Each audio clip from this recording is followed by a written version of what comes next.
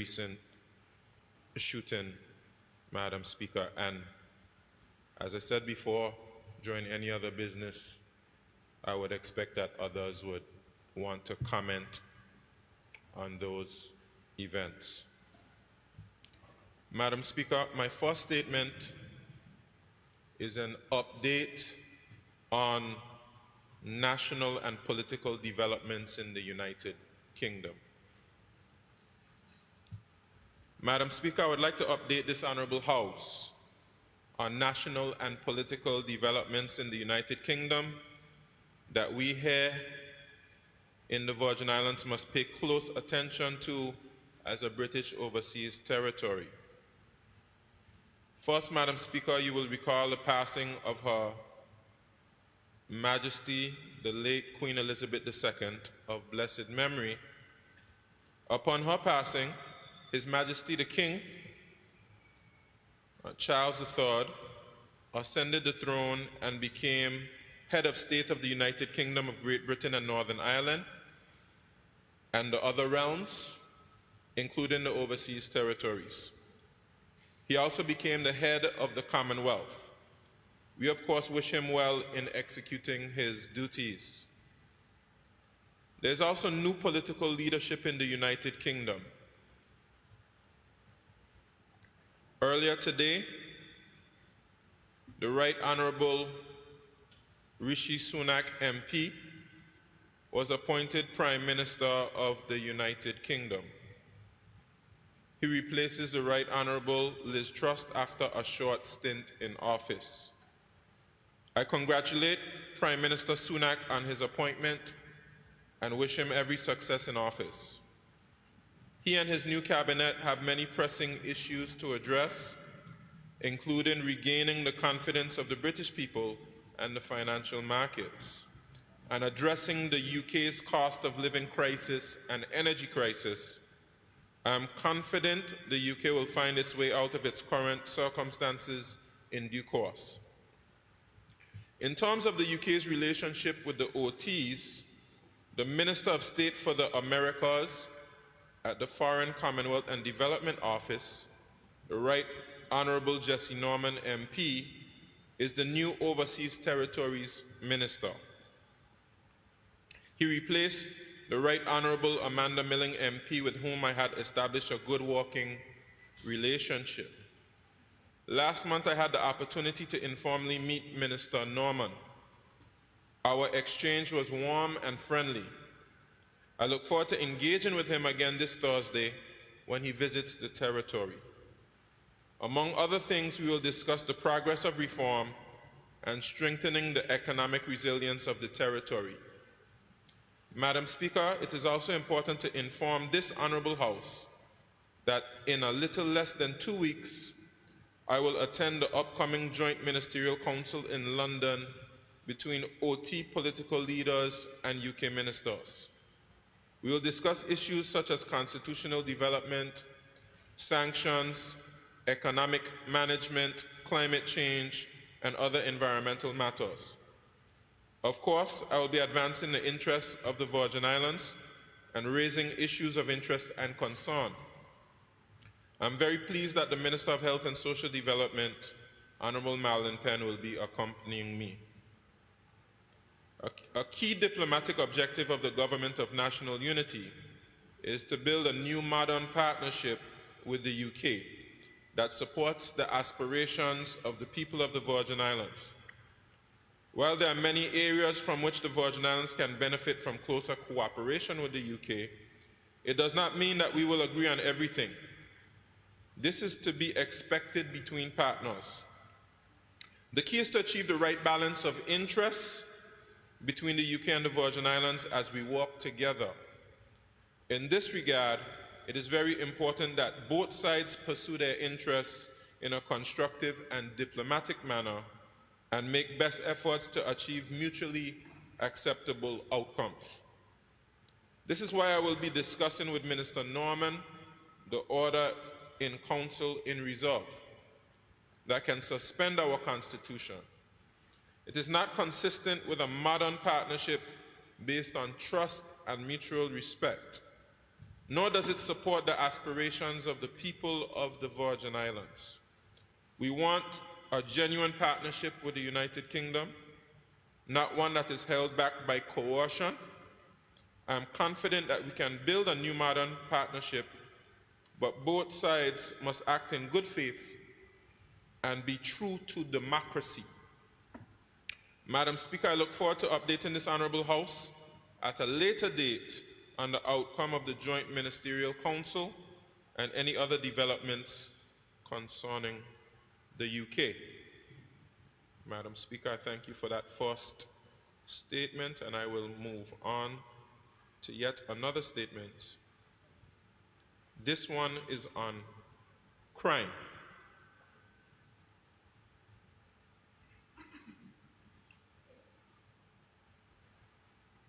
Madam Speaker, last Friday, on the 21st of October 2022, the Virgin Islands witnessed yet another senseless, reckless, and outright despicable act of gun violence, which resulted in the loss of 2 lives and injuries to 2 other persons in Fairfax Bay.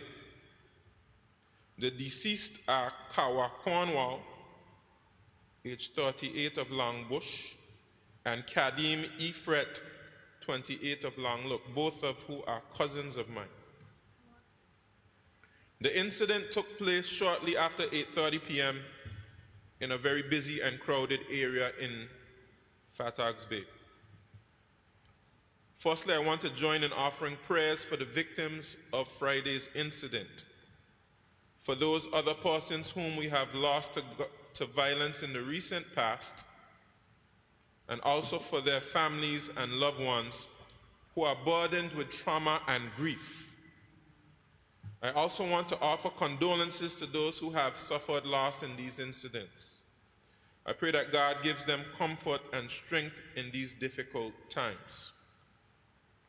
As Premier, as a member of the National Security Council, as a representative for District 7, as a member of the House of Assembly, and as a patriotic Virgin Islander, I also wish to reiterate my condemnation of violence in all its forms, especially where it is done with reckless disregard for the sanctity of life and safety of persons. Madam Speaker, the Government of National Unity and I are firmly committed to our responsibilities in supporting law enforcement in the fight against crime. We are outraged to see the path that some persons have chosen to follow, and we will not stand for it. We are committed to continuing to make resources available to the Royal Virgin Islands Police Force, as the present and past administrations have been doing, so that the police can perform their law enforcement and public safety functions.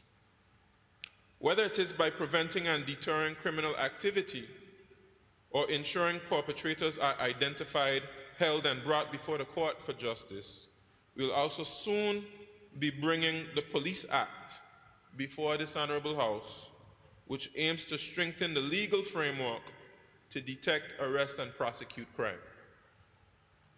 As a government, we are also committed to continuing to develop and implement policies, programs, and initiatives to give our people of all ages and backgrounds the options to lead productive and upstanding lives as honest, law-abiding citizens. Ultimately, however, it comes down to the individual's choice of doing right over doing wrong. And the vast majority of our people choose to do right and to live in peace. I want to take this opportunity, Madam Speaker, to urge our people, especially our young men and women, to reject a life of crime and violence. Such a life has not a future. Such a life will only be filled with regret. Such a life will only bring pain and grief to you and the people who care about you when you end up in jail or worse, dead. There are better, more productive, and positive things to do with your time, your energy, and your intellect. The Virgin Islands is one of the most beautiful places to live.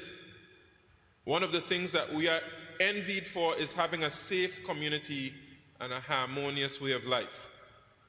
Traditionally, the people in our community have lived as one family, looking out for and helping one another. The behavior and activities being displayed and pursued by a small minority is damaging and hurting the peace of our community, tarnishing our reputation and jeopardizing the vision that our ancestors held for us when they embarked on the journey to achieving self-determination over 70 years ago. It behooves each of us, Madam Speaker, to cherish our loved ones and our Virgin Islands, and to take personal measures to protect them both. This is why I reiterate, if you see something, say something. If you know something, say something and do something. There are anonymous channels for you to pass information to the authorities. Passing on information can save a loved one's life, whether from them becoming a victim of crime or by them being an intended perpetrator. If you know a family member, a friend, or boyfriend or girlfriend is engaging in wrongdoing, plead with them to stop. Let them know you disapprove of their wrongdoing. Let them know you will not accept anything they bring you that was not legitimately obtained or which was not bought with clean money. Because when they court danger, they put you in danger. They put your family in danger. They put your children in danger. They put all of us in danger. Tell them to stop it. Encourage them to get help and counseling. We have so many churches and other organizations that are always willing to help persons in need of direction. There are so many community activities and sporting activities organized by the government, by the elected representatives, and by private and community groups for our people to be positively engaged and to earn an honest living. Madam Speaker, the Government of National Unity and myself as Premier have not given up hope. I know the people of the Virgin Islands are also filled with hope. We believe that as a community, with each of us doing our part and working towards a common vision, our beloved BVI will conquer this scourge. As a responsible and concerned government, we will do all that we can with the resources we have, whether it is to empower our people to reject the life of crime and to choose the positive path, or to ensure the police are equipped to deter and prevent crime, and to ensure that those who insist on doing wrong receive their just deserts for their actions through the criminal justice system. May God continue to bless and protect our beloved Virgin Islands and all her people. Madam Speaker, I thank you for that second statement. Madam Speaker, I will transition to a third statement on BVI-USVI Friendship Day, the 50th anniversary celebrations. Madam Speaker, the 21st of October is a significant day in the Virgin Islands. On that day, 50 years ago in 1972, the first observance of BVI-USVI Friendship Day was held here, specifically on Tortola. This followed the proclamation issued 1 month earlier by the then acting governor, His Excellency Norman Derrick Matthews, OBE, when he enjoined all residents of the BVI to actively support and cherish this day. The origin of this celebration is rooted in the tradition of close ties between the two sets of Virgin Islands. The start of the annual observance was designed to strengthen and build upon that bond of friendship, highlighting the commonalities, the shared history, and the shared culture of Virgin Islanders. Madam Speaker, as you and honorable members are aware, This past Saturday, the 22nd of October 2022, we commemorated the 50th anniversary of our celebration. Saturday's celebration was humbling and significant for me because my grandfather, the late Willard Wheatley, was the chief minister at that time when the first BVI-USVI Friendship Day was held. I had the opportunity and privilege to welcome Governor Albert Bryan Jr. and his delegation to this year's observance of BVI-USVI Friendship Day on behalf of the people of the BVI. Madam Speaker, on this auspicious occasion, both groups of Virgin Islands celebrated in kinship under the theme, Our Golden Jubilee, a Resilient Bond of Friendship. As we reflect on these celebrations, I pause to pay tribute to the BVI Hotel and Tourism Association, now called the BVI Chamber of Commerce and Hotel Association, and the St. Thomas St. John Chamber of Commerce for their foresight in recommending the observance of the first Friendship Day. Madam Speaker, friends are those with whom we share joys and sorrows, the ones who guide, help, and support us when we experience the highs and lows in our lives and our countries. As such, BVI-USVI Friendship Day signifies the importance of a harmonious friendship between the Virgin Islands, a friendship where close-knitted ties are strengthened and cultural heritage bonds and practices are celebrated, as deeper links of friendships are forged, promoting love, peace, and mutual understanding among the people of the two Virgin Islands. Given the significance of this occasion, the Premier's office worked diligently with other ministries, departments, and statutory bodies to organize the events to commemorate this year's observance at the Cyril B. Romney Tortola Pier Park. We also ensured to invite the public to join in the celebrations and to don their territorial wear for a magnificent show of its versatility. Program participants, Madam Speaker, were drawn from across the territory, from our young students to our golden seniors. The BVI's presentation was a cultural showcase highlighting various aspects of our Virgin Islands culture. The program included a mini parade, dance, poetry, drama, music, various cultural displays and demonstrations, and a skit featuring Miss Janice Stout, local playwright, and other local actors in a skit titled Binding Ties. Another feature of this year's celebration was a commemorative booklet reflecting on our journey of friendship through the past 50 years. In addition to messages from some of the leaders, it highlighted past and present political leaders on both sides, reflections on sports, food, quotes, and pictorial displays through the years, as well as benefits of the relationship between both sets of islands.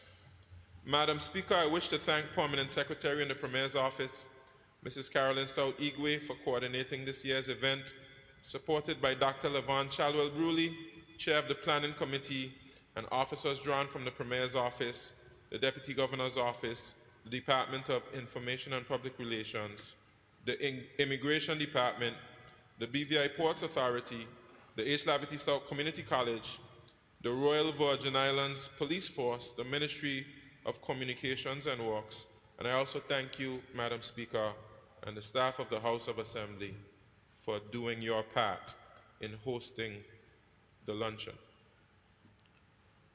I thank them for their dedicated efforts in planning this milestone celebration and seeking to ensure that this year's events were most memorable for all, as it indeed was. Madam Speaker, I thank you. Madam Speaker, I will deliver one final statement. And this one is on the Trinidad and Tobago's Agri-Investment Forum and Expo and the Afro-Caribbean Trade and Investment Forum. Madam Speaker, I wish to report to this Honorable House on two recent initiatives aimed at improving trade and commerce within the region, and which I was fortunate to be a part of representing the Virgin Islands. I speak of the Trinidad and Tobago's Agri-Investment Forum and Expo 2, which was held in Port of Spain, Trinidad from the 19th to the 21st of September 2022, and the Afro-Caribbean Trade and Investment Forum, which was held from the 1st to the 3rd of September 2022 in Bridgetown, Barbados.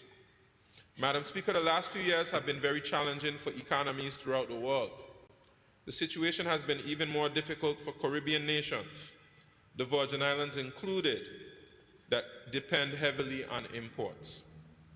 Whether for goods and services for consumption or inputs for manufacturing, and it has gotten much worse over the course of the COVID-19 global pandemic, which started in 2020, and with the escalation of the Russia-Ukraine conflict earlier this year. Climate change, storms, flooding, and droughts have also affected the global food supplies, creating shortages and causing hikes in prices. Many economies are suffering and many people are suffering. And therefore, the initiative taken by the organizers of these two regional forums were quite timely, commendable, and provide a ray of hope if stakeholders are able to follow through and these events bear fruit.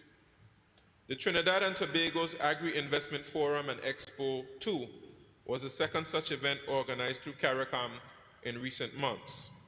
A successful inaugural event was held in Guyana in May of this year. These activities form part of CARICOM's mandate to commercialize the agri-food systems across the region and is conceived as an ideal platform designed to stimulate conversations among key stakeholders such as policymakers, potential foreign and local investors, farmers and distributors, to amplify investments and achieve the vision of reducing the region's food import bill by 25% by 2025. The Trinidad and Tobago's Agri-Investment Forum and Expo 2 had as its theme, transforming agriculture through innovation and investment. Some of the objectives of the event were to highlight the importance of food security and having a resilient and sustainable agriculture system, to showcase agriculture stakeholders and the advancements made across the sector, to encourage discussions between key stakeholders in the agriculture sector regionally, to create avenues for trade and investment for producers or entities across the agriculture value chain, and to encourage the exchange of technology and/or promote investment in innovative technologies to achieve increased availability of food regionally. The event was attended by regional heads of state, government ministers and technical officers, regional business chambers, development agencies, financial institutions, stakeholders across the agriculture value and distribution chains, academic institutions, and many more.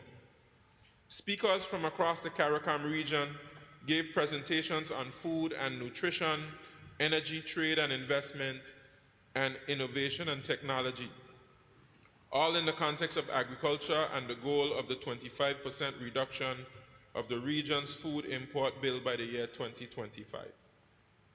There were also exhibits on display on subjects such as aquaculture, hydroponics, fisheries, horticulture, apiculture, poultry, livestock, egg hatching, forestry, woodworking, agricultural supplies and heavy equipment, packaging and distribution warehousing, and education and training. Representatives of banks and financial institutions were also on hand to discuss funding options for persons and organizations that may need it. There was also a farmers market with produce on display and offerings from over 200 farmers. Madam Speaker, the Agri-Investment Forum and Expo was very informative and provided the opportunity for networking, sharing of knowledge, and bringing together resources in the presentations. It was mentioned that Guyana, Suriname, and Belize have allocated land for farming, and certain investment opportunities are open to persons across the region. There is a regional effort to support the production and supply of food and other products intra-regionally.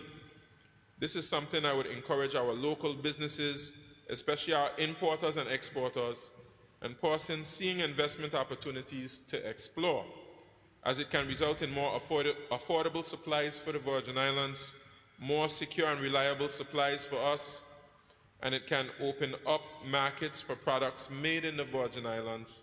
Some of our people may be able to get involved in shipping food and other products between the islands. I have passed on the relevant information to the International Relations Unit, the Ministry of Agriculture, and the Trade Department so that they can assist persons seeking information and wanting to contact the organizers, participants, and exhibitors to explore and develop business opportunities. Madam Speaker, turning to the Africa-Caribbean Trade and Investment Forum 2022 event, this also presents opportunities for Virgin Islanders and residents seeking business linkages. The Trade and Investment Forum was organized by the African Export-Import Bank, Export Barbados and Invest Barbados. The forum came on the heels of a virtual inaugural Africa-Caribbean Summit, which was hosted on the 7th of September 2021 and attended by heads of states and governments of CARICOM and the African Union, chairs of CARICOM and the African Union Commission, the Africa Regional Economic Communities, the Secretaries Generals of CARICOM, and the Organization of the African, Caribbean, and Pacific States, and the President of the Caribbean Development Bank. Following that virtual summit, a delegation from Afrimex visited, or the African Export-Import Bank, visited Barbados with a strategic value of institutionalizing the engagement between both regions' private sectors to advance trade and investment relations was identified. The African Caribbean Trade and Investment Forum was therefore designed to facilitate the Caribbean business community being able to establish new commercial relationships to expand exports to Africa and source necessary inputs for the design and manufacture of high-value products. The anticipated outcomes from the Africa-Caribbean Trade and Investment Forum were enhanced government-business relations across Africa and the Caribbean, and increased inter-regional trade and investment leads to effective business matchmaking. Some of the sectors which were highlighted as bearing high potential include hotel and resort development in the Caribbean, agribusiness, logistics and transportation, infrastructure development, water production and treatment, manufacturing, financial services, and more. Some 99 countries across the Caribbean, Central and South America, and Africa, and also including countries like Japan, the US, the UK, and Australia participated in the forum. I would also encourage Virgin Islanders and residents to visit the Africa-Caribbean Trade and Investment Forum 2022 website, where there's a lot of information for persons to peruse about the trade and investment initiatives. I've passed on the relevant information to the International Relations Unit so that the unit can assist persons who may want to contact foreign participants of the forum to explore opportunities. Madam Speaker, it is a good thing to see the countries of the region coming together, working together, and seeking solutions to common problems. Problems that may not be unique to the region, but which at times, and especially of late, we seem to be grappling with on our own, with little interest or concern from the larger countries that are causing these economic shocks. It is my sincere wish that we'll see more of this kind of intra-regional cooperation and that these labors will bear fruit so that the countries and territories of the region can enjoy economic stability and growth for the benefit of all their people. Madam Speaker, I thank you for the opportunity to deliver these statements. Thank you. Thank you, Premier. I now call upon the Deputy Premier and Minister for Communications and Work, Honorable Kai Reimer.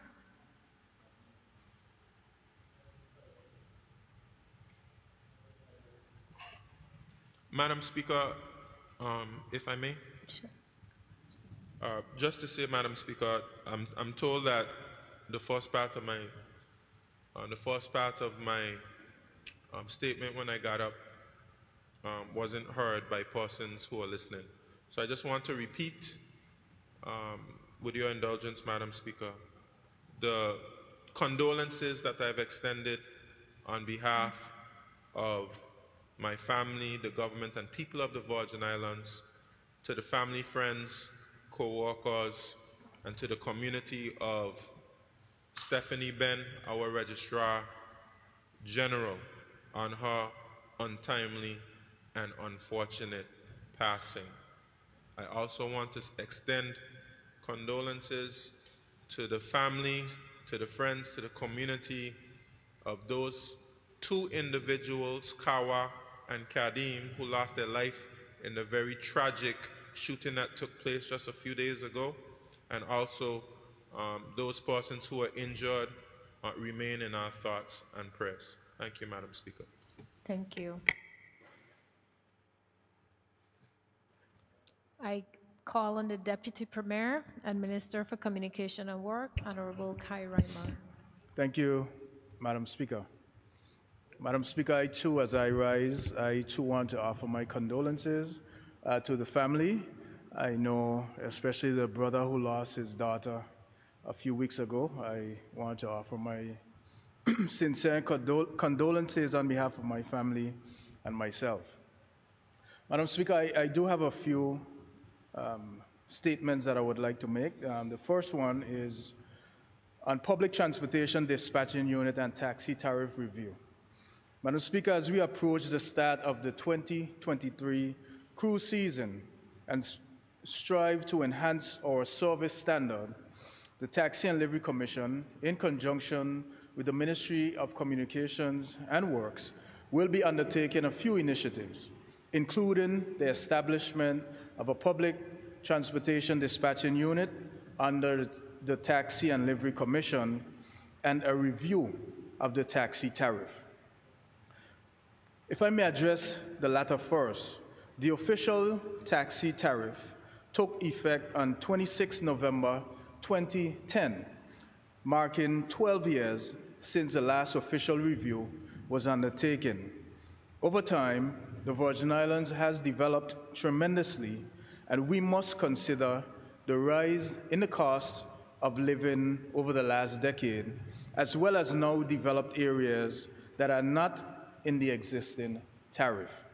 As we progress forward, Madam Speaker, it would be remiss of me not to highlight and remedy some of the challenges faced by our port security, who have often doubled as taxi dispatchers at our port of entry. Thanks are expressed to those individuals for undertaking this initiative in the interim. The Commission proposes developing a public transportation dispatching unit to alleviate these issues. The Commission will be responsible for educating and training the dispatchers so that all individuals would be knowledgeable in the taxi cab regulations. The public transportation dispatching unit will be responsible for organizing the movement of people to and fro all ports of entry, ensuring that an equitable earning mechanism is in place between taxi and livery operators, and that we provide the highest standard of service to our visitors, and the traveling public.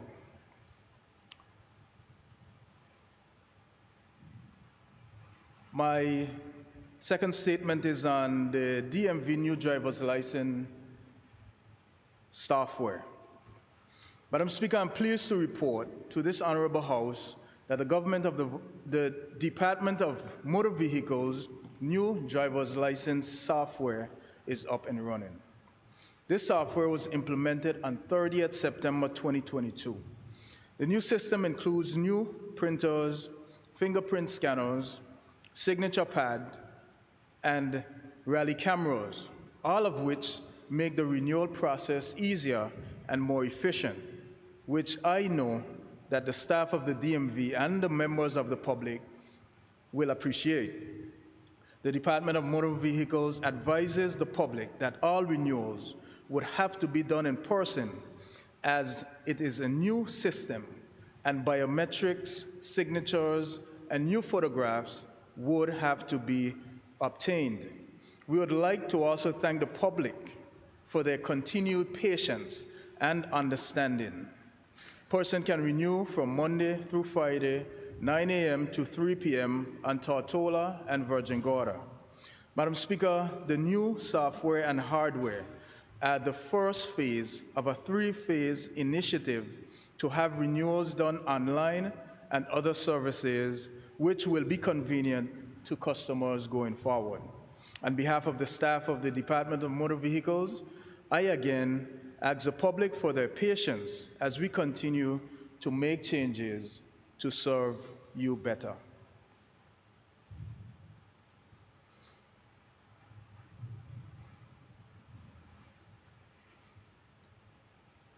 Madam Speaker, I'd like to give an update on the Market Square project. The Ministry of Communications and Works commenced in earnest the works at the Market Square in 2021, and we are anticipating the completion of this project will be in the first quarter of 2023. Honorable members and the public would be pleased to know that to date we have installed over 1,000 linear feet of water lines to ensure that all the kiosks at the Market Square have potable water. We have also installed electrical lines to power the kiosks and the other structures of the Market Square. The drainage switch system has also been constructed and is in place, and we have installed 15 solar lights for the lighting of the general area. To date, Madam Speaker, 12 of the 16 kiosks are near to being completed, and the remaining 4 kiosks are slated to be completed by December 2022. The bandstand building has been completed and will serve as a central gathering point for any events to be conducted at the Market Square.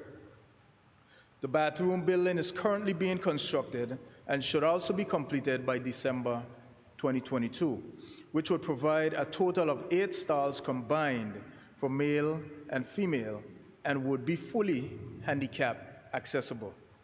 Madam Speaker, the construction of the service road to access the Market Square is currently ongoing and should be completed by December 2022, along with the construction of pavement and walkways. Finally, we would be undertaking the construction of the bus shed and landscaping as the culmination of this project progressive towards commissioning. Madam Speaker, you can certainly appreciate the amount of work that has been undertaken to date, and we look forward to completing all the outstanding items for early 2023. The advent of the new Procurement Act requires that a competitive bid process be undertaken, even for petty contracts or works less than $100,000. The Ministry of Communications and Works had been using restricted tenders to engage contractors for the works at the Market Square project, even prior to the Act coming into force. Madam Speaker, as part of the requirements of the new procurement legislation, procuring entities such as my ministry are required to use the contractor database managed by the Ministry of Finance to obtain registered contractors who are subsequently invited to bid on petty contract works. To date, Madam Speaker, the Ministry of Communications and Works have invited over 30 different contractors taken from the contractor database to submit bids for works at the Market Square for 6 different petty contract works. Shortly, we would be soliciting bids from landscape contractors for the landscaping works at the Market Square. Also, bids will be solicited for the supply and installation of shutters for the 16 kiosks. Madam Speaker, as I mentioned, the kiosks, my ministry has received a lot of questions as it relates to the kiosks, their use, and who will be able to obtain a kiosk for rent. The Ministry of Communications and Works, along with the Junior Minister for Trade and Economic Development, Honorable Shireen Flax-Charles, and other personnel from the Department of Trade, Investment, Promotion and Consumer Affairs, have been conducting meetings to develop a comprehensive application and evaluation process whereby interested persons and vendors can apply for one of the 16 kiosks that will be available at the Market Square upon completion. There will be 6 10 by 10 kiosks and 10 12 by 12 kiosks upon completion. It is anticipated by the end of the year an announcement will be made to the general public for persons to apply for a kiosk and the process that will be followed in allocating them to qualifying applicants. Madam Speaker, I thank you for the opportunity to give an update on the Market Square. Madam Speaker, I give an update now on Routes World 2022. This is a conference that I attended last week. Madam Speaker, I wish to provide a brief report to this Honorable House on the government's continuing efforts to increase airlift to the Virgin Islands so that we can make traveling easier and more affordable for all our residents and visitors, which is important to our tourism industry and our economy. As I mentioned last week, Madam Speaker, as the Minister responsible for aviation services, I led a delegation that included the Managing Director and the Managing Director of the BVI Airports Authority, Mr. Kurt Minal, the Chairman of the BVI Airports Authority Board, Mr. Theodore Burke, the Director of Tourism, Mr. Clive McCoy, and members from the Airports Authority to the Routes World 2022 event in Las Vegas. The annual Routes World event is the premier global forum for the commercial aviation industry as it brings together over 2,500 major service providers from around the world and in all aspects of the industry under one roof. Routes is used by participating airports, airport authorities, airlines, destinations, and other stakeholders to make introductions, establish and build networks, promote destinations and services, and to hold meetings and negotiate potential business opportunities. By consistently uniting decision makers from the global route development community, Routes World significantly influences the world's air services. Over 53% of the world's new routes are connected to meetings at the event. Routes is where the key decision makers in the aviation industry interact and initiate business relationships and arrangements. Over the 3 days of the event, 16th to 18th October 2022, the BVI delegation was able to have substantial discussions with executives for 8 major airlines, 2 airports authorities, 1 tourism body, and 1 airport management company. Madam Speaker, these meetings were very fruitful and provided us with a lot of opportunities for route development in the BVI. We were able to establish a number of valuable leads which we can now follow up. We can now have follow-up discussions with the organizations that we spoke with to increase airlift and tourist arrival and also to grow our tourism market share. Let me say, Madam Speaker, that it is very important for us to be participating in forums like this, Routes, and having these kinds of discussions with movers and shakers in the industry at this time. Airlines plan their routes years in advance. Therefore, where it is our intention to increase the runway length, to expand the facilities at Beef Island, to be able to handle larger volumes of air travelers, and to increase the revenue generation capacity of the BVI Airports Authority and its airports, we must nurture these relationships from now so that when we complete the expansion, the business is there, ready, and prepared to operate and commence flights. Madam Speaker, our team had 3 core goals in going to routes. Firstly, and obviously, we want to get direct flights to the US mainland.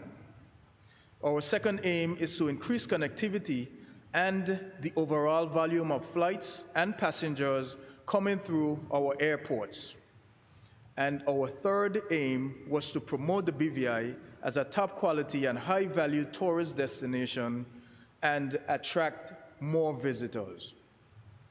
So our strategy is that in addition to pursuing direct flights to the US, we would scout and initiate other opportunities to generate more business from our tourism industry, which is one of our economic drivers and which is how a large segment of our population earns their livelihood. The 8 airlines our delegation met with were Southwest, JetBlue, Frontier Airlines, Sun Country Airlines, American Airlines, Air Canada, United Airlines, and Breeze. All of the airlines acknowledge that the BVI is a very attractive destination with very high potential, and therefore they see that we have the demand for their respective profile of passengers. We found that a few did not know as much as we would have liked about the BVI as a potential destination for their services. But Madam Speaker, after speaking with our delegation and viewing our presentation, they got a fresh perspective, and this led to some very productive and optimistic conversations. The BVI is now on the radar of those airlines. We received multiple requests to supply further technical information for airlines to review their position on flying to the BVI and requests for follow-up conversations. We also received interest from one airline with respect to charter options to the US mainland, which is a possibility with the support of some of our industry partners. Another popular airline is very interested in considering a code share with a ferry service to the BVI from St. Thomas. We also discussed with certain airlines how they can factor into our route development plans to make it easier for persons to, in more US states, to connect with flights to come to the BVI. For a few of the airlines, the current runway length was a prohibitive factor. However, they emphasized their strong interest in the BVI and that they should be anxious to come to the BVI as soon as we extend our runway. They told us they are seeing that a significant number of their passengers to connecting airports have the BVI as their final destination. So they know our potential once it becomes possible for them to land and take off. They have no doubt about the viability of our destination. This kind of interest and information will be very handy as we continue working on our plans for extending the runway. Finally, Madam Speaker, some market expansion opportunities came up whereby we can tap into routes connecting through Guadeloupe. We had some positive discussions on this with Guadeloupe officials.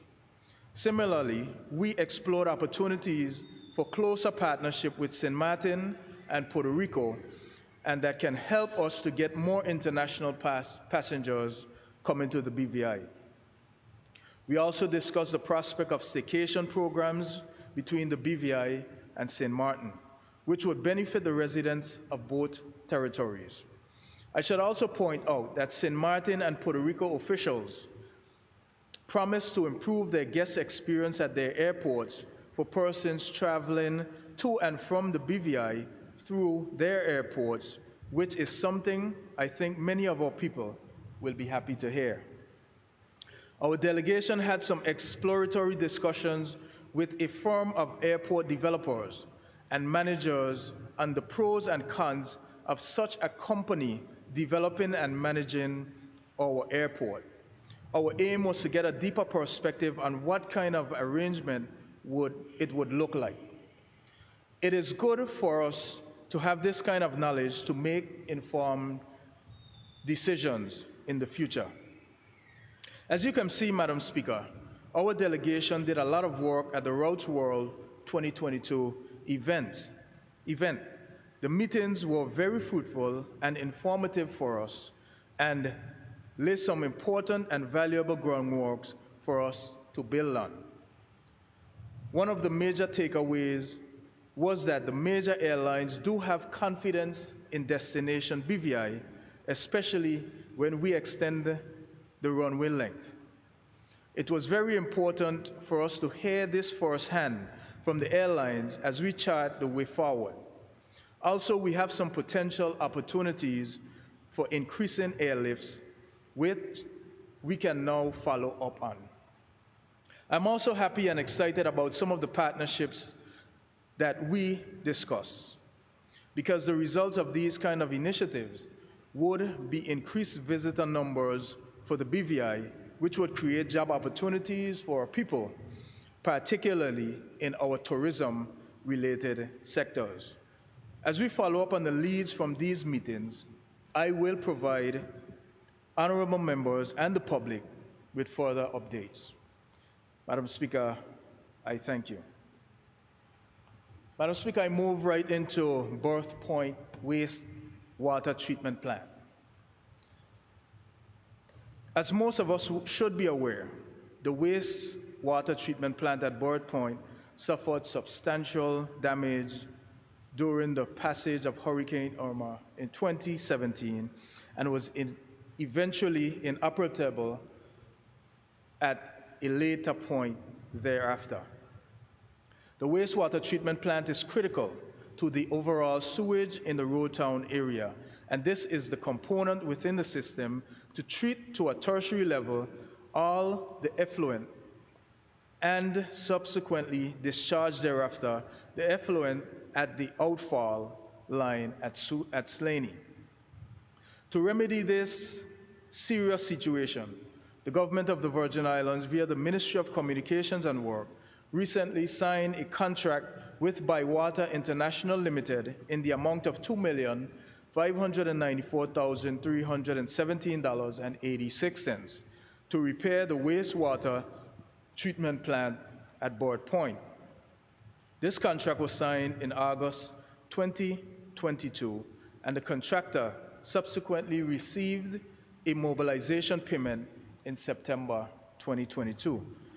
The contractor, Bywater International Limited, is currently acquiring all the required materials and the equipment necessary for replacing the damaged components for subsequent shipment to the Virgin Islands. Madam Speaker, it is anticipated that all the long lead material and equipment will be shipped by January for the commencement of physical works on site. It is further expected that the wastewater treatment plant will be fully repaired and commissioned by May 2023. Madam Speaker, my ministry is also working diligently on developing a tender document to coincide with the repair and commissioning of the plant for an experienced company to manage, operate, and maintain the wastewater treatment plant for a period of 7 years. Due to the critical nature of the plant, it is necessary to have an experienced company to operate the plant, with one of the key components being that they would be required to train water and sewage department personnel as identified to maintain the plant during the course of the 7-year period. Further, Madam Speaker, this company, which will be expected to manage the plant, will be required to undertake an apprenticeship program where a young and interested person in this particular field can be identified, groomed, and subsequently supported through a scholarship opportunity via the government of the Virgin Islands to become qualified plant operators and technicians, so that we can build the capacity to effectively manage and maintain our wastewater infrastructure. Madam Speaker, the ministry and I have recognized that with this coming on stream of the fourth Bird Point plant, the recently commissioned King Garden Bay wastewater treatment plant, and the soon-to-be repaired Paraquita Bay wastewater treatment plant, that it is important that we not only have fully functioning plants, but that our people, particularly our young persons, can be identified, trained, educated, and developed to manage and operate these critical plants and equipment. It is for that reason, Madam Speaker, that we have allowed for a 7-year period to engage the Ministry of Education, Culture, Youth Affairs and Sports, the H.L. Stout Community College, and other institutions whereby interested persons can be identified, educated, and then trained to manage these plans. Madam Speaker, I thank you for the opportunity to give an update on the Bird Point wastewater treatment plant. Madam Speaker, I give a brief update on the BVI Ports Authority, LLC. Madam Speaker, the BVI Ports Authority Board, by resolution in November of 2019, decided to register a company in Miami, Florida. The purpose of that company named the BVI Ports Authority, LLC, was to enable the BVI Ports Authority to rent office space in Miami area to provide an outreach location for its cruise business. In addition, it was decided that the office space could also host the BVI Tourist Board and the BVI Shipping Registry. The office space in Miami was intended to be a multi-agency office for marketing and promoting tourism and ship registration. It was also envisioned to serve as a support and resource base where BVI nationals and residents who are students and conducting business require assistance while abroad. The office is strategically situated near the Miami airport. The company was registered not to engage in any revenue-generating business. To establish the company, Madam Speaker, a minimum of 3 directors were required. The directors' names were Roxanne Sylvester, Deputy Chair of the BVI Ports Authority Board at the time, Kenisha Sprav, member of the BVI, Chairman of the BVI Tourist Board at the time, and Olivine Maynard, the Managing Director of the BVI Ports Authority. Madam Speaker, the company BVI Ports Authority, LLC, has since been dissolved. The documents were filed on 12th August 2022, and a copy of the dissolution was received on 23rd September 2022. At this juncture, the office was dissolved mainly because of the ownership structure. Madam Speaker, the Ministry of Communications and Works has had discussions with the BVI Tourist Board and BVI Shipping Registry regarding the viability of the office in Miami. They both agree that having a physical presence in Miami is a good idea, as Miami is the hub for international business. As such, it enhances the opportunity for air and seaport relationships with international airlines and the cruise industry of Florida. It is also envisioned that the reestablishment of a civil aviation department means that the territory can also target high-net-worth individuals who may own private airplanes. Therefore, the collaboration of these agencies means that the territory can now offer a one-stop shop experience to guests. This matter of an office in Miami is now being put before Cabinet for a formal decision before it can be reestablished if Cabinet so decides. Madam Speaker, I so thank you. My last statement, Madam Speaker, is an update on BVI EC. The BVI Electricity Corporation continues to make significant strides as it relates to the territory's clean energy transition to utilizing more renewable energy. In January 2021, BVIEC was successful in obtaining a grant from the Canadian Support to the Energy Sector in the Caribbean, CSES-S fund, being administered by the Caribbean Development Bank for technical assistance in supporting BVIEC with project preparation of a climate-resilient energy infrastructure project in the Paraquita Bay area, aimed at improving the resilience of the territory's national transmission grid infrastructure by placing the sole portion of BVIEC's transmission network underground and adding a renewable energy generation and battery energy storage system, BESS, facility. The microgrid, once constructed, can be used to supply critical infrastructure in the Paraquita Bay area, such as Seven Seas Water Plant, H. Lavity South Community College, the Babe Water Plant, whereas undergrounding the transmission network will significantly improve the resilience of that infrastructure should the territory ever be affected by an extreme weather event as what was experienced in 2017.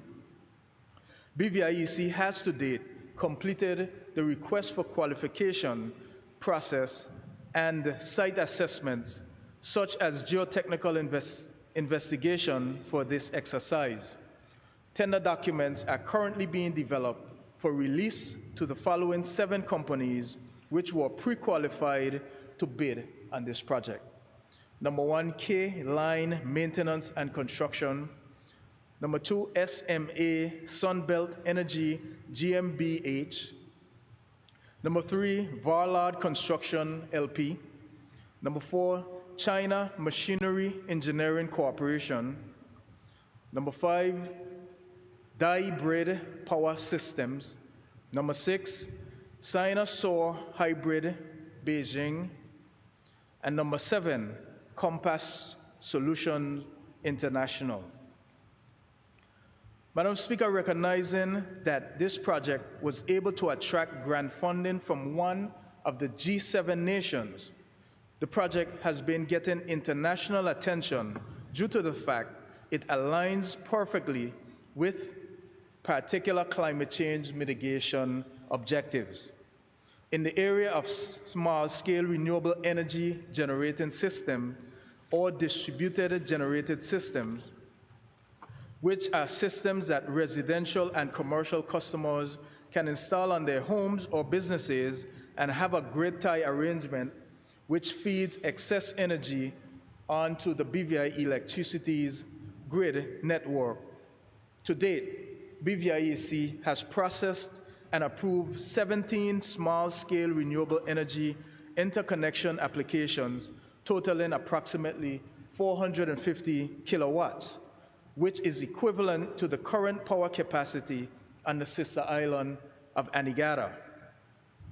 One of the 17 applications processed and approved, of the 17 applications processed and approved, 9 are presently grid-tied and feeding excess energy on BVIEC's grid, which are the Brigado Flax Educational Center on Virgin Gorda, Leonora Delville Primary School, BVI Health Services Authority, Just Van Dyke Clinic, Enos Adams Primary School, Francis Letsom Primary School, Guava Berry Spring Bay Limited, Virgin Gorda, Youth Empowerment Project, Charles Smith on Virgin Gorda, Ivan Dawson Primary School, Tortola. Madam Speaker, the BVIEC presently has 6 applications under review. Once those are processed and approved, there will exist approximately 700 kilowatts of distributed generation systems functioning within the BVI.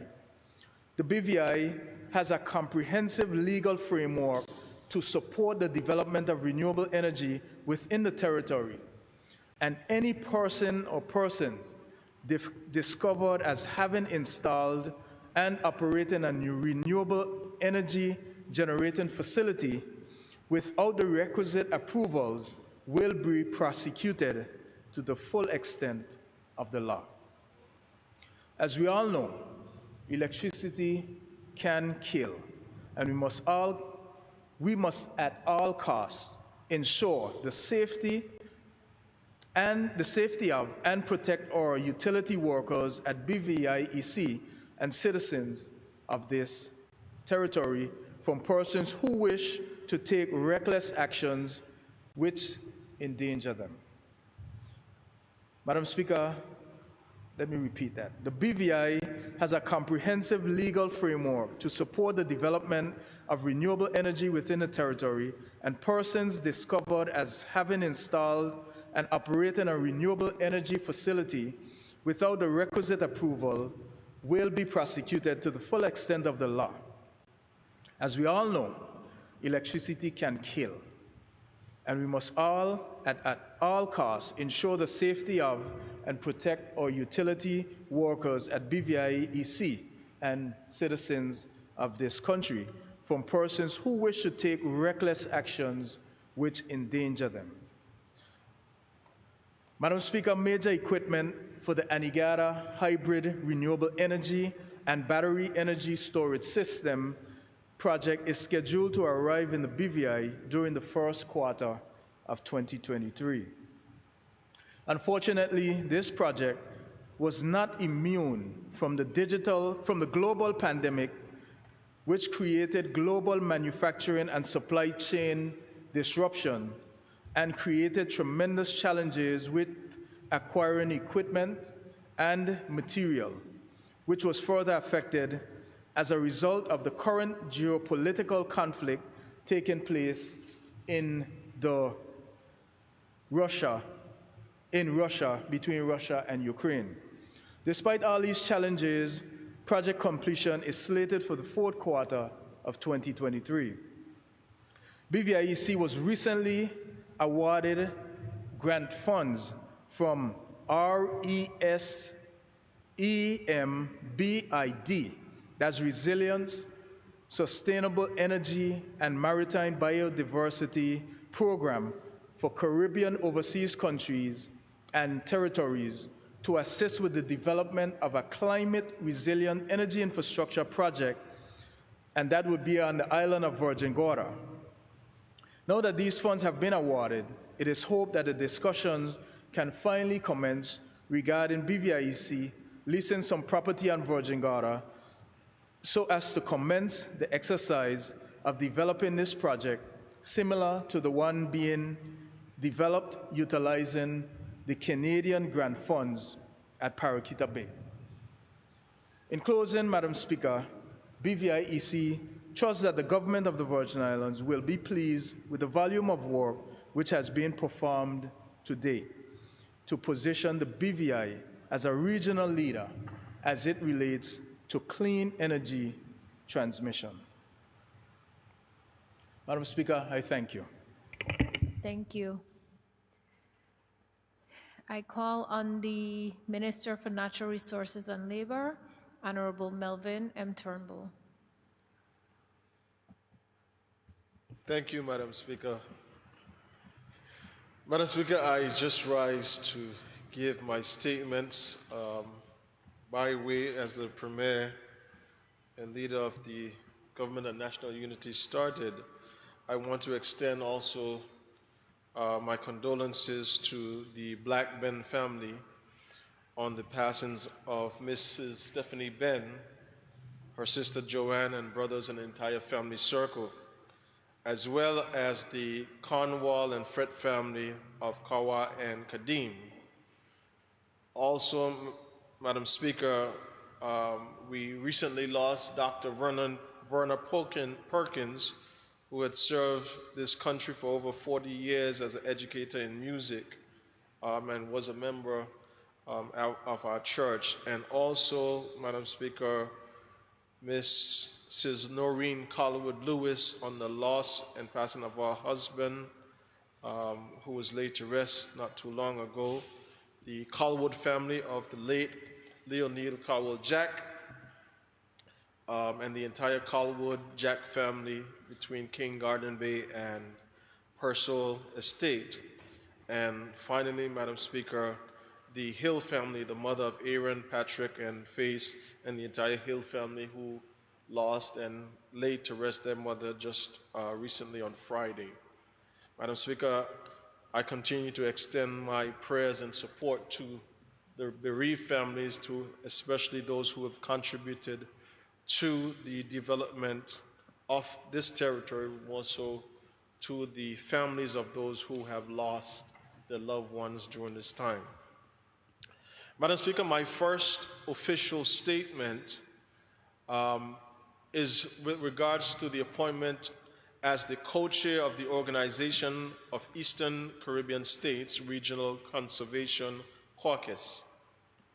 Madam Speaker, on the 18th of March 2022, the OECS Assembly, during the sixth sitting, approved the establishment of a regional conservation caucus in the Eastern Caribbean, which will be commonly known as the Conservation Caucus. The Conservation Caucus is extended to be a vehicle for advocacy, engagement, and action on the international commitments and agreements, which will hence build and execute political will and continuity for the critical initiatives and approaches of regional priority.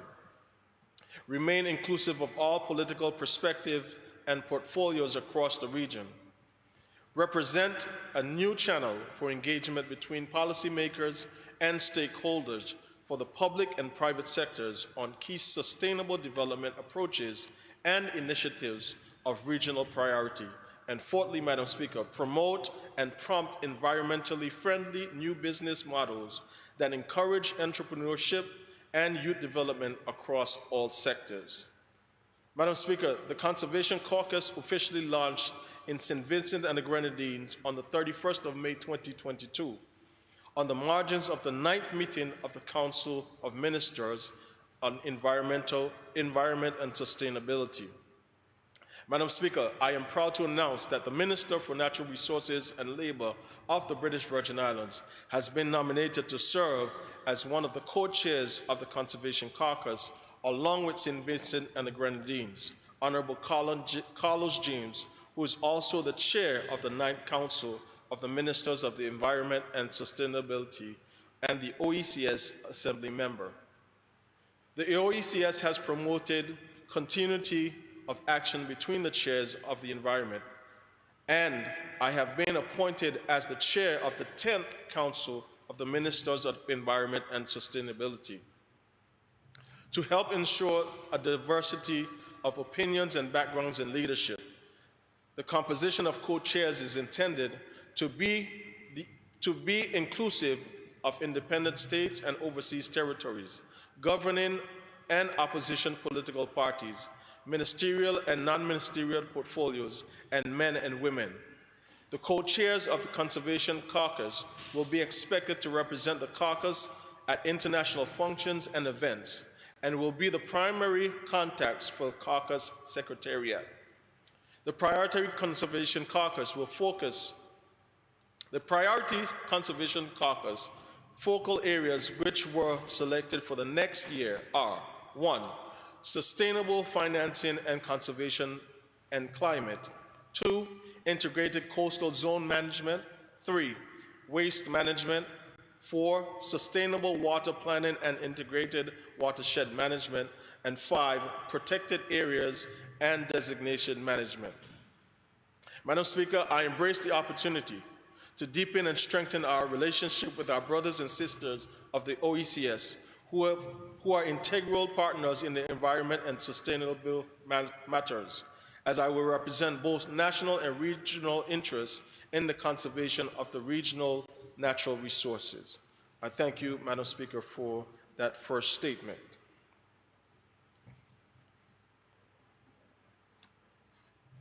Madam Speaker, I now move to the statement on the Anegada Advisory Lands Committee. Madam Speaker, lands have always been central to economic and development, social development of the Virgin Islands. Ownership of our lands has enabled greater prosperity and opportunities for home ownership, commercial development, and recreation, to name a few. Government, over the years and the decades, have fostered a land distributed program that makes lands affordable to belongers and Virgin Islanders. While the Commission of Inquiry has highlighted various factors that need reform, I rise today to highlight the work and efforts of the Anegada Advisory Lands Committee, who has steadfastly assisted their community and the ministry with the vetting of over 100 applications. Those applications range in use for residential and commercial purposes and will address long-standing issues related to ancestral lands. Mr. Speaker, the ministry has worked very closely with the committee to ensure that the due diligence is performed on all applicants and that the process meets the security required of us. Mr. Speaker, the government met with the Anegada community on Sunday, October 2nd, 2022, at the Esme Dunlop Community Center for public consultation on CRI recommendations, and the Ministry of Natural Resources and Labor held consultations with them regarding the application process. I want to express, Mr. Speaker, my gratitude to the members of the Anegada Lands Committee for the work they have done to prepare more than 100 applications for consideration by government, and also the members of the community for the positive feedback that we received from them on Sunday in response to the strides that we are making. Mr. Speaker, while I now know that there are now that I know that they are operating under conditions imposed under the implementation framework for the recommendations of the Commission of Inquiry, where lands are to be vetted by the governor prior to disposal, we remain committed to ensure that the aspirations of the land ownership and economic development of the people of Anegada will be continually met over time. Mr. Speaker, I want to by name recognize the individuals of the Anegada Lands Committee, the Chairman, Darrell Ruan Jr., Vice Chairman, Gregory Levin Sr., Secretary, Philomena John Marie, Vice Secretary, Shakita O'Neill, Treasurer, Michael Vanterpool, Vice Treasurer, Wilford Faulkner, Committee members, Sylvia Faulkner, and Rondell Smith. Mr. Speaker, this committee has done a tremendous amount of work in a very short period of time. They have even bragged, and I support them, that they were able to accomplish and process more applications than any committee within the last 7 years. And I give, on behalf of the Ministry of Natural Resources and Labor and this Government of National Unities, kudos and accreditation to them for their hard work. Madam Speaker, Mr. Speaker, sorry, I would move to my next statement. Mr. Speaker, we live in a and this statement is on the removal of sand from the beaches. Mr. Speaker, we live in a geographic location that grants us certain privileges, which others must travel or relocate to experience. Our 60 islands and keys, to which we have ample access all around us by beautiful white sand. I also recognize that because the sand is so readily available, persons may not just want to use it for their enjoyment, but also for the other purposes, and that is what I need to urgently address in this sitting. Mr. Speaker, I am hereby informing those members of the public that were unaware, and I am reminding those who are aware, that sand mining in the territory of the Virgin Islands is illegal according to the Beach Protection Ordinance Cap 233 of 1985. Removal of any natural barrier against the sea, including sand, stone, gravel, or shingle, from any land that is a part of the shoreline is not allowed. Mr. Speaker, I will repeat. Sand mining in the territory is illegal according to the Beach Protection Ordinance, Cap 233 of 1985. Removal of any natural barrier against the sea, including sand, stone, gravel, shingle from any land that is part of the shoreline is not allowed. Removal of even small quantities of beach results in damage over a longer period of time. Any person removing sand is guilty of an offense and is liable to a fine and penalties or imprisonment for a term of 6 months or both. In addition thereto, any boat, vehicle, or animal used in connection with the commission of an offense is liable to forfeiture. Mr. Speaker, we do not have an ecosystem without beaches, and without beaches, our tourism product may cease to exist. We all have a responsibility to maintain its integrity. Human activities such as illegal sand mining and filling of our ponds have had a negative impact on our beaches like Josiah's Bay and King Garden Bay, and even Long Bay, Beef Island. There is coupled with the natural extreme weather events like floods and hurricanes, which have also negatively impacted the integrity of our beaches and the loss of the coastal vegetation. Now more than ever, our beaches are susceptible to erosion and hence must be protected. Beaches are not only important to the recreation, but also support the nesting for leatherback turtles and hawk-billed turtles, along with shore and seabirds. The Ministry of Natural Resources and Labor and myself, as Minister, Mr. Speaker, are therefore asking public for their compliance in not removing sand from any of our beaches. I thank you, Mr. Speaker. And now I will move to the paper surrounding the listing of non-belonger landholding licenses sales on the Government of the Virgin Islands website. Mr. Speaker, I am pleased to share the recent advancements in ensuring greater awareness of the availability of lands for first-time land and property owners, as well as those who are seeking to increase their stake in the economic and social development of our beautiful islands. On the 8th of September, the Ministry of Natural Resources and Labor launched a new venue for publication of available lands for sale in the Virgin Islands. Persons who are desirous of purchasing lands and property will now have the information that they need readily available following a change in the present policy of advertising lands for sale under the non-belonger landholding licenses. Mr. Speaker, as at Wednesday, 21st of September 2022, persons selling property under the non-belonger landholding licenses must provide the relevant information to the Ministry of Natural Resources and Labor for posting on government website. Mr. Speaker, this initiative does not replace the current practice of advertising available lands in sale in the local newspaper or online media for 4 consecutive weeks.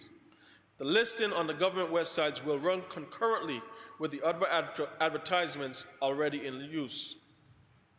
Therefore, Mr. Speaker, this approach is aimed at providing another form of exposing prospective sales of land to a larger segment of the community to what is available in the real estate market. Mr. Speaker, it is important to know that in bringing to reality this program, several departments of government were instrumental in assisting the ministry to digitize the posting of available non-belonger landholding licenses sales on its website. The Department of Information Technology and Mrs. Annabelle Malone-Skelton, Town and Country Planning, Mr.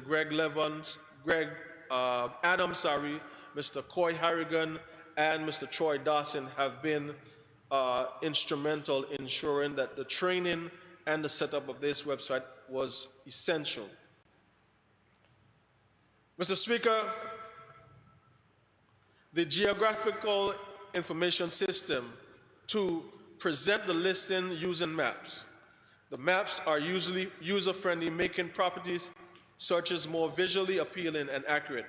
I urge the public to visit the website at www.bvi.gov.vg/NBLHL to view the technology that illustrates available land for the sale of non-belonging land holding license. Mr. Speaker, I repeat, bvi.gov.vg/NBLHL.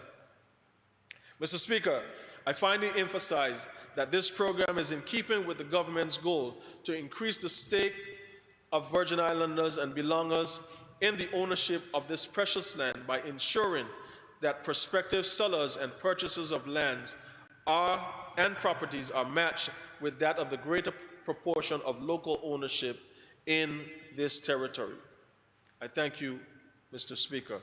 Mr. Speaker, I have, I believe, one more statement, and I will be completed. Mr. Speaker, the member for the 8th would like this one. This is the final statement on the development of the beach management plan for Long Bay Beef Island.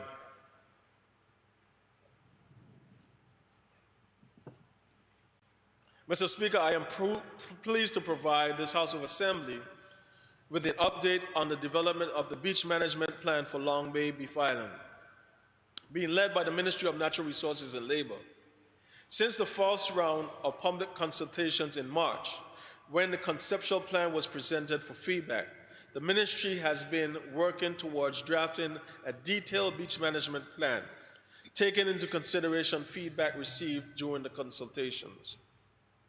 Mr. Speaker, the process has been detailed, involving execution of public survey, field surveys, other data gathering and analysis, and multiple meetings and discussions among the ministry's technical team and the wider Technical Review Committee, TRC, which is comprised of all agencies relevant to the beach management in the territory of the Virgin Islands.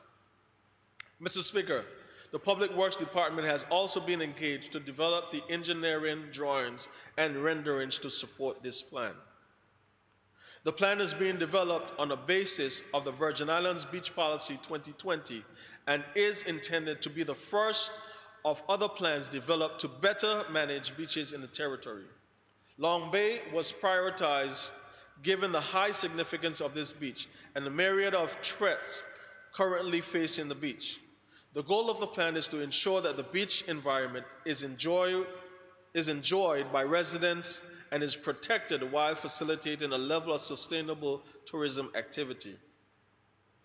Implementation of the plan, Mr. Speaker, would significantly improve current conditions at the beach, including ensuring restoration of the beach vegetation, with immediate focus on the sea grape tree line, and this plan will also deliver the improved public area, organized parking, enhanced facilities for commercial activities, the introduction of a hiking trail and lookout deck, and the enforcement of the management measures to address issues of public concern, including noise pollution and littering.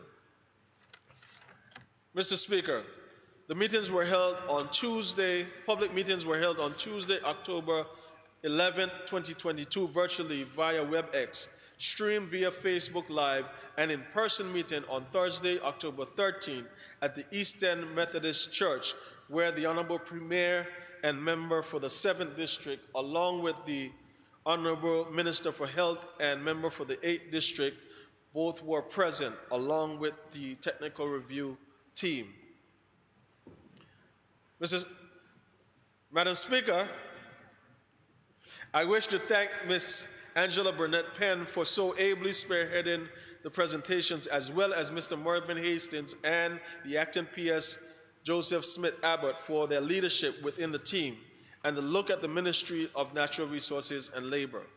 Members of the public and users of the beach took advantage of this opportunity to be involved in the planning process, and their valuable feedback on this draft detailed plan management will be used to make us suitable updates.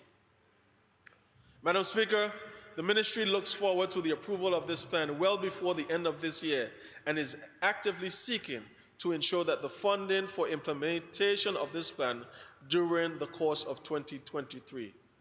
Madam Speaker, I thank you for the opportunity to present and read these short statements. Thank you. Thank you. I call upon the Minister for Education, Culture, Youth Affairs, and Sports, Honorable Shari De Castro.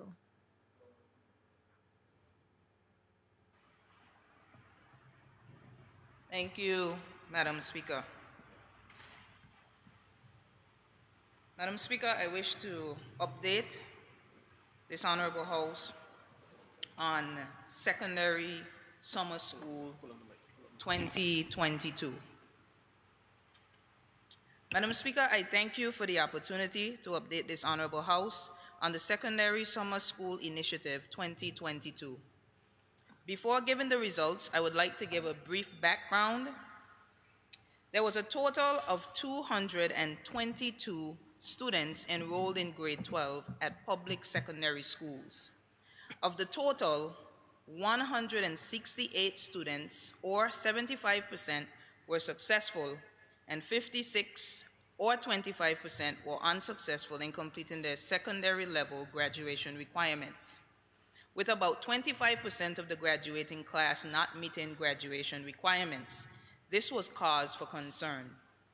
On close examination of the students' results, it was noted that the majority of these grade 12 students were missing one or two components of the graduation requirements, either credits in a subject or subjects, failing one subject for the exit proficiency examination, or a combination of both. It was therefore determined that running a summer school program for 4 weeks for the month of July, where students could have a concentrated time to work on the one or two areas, would be beneficial. It would give the students the opportunity to complete their high school journey and receive their secondary school diploma rather than return to secondary school for another year. Against that backdrop, Madam Speaker, the 4-week intensive session for the students in the various subject areas began on July 5th, 2022. The summer school program was open to students not only in grade 12, but all students in both grades 11 and 12 of the Elmore Stout High School, the Virgin Islands School of Technical Studies, and the Brigado Flax Educational Center Secondary Division, requiring credits in 2 or less subjects in need of passing the EPE, or a combination of 1 credit subject and 1 EPE subject. The students from the Virgin Islands School of Technical Studies and the Elmore Stout High School attended sessions at the Elmore Stout High School campus in Passer Estate. On Virgin Gorda, sessions were held at the Brigado Flax Educational Center Secondary Division. Given the grade 11 students the opportunity, allowed them to begin recovering credits at an earlier stage, and it put these students in a better position when they entered grade 12. Madam Speaker, students had to register and, along with their parents, sign a commitment form to attend all sessions and to comply with all the expectations for the summer school. There were 30 students enrolled in English, 8 in mathematics, 17 in business subjects, 17 in social sciences, 14 in the sciences, 9 in technical subjects, 1 in physical education, 3 in EPE English, and 90 in EPE mathematics. Madam Speaker, on July 5th, the summer school program convened with a total of 189 registered students in grades 11 and 12 from across the territory's public secondary schools, 95 in grade 11 and 94 in grade 12. There, 15 teachers provided intense intervention in the selected subject areas at the secondary level. Madam Speaker, of the 189 students registered, 137 students attended and completed the sessions as scheduled. 14 students attended from the Brigado Flax Educational Center in Virgin Gorda, 22 students attended from the Virgin Islands School of Technical Studies, and 101 students attended from the Elmore Stout High School. Madam Speaker, I am pleased that the ministry was able to run this summer school program, and the students who took advantage of the opportunity of the summer sessions and those who took their work seriously for the duration of the classes were successful. I applaud the students, Madam Speaker. I also take this opportunity to commend the 15 teachers who took the time to engage these students and guide them towards their success. From the Elmore Stout High School, 63 students did classes for the exit proficiency examination, and 42 students were successful. For the Virgin Islands School of Technical Studies, 9 students did the EPE, and 5 students were successful. And from the Brigado Flax Educational Center Secondary Division, 14 students did the EPE, and 10 students were successful. This amounts to a 66% pass rate for the exit proficiency exam summer sit-in. The majority of the students needed to pass the exit proficiency exam in mathematics. Madam Speaker, there were 42 students from the Elmore Stout High School and the Virgin Islands School of Technical Studies who attended summer school because they were failing 1 or 2 subjects for the school year. Of the 42 students, 36 students were successful in passing the subjects that they were registered for. This shows an 85% success rate for students' credit recovery. Madam Speaker, as I mentioned earlier, there were 56 grade 12 students at the end of last school year who were unsuccessful in completing their secondary level graduation requirements. I am so pleased to share that because of the summer school program, 42 of those students were able to successfully complete their graduation requirements. I am so pleased to share that because of the summer school program, 42 students, Madam Speaker, were able to successfully complete their graduation requirements and were able to receive their high school diploma by the end of the summer. This included 35 students from the Elmore Stout High School, 3 students from the Virgin Islands School of Technical Studies, and 4 students from the Brigado Flax Educational Center Secondary Division. Madam Speaker, I commend these amazing young people for their diligence and perseverance, and I wish them well in their continued educational pursuits and out in the world of work. Madam Speaker, what was a new initiative this year with the summer school program was to engage students from grade 11 in summer classes. In the past, the summer session accommodated grade 12 students only. This year, grade 11 students were also able to utilize this concentrated period of time to focus on successfully completing a credit or EPE requirement. I see this as a step in the right direction. As we move forward with reform, the updated policy for credit recovery and summer programs will reflect this adjustment. Madam Speaker, the Ministry of Education, Youth Affairs and Sports remains steadfast in its commitment to the development of the territory's youth. This initiative is just one of the many ways we seek to support our students' needs and help them to achieve their God-given talent. Thank you, Madam Speaker. Madam Speaker, my next statement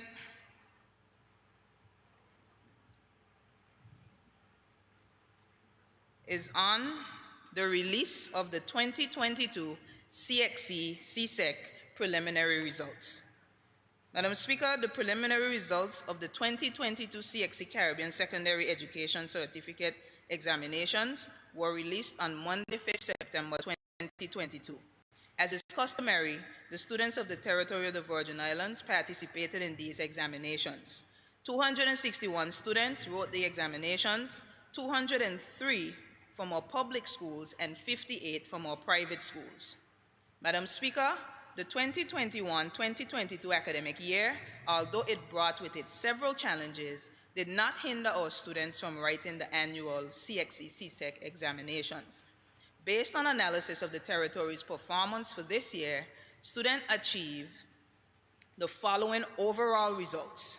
Out of 993 subject entries, the awards achieved were as follows: 220 grade 1s, 316 grade 2s, 205 grade 3s, 112 grade 4s, 13 grade 5s, and 127 for the category of other. Madam Speaker, other refers to absenteeism, deferrals, or ungraded work. An accepted pass is indicated by grades 1, 2, and 3. It is interesting to note that not all institutions produce candidates who wrote 8 subjects in 2021 to 2022. The reason for this is that several students wrote a few of the CSEC examinations in the previous year, 2020 to 2021. Results of examinations written in a year are recorded in that year. No combining of subject passes occur across years. Madam Speaker, there were several subjects for which the pass rate was 100%: agricultural science, Caribbean history, economics, English B, literature, family and resource management, food, nutrition and health, industrial technology, building, industrial technology, mechanical, office administration, and physical education and sport. In addition, Madam Speaker, those CSEC examinations for which there were pass rates from 90 to 99% were biology, chemistry, English A, language, information technology, integrated science, principles of accounts, principles of business, physics, and human and social biology. Madam Speaker, a comparison of the English A and mathematics results showed that the English A pass rate was 96.5%, which represented an increase of 12.6% over 2021. Regarding the mathematics, there was an overall pass rate of 56.45%, which also represented an increase of 8.81% over that of 2021. This year, the subject which resulted in the least acceptable pass rate was industrial technology, electrical at 28.57%. Madam Speaker, one issue that possibly hinders better student performance in CXC CSEC subjects is that of the time allocated for each subject. The shift system, which took place last school year and is presently occurring this year, did not allow for the recommended amount of time to be allocated for each subject. A comparison between the time recommended by CXC for each subject and the schedule prepared by the Elmore Stout High School, for example, led to the following findings. For English A, CXC recommends 6 periods weekly. However, only 4 40-minute sessions were scheduled. For English B, the time of 4 weekly sessions recommended by CXC was the time scheduled. For Caribbean history, the recommended time is 4 40-minute sessions. However, only 3 30-minute sessions were scheduled. For geography, the recommended time is 5 40-minute sessions. However, only 3 40-minute sessions were scheduled. For social studies, the recommended time is 4 40-minute sessions. However, only 3 40-minute sessions were scheduled. For theater arts, the recommended time of 2 double sessions weekly was scheduled. For French, the recommended time of 5 40-minute sessions, including 1 double period. However, only 4 40-minute sessions were scheduled. For Spanish, the finding is the same as for French. For mathematics, there should be 6 periods weekly. However, 4 40-minute sessions were scheduled. For all sciences, the recommended time is 5 40-minute sessions, including 1 double period. However, only 3 40-minute sessions were scheduled. For physical education, the recommended time is 3 hours weekly. However, only 4 40-minute sessions were scheduled. For all business subjects, the recommended time is 5 40-minute sessions. However, only 4 40-minute sessions were scheduled. For all technical and vocational subjects, the recommended time is 6 40-minute sessions. However, only 4 were scheduled. For visual arts, the recommended time is 4 45-minute sessions and as 2 double sessions weekly for each area therein. However, only 4 40-minute sessions were scheduled. Madam Speaker, with the much anticipated change from the shift system to full-day schooling this year, with the exception of the sciences, all subjects will be allotted the recommended time or more than the recommended time. Recommended times from CXC are based on 2-year time frames. Our school is based on a 3-year schedule for most students. Our advanced students, however, are able to take CSEC examinations in 2 years. In addition, Madam Speaker, consideration must also be given to the time spent in transporting students between campuses to attend their lab classes last school year. Finally, Madam Speaker, it gives me great pleasure to announce that the territory's highest achievers are Sarah Ramdat of St. George's Secondary in first place with passes in 8 subjects, including mathematics and English A, with 6 grade 1s and 2 grade 2s. Jade Smith of BVI Seventh-day Adventist Secondary in second place with passes in 8 subjects, including mathematics and English A, with 6 grade 1s, 1 grade 2, and 1 grade 3. And Rena Whitley of Claudia Cricky Educational Center in third place with passes in 7 subjects, including mathematics and English A, with 6 grade 1s and 1 grade 3. I offer my sincere congratulations to these top 3 students and to all others who were able to receive acceptable passes in their various subjects, thereby making the territory of the Virgin Islands proud. Madam Speaker, I reiterate that the aforementioned is based on CXC's preliminary results. It is important, therefore, to note that changes to awards may be made after the student queries are dealt with or after CXC has received the missing submissions to finalize grades. Such changes may either lead to the result being changed for the better or remaining the same. The final results are expected to be out in 2 months following the exercise. Madam Speaker, on behalf of the Ministry of Education, Youth Affairs and Sports, once again I extend sincere congratulations to the students, their teachers, and their parents for these awesome results. Together, let's continue to move full steam ahead. Thank you, Madam Speaker. Madam Speaker, I have one final statement. An update on the Elmore Stout High School redevelopment project. Madam Speaker, the Elmore Stout High School redevelopment project continues to progress at an accelerated pace, and all hands are on deck to bring this project to completion. The scope of this project includes the construction of 4 reinforced concrete buildings, which are comprised as follows. Block A, a 2-story technical block, which will be home to auto mechanics, food and nutrition, clothing and textiles, electronics, woodwork, the metal shop, a bakery lab, culinary lab, and a bar and restaurant training lab. Block B1 and B2, 2 3-story classroom blocks with a total of 30 classrooms plus adjoining restroom facilities at each level and a connecting staircase.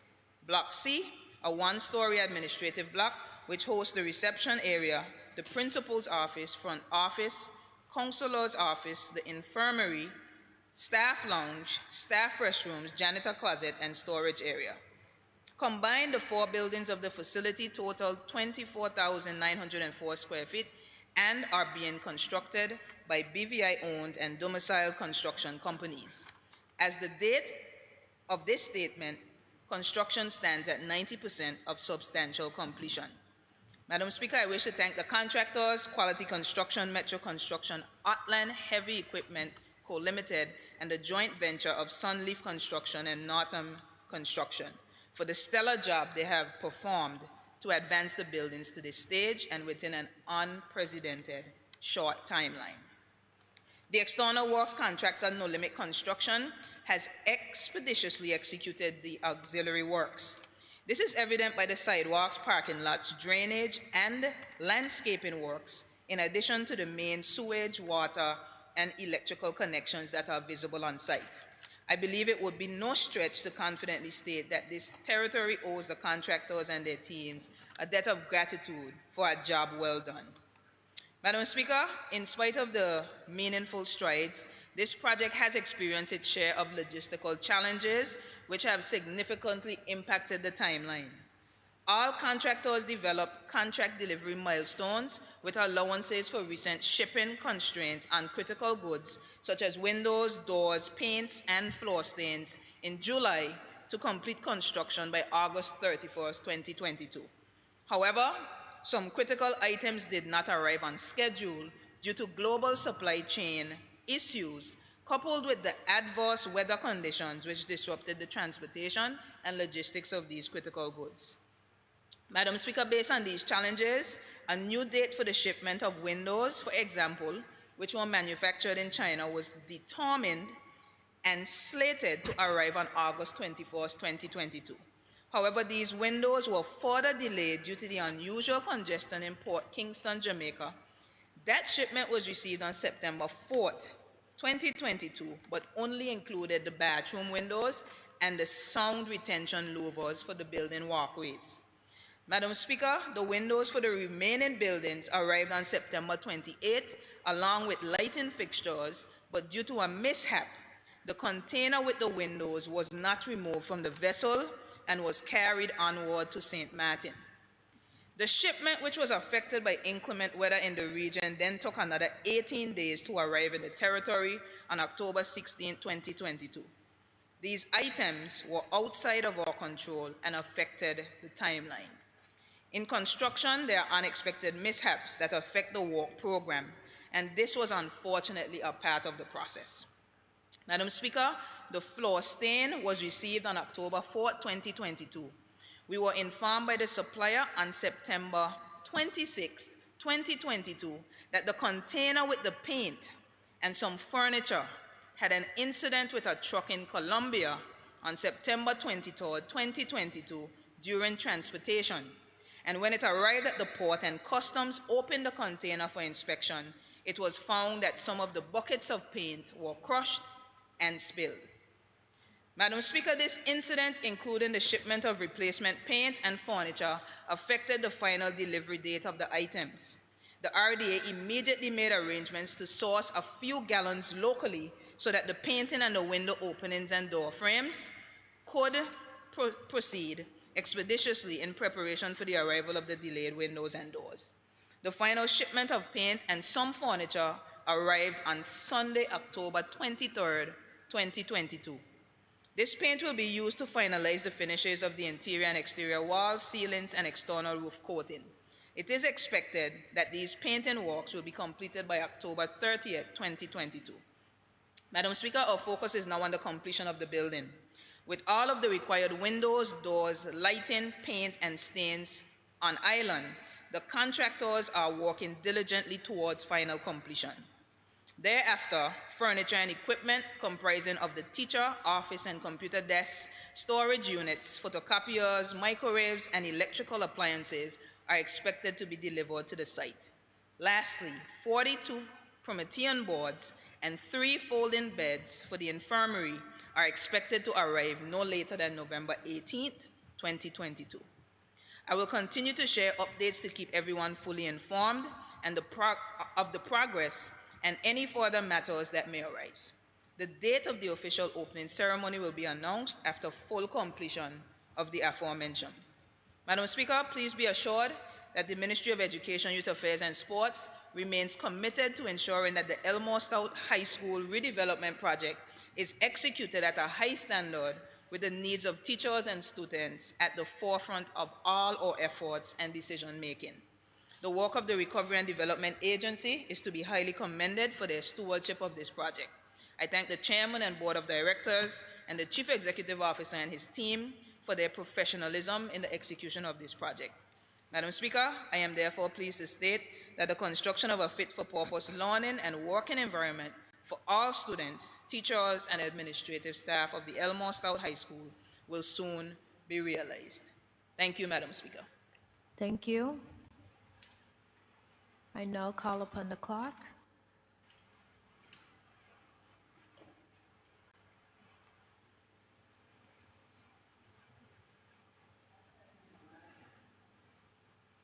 Number 9, questions and answers to questions. I call upon the territorial member, Honorable Carvin Malone.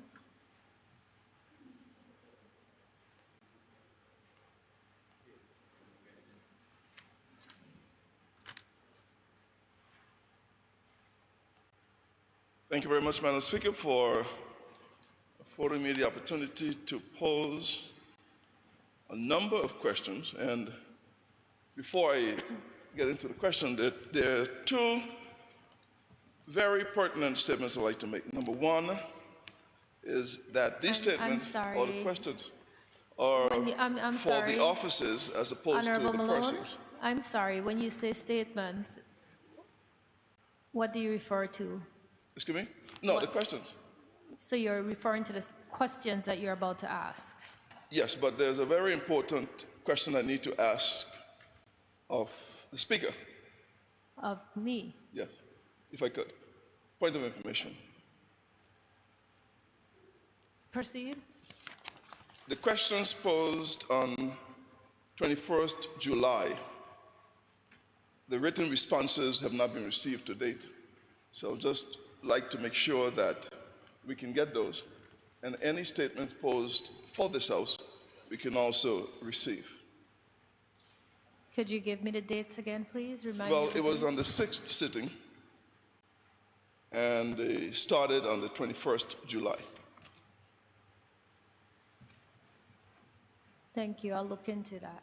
Thank you. Thank you very much. I crave your indulgence on this. Madam Speaker, I have just a few questions. And the first question is posed to Honorable Premier and Minister of Finance. Madam Speaker, would the Honorable Premier please state what steps are being taken or will be taken to seek the approval of the newly appointed UK Foreign Secretary to have the Virgin Islands Constitution Interim Amendment Order 2022, number 627, that suspends certain provisions of the Constitution of the Virgin Islands, in particular, those relating to ministerial government and the House of Assembly revoked.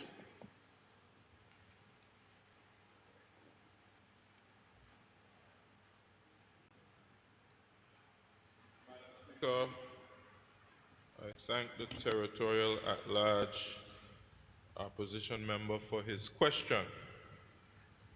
Madam Speaker, I have indicated to the Governor that the position of the Government of National Unity is that the order in Council in Resolve is not consistent with a modern partnership between the BVI and UK.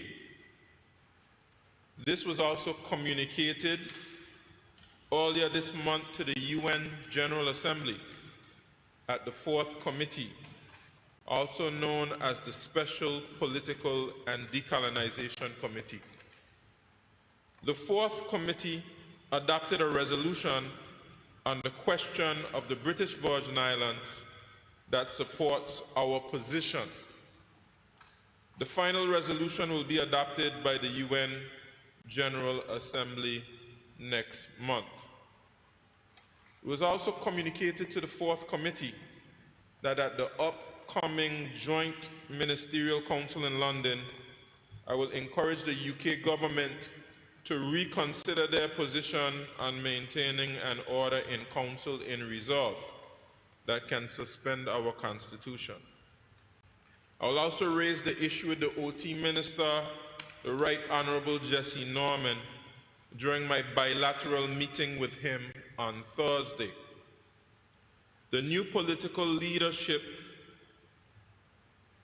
in the UK has an opportunity to base their approach to BVI-UK cooperation on democratic principles that support the aspirations of the people of the territory. Madam Speaker, this Honourable House and the people of the Virgin Islands can be assured that the Government of National Unity will continue to fight for democracy, which is just as important, if not more important, than reform. I will provide an update on my engagements with the UK ministers upon my return from London. Thank you, Madam Speaker.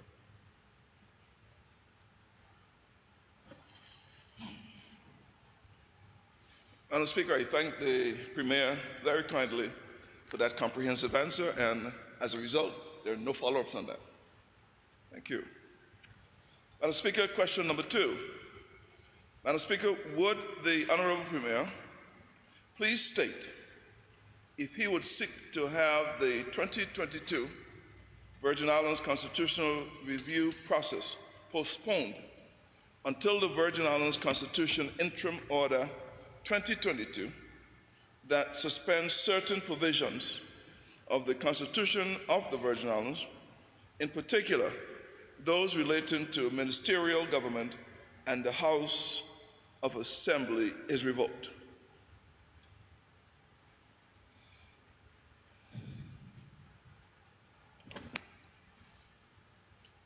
Madam Speaker, the Constitutional Review Commission was duly appointed following Cabinet's approval of the membership. During the last sitting of the House, the terms of reference and membership were tabled in this Honorable House. Madam Speaker, the Commission has been given a 12-month mandate within which to complete this process, with the possibility of a maximum 6-month extension.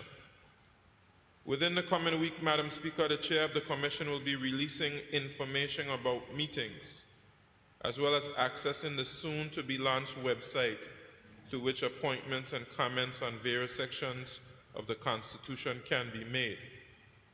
Having gone through these stages in the process, Madam Speaker, it is not my intention to seek to have the constitutional review process halted. I thank you, Madam Speaker.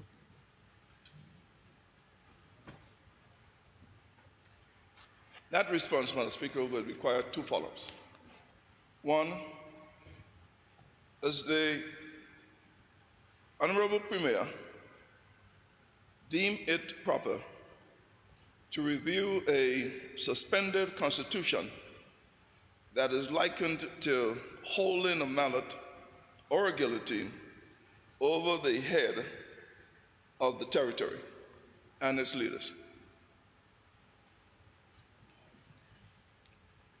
Madam Speaker, firstly, the Constitution is not suspended. And in my view, Madam Speaker, in seeking to educate and inform the public, we must be accurate when we provide them with information, or else we may be accused of misleading purposes for reasons or purposes I do not know, but which are not in the best interest of the people of the Virgin Islands. It is my intention that we have a constitutional review process that will meet the aspirations of the BVI people, and I accept nothing less. And that is what we will proceed with, Madam Speaker. And it is a very important constitution for us and all persons. What we must do, Madam Speaker, is call on all persons to be involved in the process so that we can fight for our rights and our political and aspirations, and to have a constitution that reflects what we want to see in this Virgin Islands without any influence or any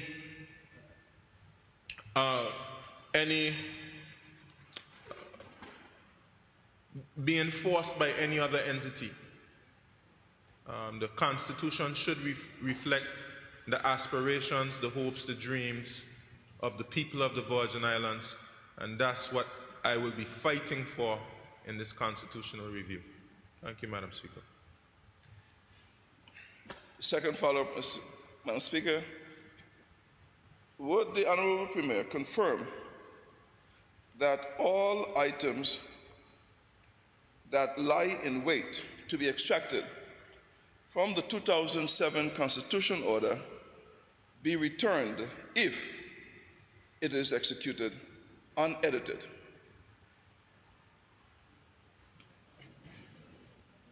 Madam Speaker, I'm going to need a translator to understand exactly what that means. I'll volunteer for anybody to explain it to me, Madam Speaker. I don't have a clue what was just asked of me. Thank you. May I ask the member to just clarify that point, please? I thought he'll never ask, Madam Speaker. The interim amendment order on pages 4 to page 6, page 4 to 6, sorry, 4 to 7. It gives sections of the Constitution that lies in wait. And I do agree with the Premier. It is not being gazetted, so it is not deemed suspended, but he confirmed it lies in wait. and there are some substantive removals that would occur if, I'm not saying when because I don't bring that into existence, it is so invoked. So just as a matter of exercise, and it could be given to the Constitutional Review people, just in case, because the 24th of October would not be the 24th of March. We want to make sure that if this that lies in wait ever happens, that all of the provisions stated in here will be returned to the Constitution Order 2007. Because in order for these to be returned, they have to follow the same process of how they were extracted to the Privy Council and laid in Parliament. Thank you. Well, Madam Speaker, I certainly am not entertaining the suspension of any parts of our Constitution. We have a constitutional review that's taken place. We have a reform process that's taken place. I am fighting for democracy to be maintained, that we reform our Constitution in line with democratic principles, in line with a process which has already begun. As I said earlier, we are seeking to have the Order in Council removed. I certainly do not want to see it brought into force. And of course, if those measures are taken, the people of the Virgin Islands will have to respond, and will have to seek the assistance of the international community to rectify that colonial, anti-democratic, antiquated approach. Exactly. So, Madam Speaker, my response is to say I'm not entertaining the possibility or the thought of the Constitution being suspended. Thank you, Madam Speaker. I truly appreciate the response given, Madam Speaker, and I pledge to fight with the Premier and with the entire House of Assembly to make sure we do not bring this into actual existence, but if it is, all measures that are lying in wait would be returned. Question number 3, Madam Speaker. The substantive question number 3. Madam Speaker, would the Honorable Premier please state if he would commit to requesting that the Excellency, the Governor, secure a copy of the affidavit or any documents presented to the UK Foreign Secretary, by the UK's Foreign Secretary, to the Privy Council in support of the Virgin Islands Constitution Interim Amendment Order 2022 that seeks to suspend certain provisions of the Constitution of the Virgin Islands, in particular, those relating to ministerial government and the House of Assembly. Thank you.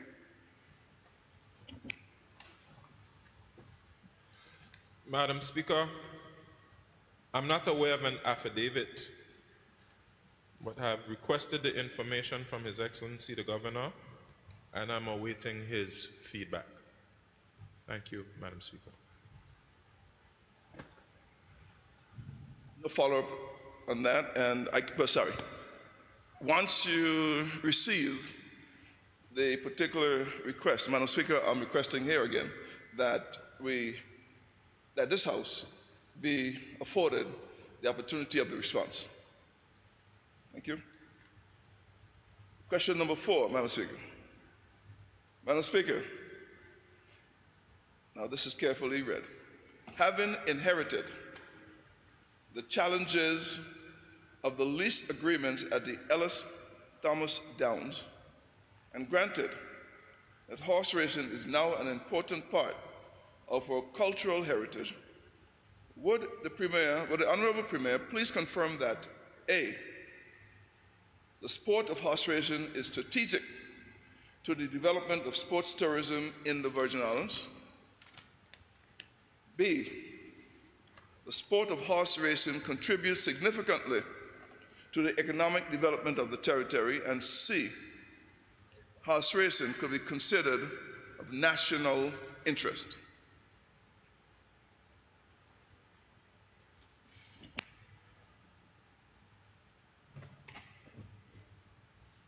Madam Speaker, I thank Territorial at-large opposition member for his question.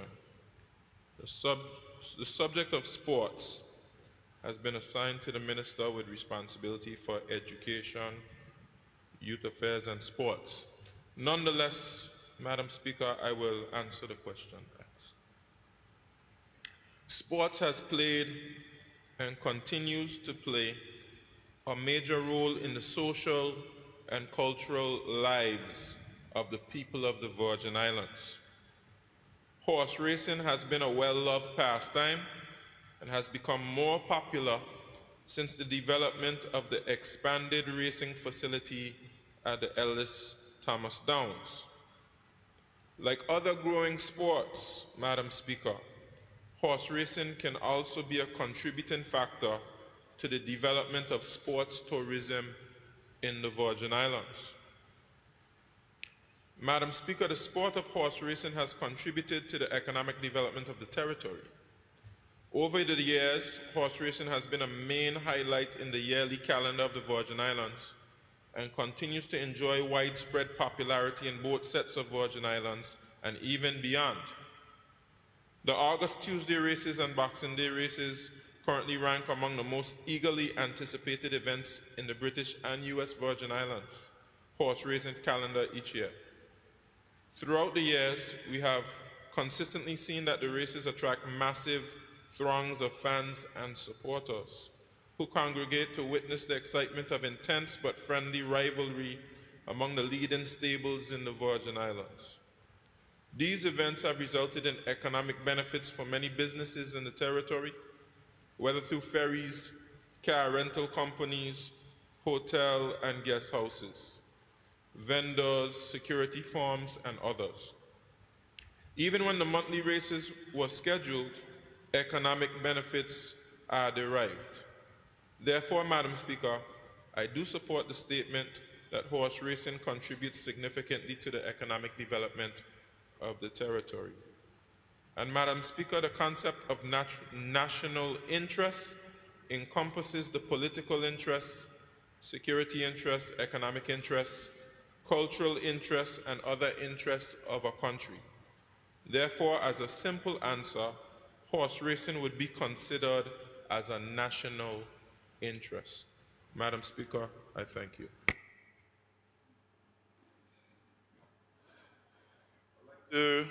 Again, thank the Premier for his comprehensive answer, and there will be no follow-up as it relates to question number 4. Thank you very much, Honorable Premier. I call upon the territorial member, Honorable Carvin Malone.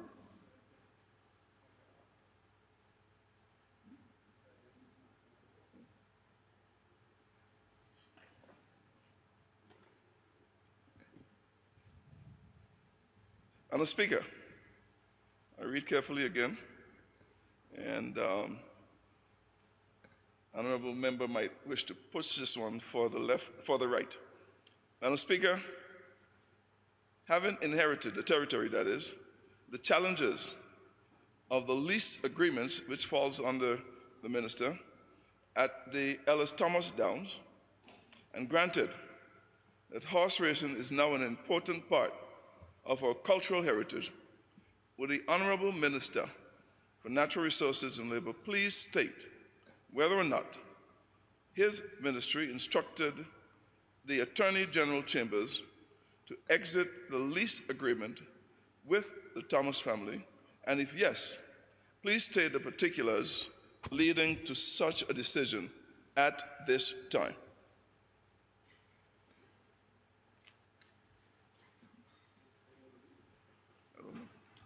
Madam Speaker, I thank the Honorable Territorial at-large member of the opposition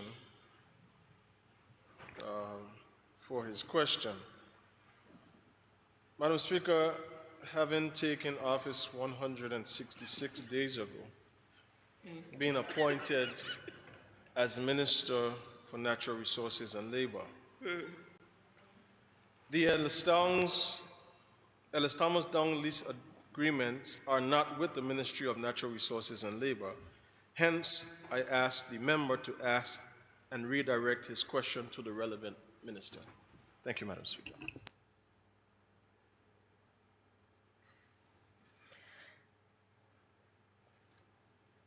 Madam Speaker, I take it that the Honorable Minister for Natural Resources and Labor had pass on the question to the relevant minister, or at least could inform this Honorable House which of the ministries are in charge of this specific lease at the Ellis Thomas Dam.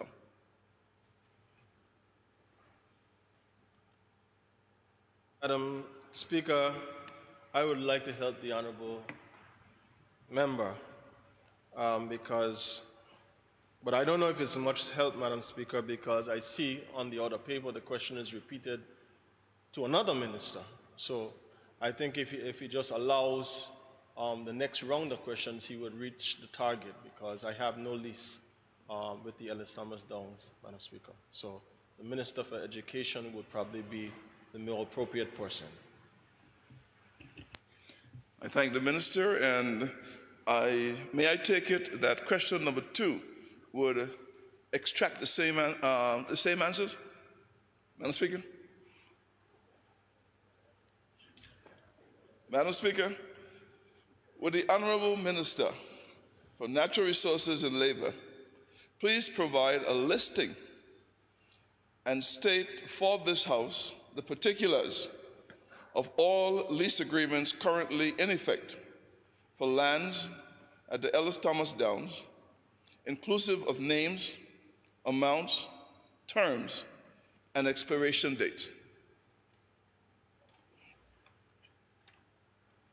Thank you, Madam Speaker. Madam Speaker, similarly, this question should be redirected to the relevant minister, and I ask the honorable at-large member of the opposition to do such. Thank you, Madam Speaker. Thank you very, very kindly, and it'll be asked. Question number 3, Madam Speaker. Madam Speaker, would the Honorable Minister for Natural Resources and Labor please inform this Honorable House whether or not independent evaluations were completed on each of the leased properties at the Ellis Thomas Downs, and if yes, please state the evaluation on each of the properties. Madam Speaker, given that it's the member's first time asking questions now seated on the opposition, I understand that we all have challenges sometimes, so I am very, very accommodated to my dear friend. Madam Speaker, this question should also be redirected to the relevant minister, because the Ministry of Natural Resources and Labor has no lease agreement, nor have we been engaged to provide valuations on leased properties, as it is relevant to the Ministry of Education and Culture.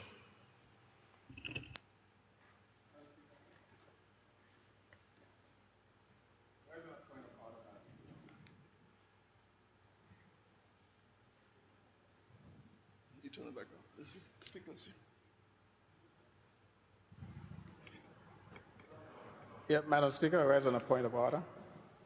I can't sit here and allow them to take my good friend to school on this matter. Madam Speaker, out of protocol and tradition. What happens when a question comes to the House of Assembly directed to a particular minister? That minister would normally inform the House, the Speaker, who's responsible for putting the questions on the other paper, whether that subject is with him or not. And the Speaker would then tell the person asking the question that they posed the question to the wrong minister, and this is the minister is supposed to be posed to, and the person posing the question, the member posing the question, will decide whether or not to withdraw the question or send it on to the right minister. This sitting has been going on now for how long? A month? A couple of months? And it's disingenuous, Madam Speaker, for my good friends in the government side to be, I don't know, I want to call it railroading the member in the opposition. I don't know if it's, because he's a nice guy. But I think, Madam Speaker, in the future, we should not allow this to happen. This should not be allowed to happen. Honorable Member, Leader of the Opposition, thank you for that. If I may just say that I believe that the Honorable Member was informed in respect of his questions, but I will leave it at that. I will now call again on the Territorial Member, Honorable Carvin Malone. And I will leave it at that also, Madam Speaker. Madam Speaker. No, I will leave it at that also. I don't seek to be at odds with the Speaker. Madam Speaker, having inherited the challenges, this question was posed to the Honorable Minister for Education, Culture, Youth Affairs, and Sports.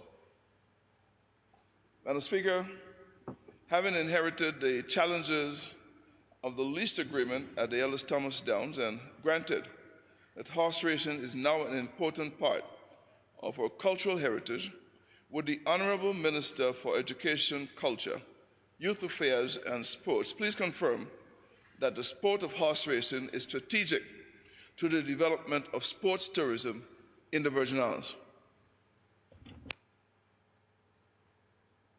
Madam Speaker, I thank the member for his question.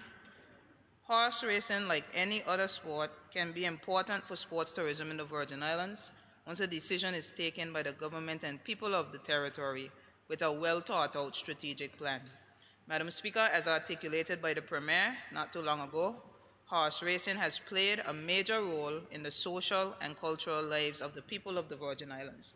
Therefore, Madam Speaker, I do support the statement that horse racing has contributed to the economic development and cultural heritage of the territory. Thank you, Madam Speaker. Speaker, thank you very much for that answer, and no follow-ups on that question. Madam Speaker, question number 2.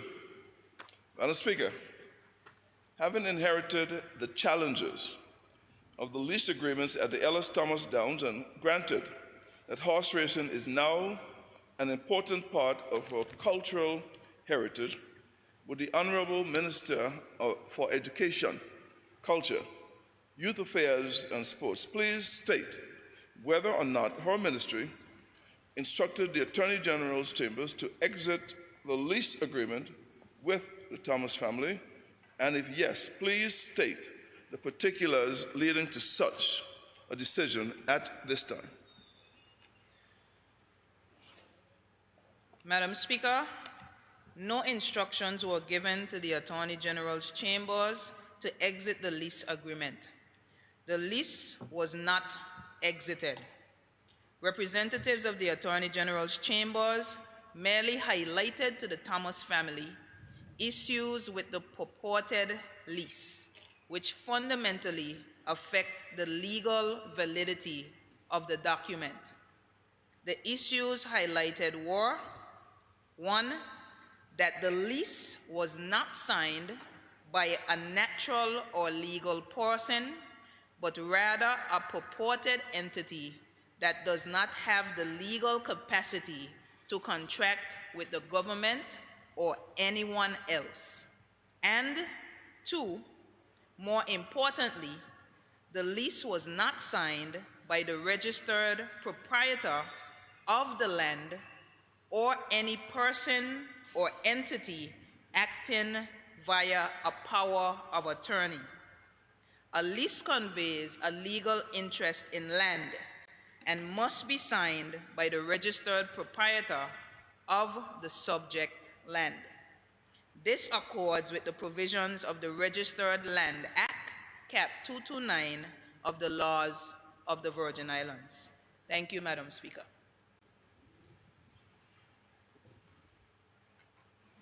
Madam Speaker, thank you very much for that. And there again, no follow-up on that particular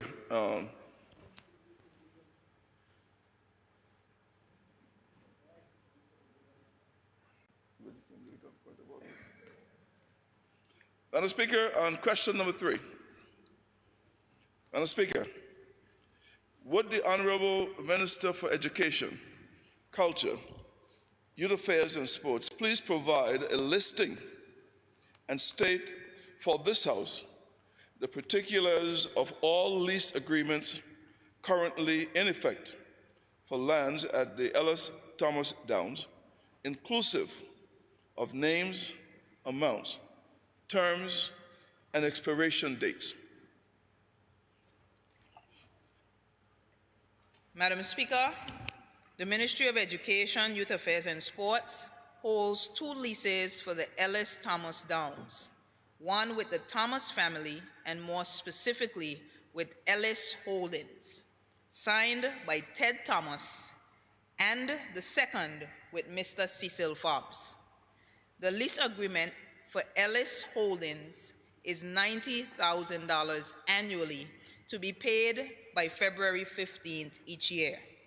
The term of the agreement is 20 years, which commenced on January 1st, 2012 and ends on December 31st, 2031. The lease agreement for Mr. Cecil Fobbs is $80,000 annually to be paid by November of each year.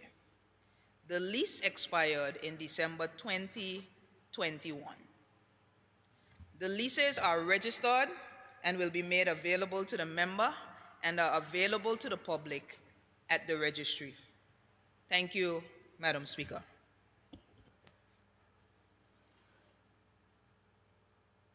Speaker, I thank the honorable member for her responses, and again, there'll be no follow-up as it relates to this.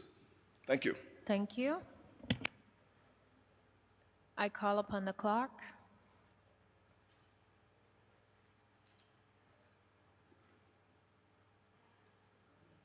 Item number 9, 2 private members' business. Item number 10, other business. Thank you. I call upon the Deputy Speaker, Honorable Neville Smith. Thank you, Madam Speaker. It's been a long time. We haven't reached other business. It's late, but I thank you for this. Madam Speaker, I'd like to give my condolences to all the families who have lost a loved one. But I also want to give my condolences to my aunt, Auntie Ella, my father's sister who just lost her son as well, Kinsmore Smith, my cousin. Madam Speaker. Madam Speaker, I stand here today with a kind of gleaming of joy and happiness in a way. Because about 2 weeks ago, we were to a meeting and a question was asked about representation for the 1st District. And the Premier asked that someone, the 1st District asked that someone to represent them. And the Premier made a suggestion, but the 1st District Committee still was not happy in terms of him just saying somebody should represent the district. Madam Speaker, I take the stand and I rise to the occasion. Madam Speaker. Madam Speaker, as an elected member of this House of Assembly as a territorial large candidate, my job is to represent every district, Madam Speaker. But, Madam Speaker, I'm happy to be someone who will help the 4th District at this time in representing. I feel very much energized being there to represent the 1st District. I will do my best to represent them. I'm going to call on all the ministers in the House of Assembly to play their role as well, Madam Speaker. I already put my members on notice. So I want the 1st District to know, yes, I was not elected for the 1st District as your representation, but I am going to represent you because I'm still supposed to represent you. After being elected, it's my job to represent.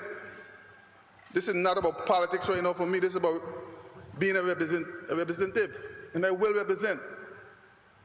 Some people might feel somewhere that I'm there, but just let's join together and get this thing fixed. That's all I'm asking. We come here to fight. I know you have not having somebody down there for a while, and I know everybody's upset, but let's get together. We have to work as a team to get this district fixed. There are things that need to be done. I'm willing to go there and represent you, the people of the 1st District. I've already started to walk through the district with public work, water and sewage, to make sure that some of the things that need to be done will be done. Also, I've spoke to all the ministers involved in regards to a lot of the stuff that needs to be done. No, I'm not campaigning. I'm working for the people. I'm not campaigning, opposition member, leader. I'm trying to be like the action man Mac right now. This is the first time I have a district, and I want to make sure that my district get just as much as any other district has been getting. And I'm going to stand up and I'm going to fight for the 1st District. I'm going to fight for everybody else as well. But at this time, I'm going to fight for the 1st District. I'm about to open an office in the district which will represent the people of the 1st District.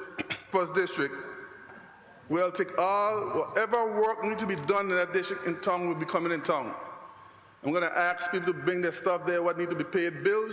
If bills need to be paid by the elderly, we're going to pay the bills from there so they don't have to come in town. We're going to turn this around. I just want people to know the 1st District that you have representation in me, Madam Speaker. Madam Speaker, I want to change on something that is disturbing me, Madam Speaker. And this is with my members. I'm going to be at my members today too, Madam Speaker. Madam Speaker, they're all here smiling and laughing now, but Madam Speaker, I'm very upset with my members for a lot of reasons. And one of the main reasons is our time, our attendance, our tardiness, Madam Speaker. We have to do better. I've said it once, I've said it twice, but I think it came to a low, Madam Speaker, when we had Friendship Day. It came to a low. And I spoke to my members already, but I'm going to speak to them in public because I want them to know I'm serious about it.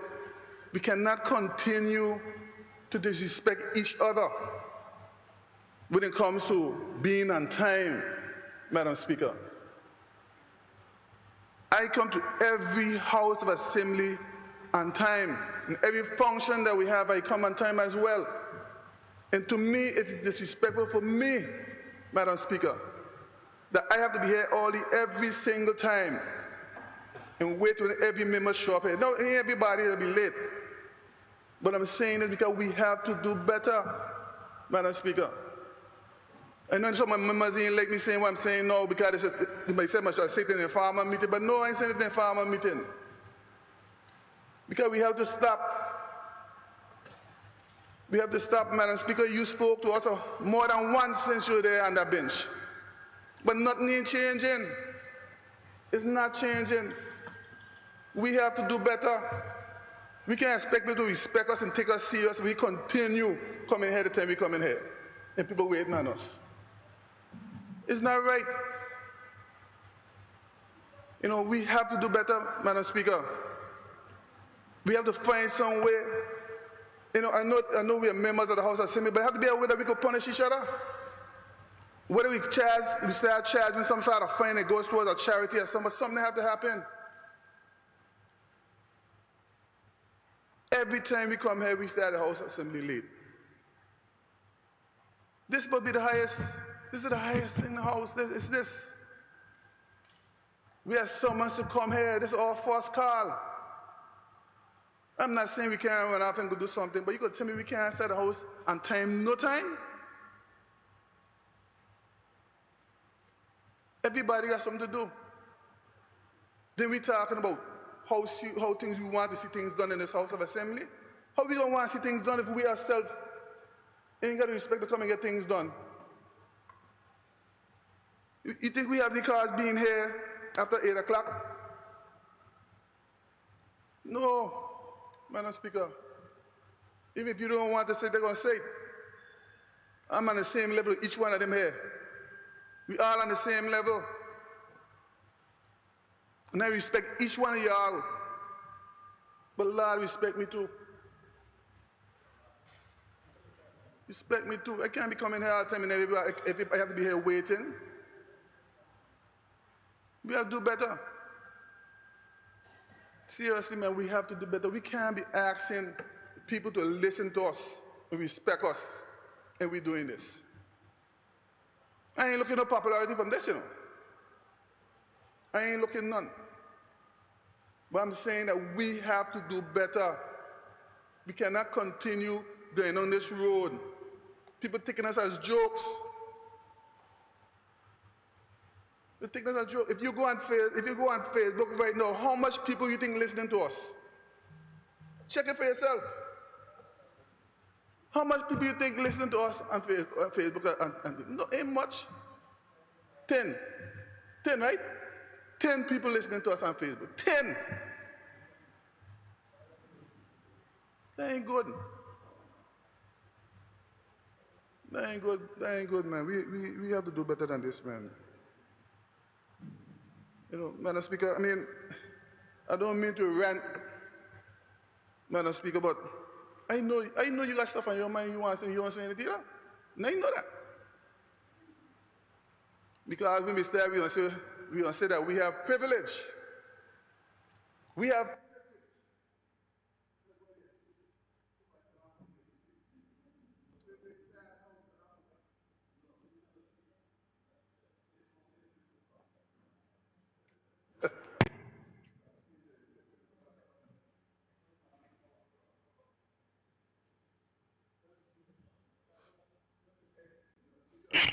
Madam Speaker, you see what happened? The power beat turned off my mic. I think it's the opposition leader. You with me? Or you'll be, yeah, that's true, Honorable Fraser. You'll be hearing me sometimes. No. I'm smiling, but I'm serious, Madam Speaker. It's becoming. It's becoming. We have to respect the clerk, the deputy clerk as well, the stenographer. The people come here with us, and they're here waiting on us, and we're taking our time and we're waltzing in, and taking our time we're waltzing out. We can't continue this way. I want to see this house at a standard. I came in here working from a private firm, which is, they had to be on time, you do things, you plan stuff. And my thing is, what are we teaching our children or the younger people? All leaders come in late, and when we come late, we even don't apologize. That's the funny thing about it. We walk in like nothing happened. Civil servants sitting and waiting. But like we acting like nothing happening. Madam Speaker, who knows, this might be the last time I'm speaking in this house.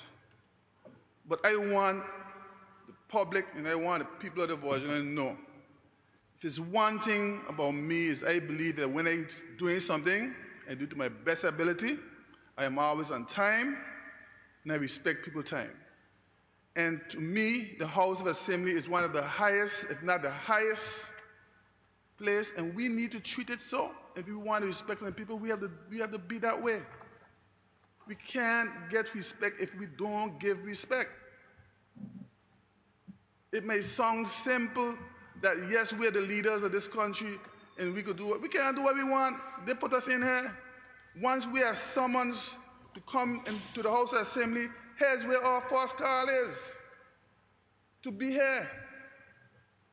So I'm calling on my members to let's do better. I'm begging us, man, let's do better by the people. And the earlier we come here, the more we get done. Okay, so let's do better. I'm begging you all, man. Let's do better. I know we could do better. Madam Speaker, I ain't gonna say no more. I ain't gonna say no more, Madam Speaker. I'm with you, Madam Speaker. I think we need to find some way, somehow. If we get to change it in the standard orders or something, that when there's a member don't show up on time, we fine them, and that money goes towards some sort of charity or something. We have to find some way to fix this. So if it means that I have to say that when we find a way, we will find a way. Madam Speaker, with that note, I'm going to take my seat. Thank you. Thank you. I now call on the Minister for Natural Resources and Labor, Honorable Melvin M. Turnbull.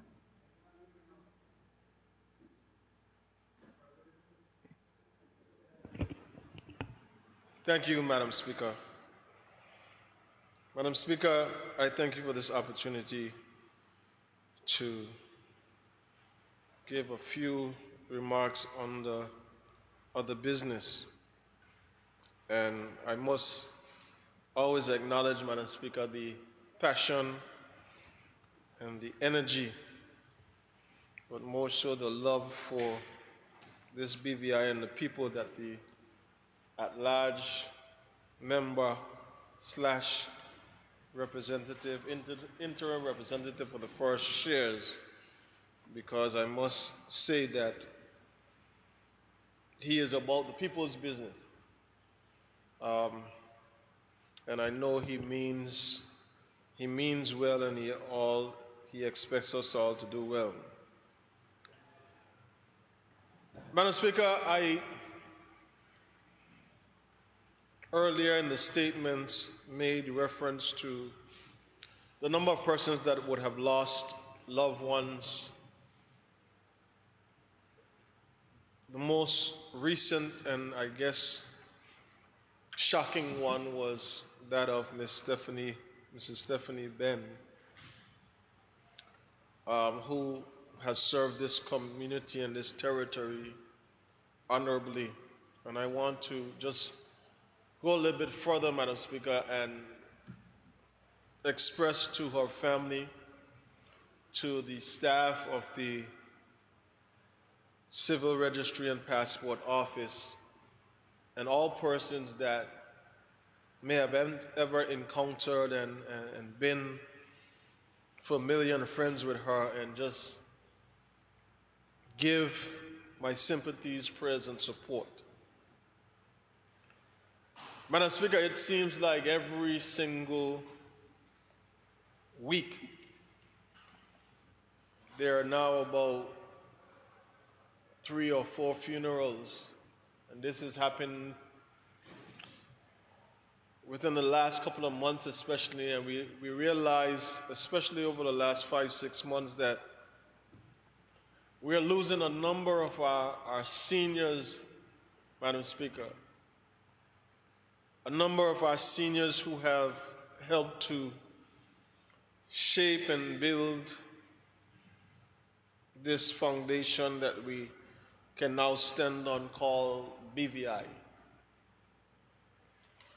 And while they are departing this earth, Madam Speaker, I believe it is important that we pull on them and extract as much knowledge, as much wisdom, as much cultural intelligence that we can from them, so that we can pass it on. to the generations that are yet to come. Madam Speaker, in the 2nd District, there have been a number of stalwarts in that community that have gone to the other side. And when you see the reunions of families gathering and friends gathering at funerals, it just makes you remember where we came from and how certain things came to being. Madam Speaker, I reflect on the life of Leonil Caldwell Jack, an individual who served for a number of years as a prison officer here in this territory, but was gifted with the ability to have healing hands. It was read in her eulogy, the number of persons that she was able to impact and touch with her hands that were gifted from Almighty God.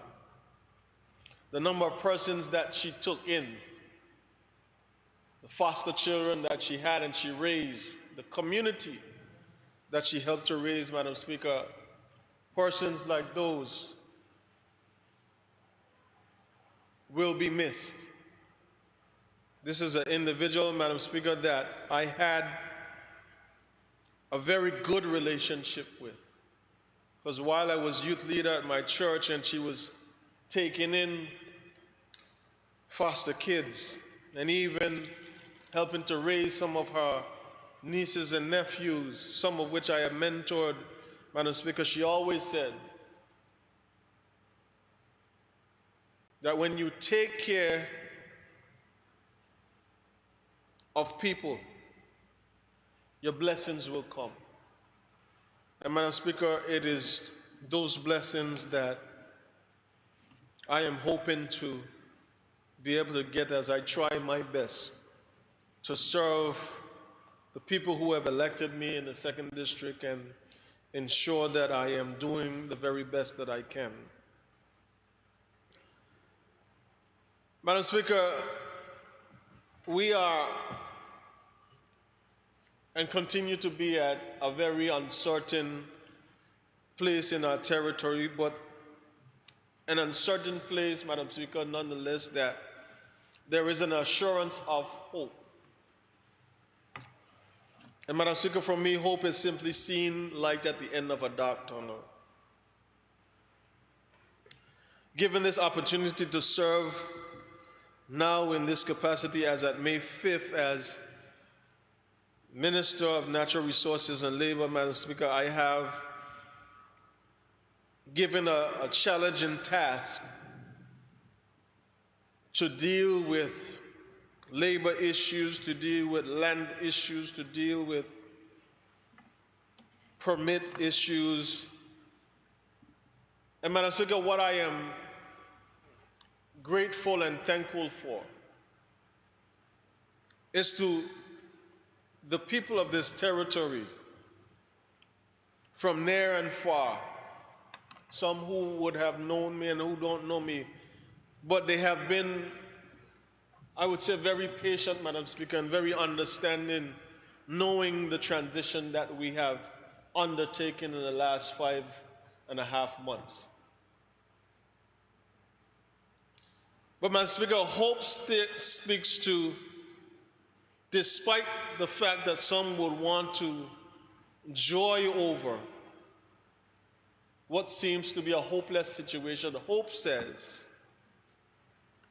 that we have the ability to overcome. Hope says that we don't have to recreate the wheel, but we can pull on history and we can pull on the examples that have been set. Because, Madam Speaker, one of the things that I realize is that anytime you get in, and because you are new to it, or may have been promoted to a position, or become responsibility for a particular business or entity, it's important, Madam Speaker, to ask questions. Because, Madam Speaker, you cannot tell me over the last 70 plus years that the people that served before myself and the other members in this House didn't have some sort of understanding, didn't have some sort of wisdom, didn't have some sort of ability to consciously make a decision for the future, which now we are their future. So, Madam Speaker, it begs to ask questions, not to just erode plans and policies and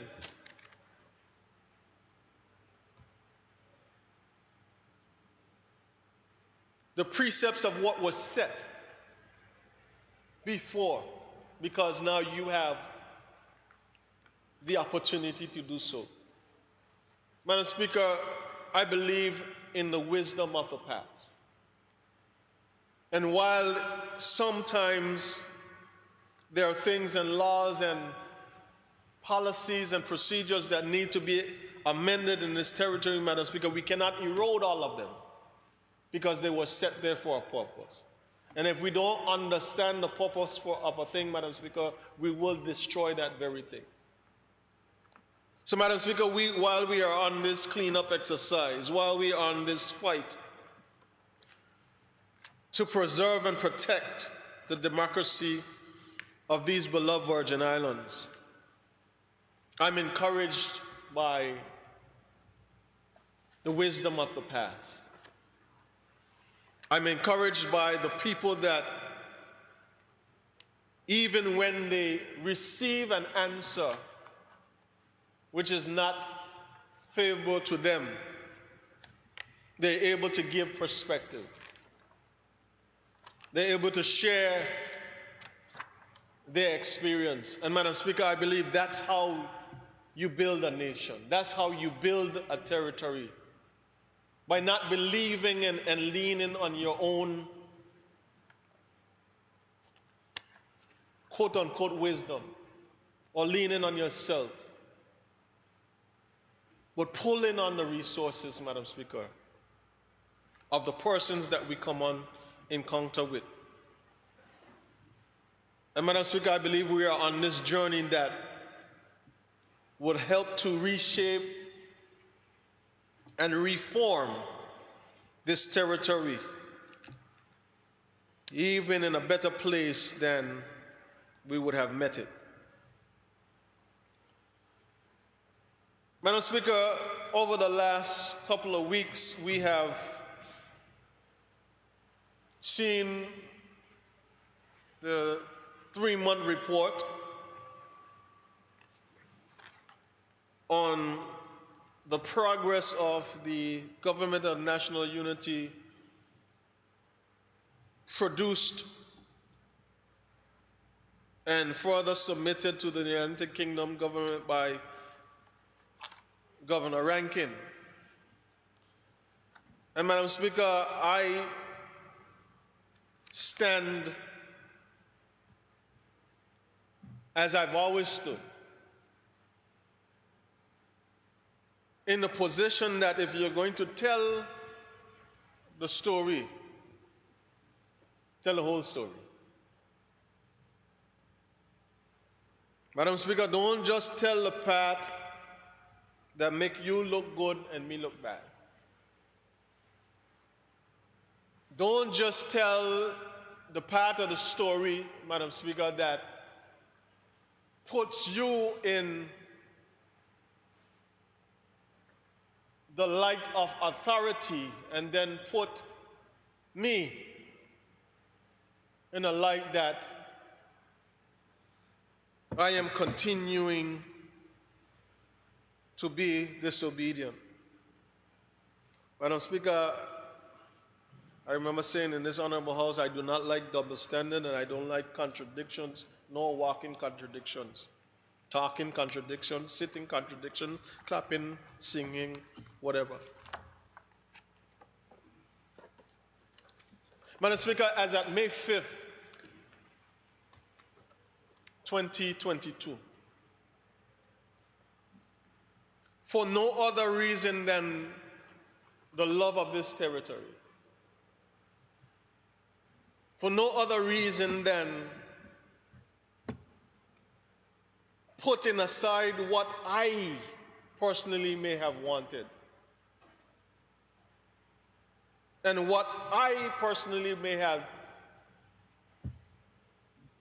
aspired to be. I understood the importance of what was at stake. And Madam Speaker, what was at stake was right after April 28 and 29.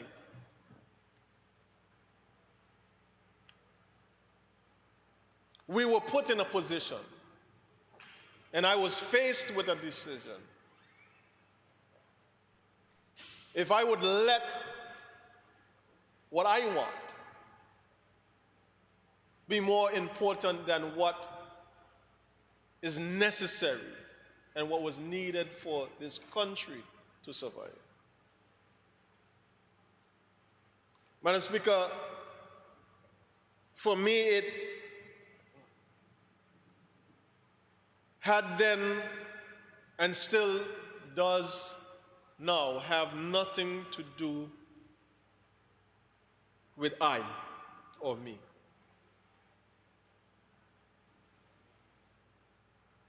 The decision was taken that we had to do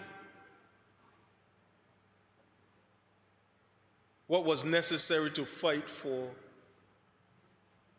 the continued survival and sustaining democracy of this Virgin Islands. Don't mind all the chatter, Mr. Speaker. Don't mind all the stories. Everybody gonna tell a story about how and what and when and why. But the truth be told,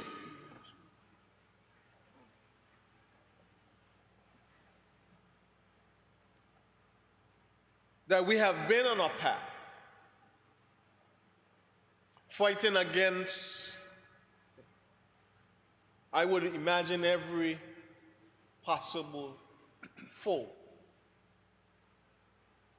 every possible trap and trial that would look to be set, including, Mr. Speaker, the enemy that's within. And Mr. Speaker, the enemy that's within is 10 times, even 100 times more dangerous than the enemy that's outside. So while a lot of people, Mr. Speaker, have the answers of what should be done and what should and how it could and what they would do and what not do, yes, Mr. Speaker, it's important to listen to counsel and listen to advice. But it's also important to look at what is in front of you and not let anyone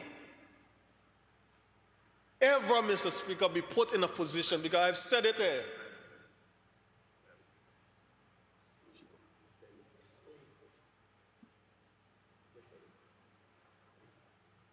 put anyone in a position where they have to come tell us what we should be doing in this country, what we should be doing right, what should we do better,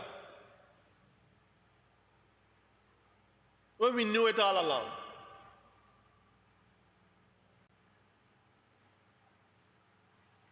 But Mr. Speaker, I don't want to belabor that point. I was talking about the report.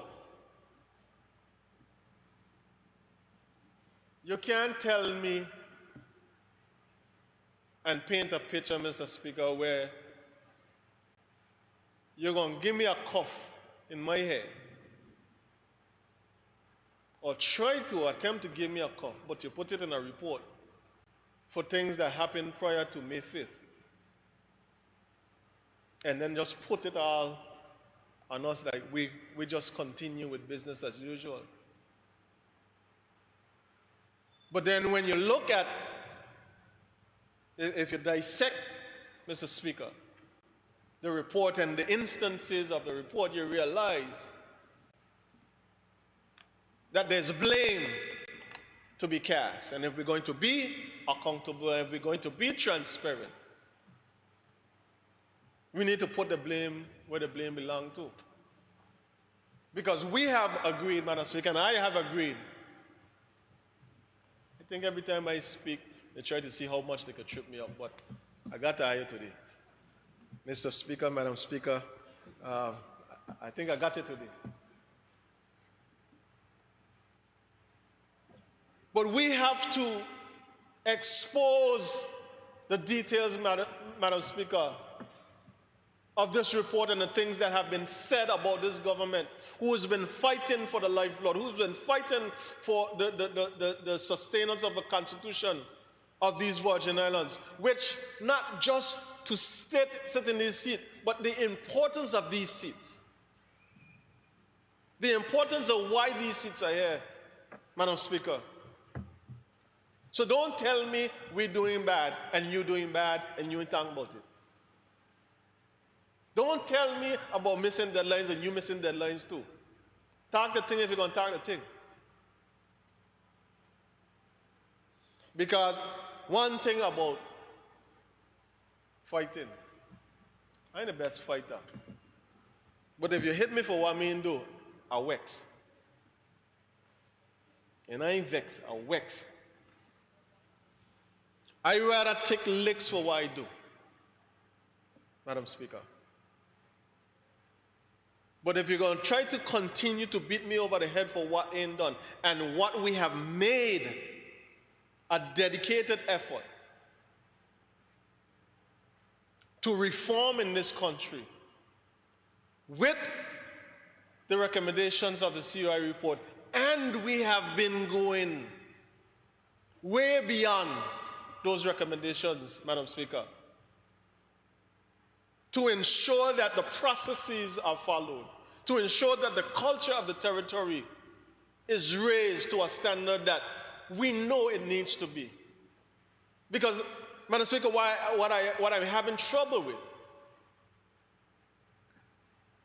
is that every single thing, every single resource, every single need for this BVI to continue to be on the cutting edge of world leaders and the world stages, we have it right here in our people. We have capacity, Madam Speaker. And don't tell me that all this vision and all this education that our forefathers and foreparents sacrificed for us to have all these doctorates and masters in this PSY and all kind of thing behind your name, Madam Speaker, and they didn't have it in front, behind, nor in the middle of their name, that we ain't enough. Madam Speaker, it's time to raise the standard. But while we're raising the standard, you ain't gonna point finger at me and try to hold me to a level that you're not being held to. Double standard can't work, Madam Speaker. It will not work. What also ain't gonna work, Madam Speaker, is individuals rising up with all the answers. And again, if you dig a little bit deeper, you realize, listen, don't tell me you have all the answers because you were there. You helped to create some of this mess, so now help me fix it. But don't come at it, Madam Speaker, with this bravado that you have all the answers and you have it all together and you should be listening to me and listen to me. That's why this is going so. Madam Speaker, come on. Stephen Wonder, Ray Charles,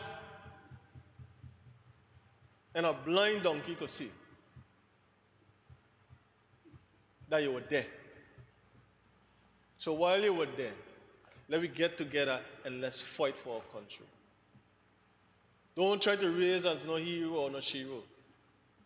Because if people pull open your file and uncover some of the things that I think the 5 of us here now seen, Madam Speaker, it's not an easy road. Who feels it knows, Buju Banton say.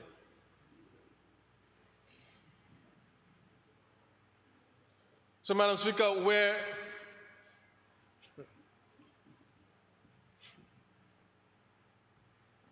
for me it has never been about being right.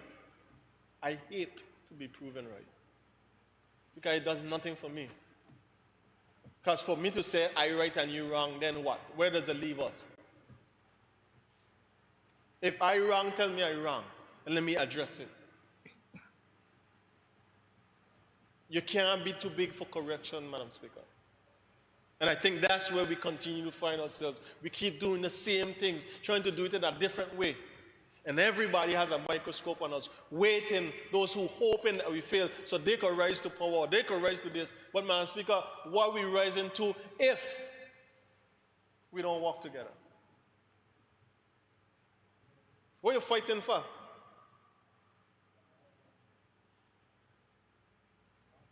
Madam Speaker, I understand that the season soon here, and not Christmas neither. But I purposed in my heart when I was given the opportunity by the people of 2nd District to represent them that I would do my best to keep integrity at the forefront. Not perfect, Madam Speaker, but if I do something, I want to do it properly. And if it's wrong, I'm going to say it wrong. If it's right, I'm going to say it wrong. And right, and I'm afraid, Madam Speaker, I don't have fear. I don't have a fair bone in my body. I'm afraid a man, woman, or child except God.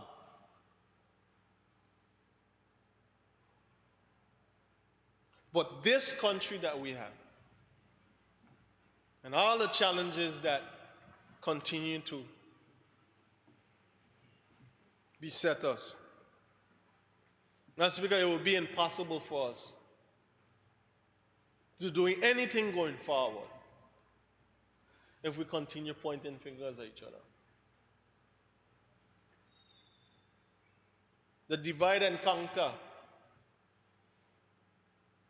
the William Lynch teaching and mentality, how to break a slave, how to break a man, how to break a society, how to break. But, Madam Speaker, every time that something comes to beset us, you see the strength of a people called the Virgin Islands people. Saturday past, Madam Speaker, we had the opportunity to share with our brothers and sisters from the U.S. Virgin Islands. And then you're just reminded, this ain't got nothing to do with the UK and no other place. Madam Speaker, a couple of years ago, the young people used to say, we is we. The Americans say, we all we got. And I'm saying, Madam Speaker, we all we need.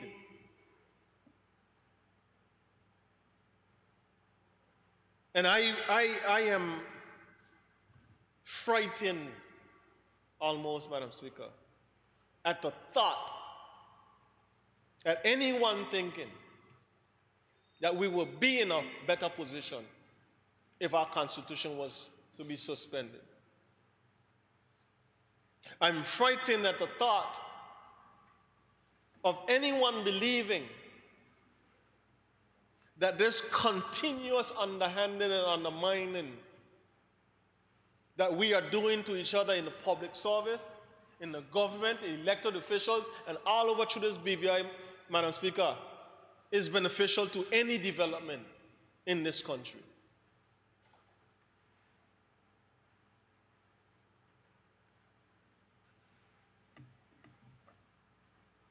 So while I have this opportunity, Madam Speaker,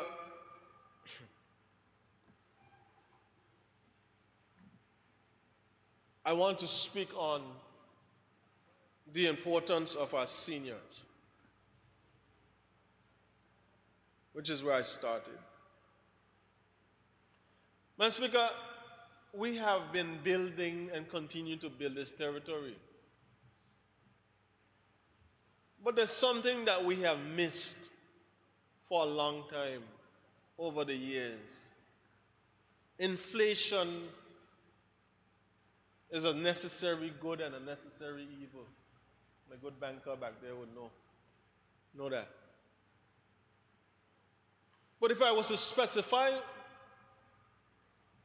Madam Speaker, and listen to the eulogies of the number of persons within my community and outside my community who has served and worked in this territory for over 40 plus years, 50 years, and they would have retired, their retirement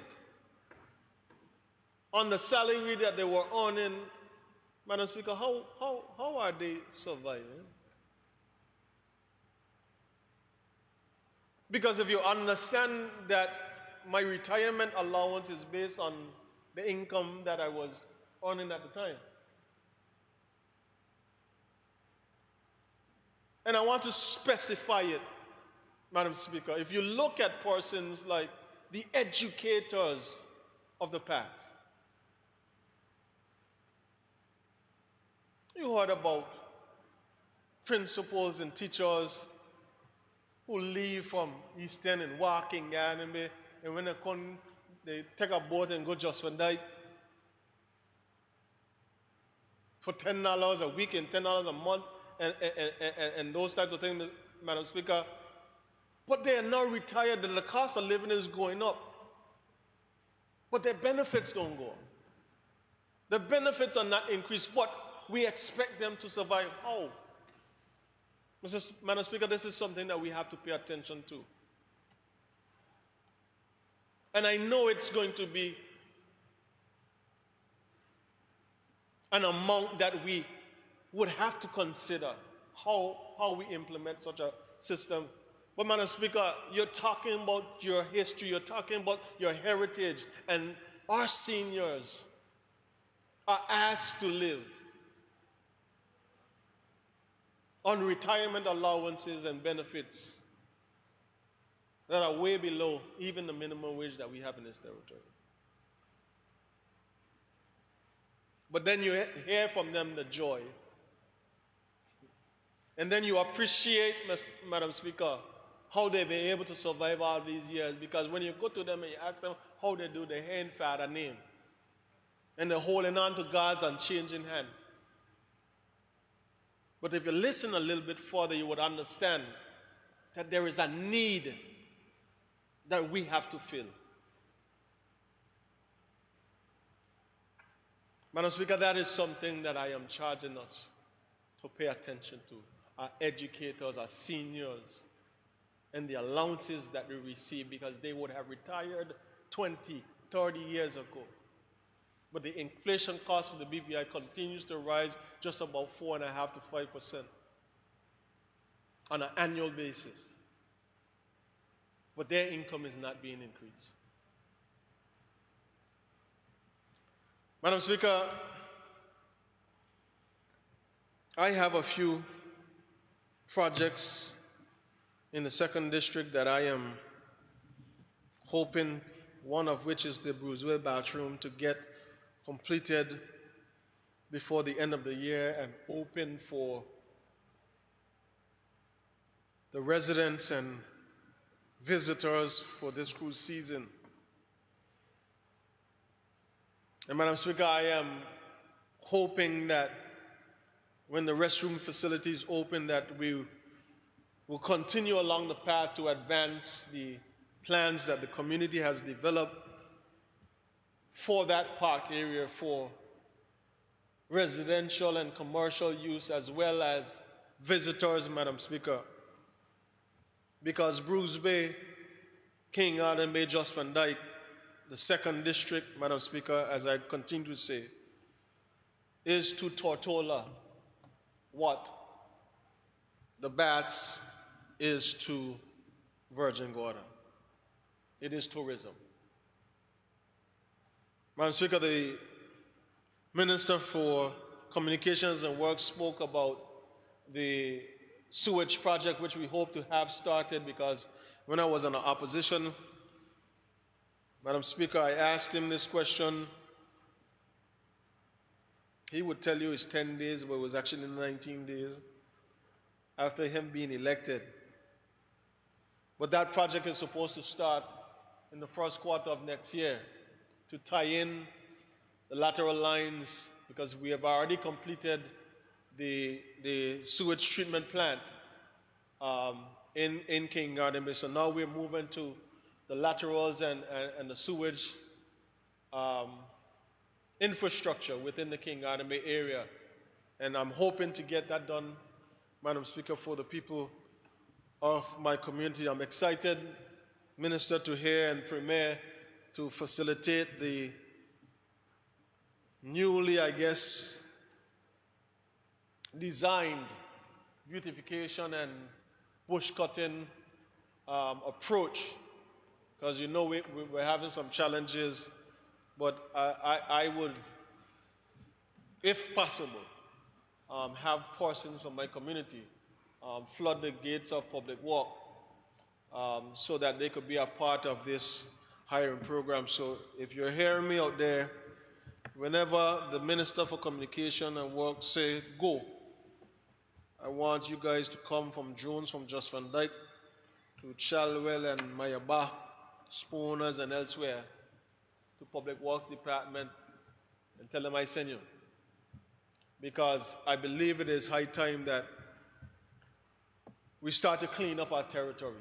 We can't be bringing people to our territory who is not clean if it is not beautiful. But more importantly, you can't be in your house and don't like what you're looking at, Madam Speaker. Madam Speaker, the schools in my district are doing exceptionally well.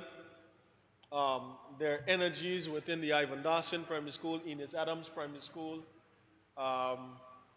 Jos Van Dyke Primary School, which is now having the construction, and I want to thank Mr. Garraway and his team for hiring. Right now we have 6 persons from the island of Jos Van Dyke who are hired and part of that construction project, as well as using the facilities of the personnel in that community, as well as Imagination VI and Montessori, which are also in the 2nd District, and Agape Total Life Academy, Madam Speaker, which are doing phenomenal things for the educating of our children.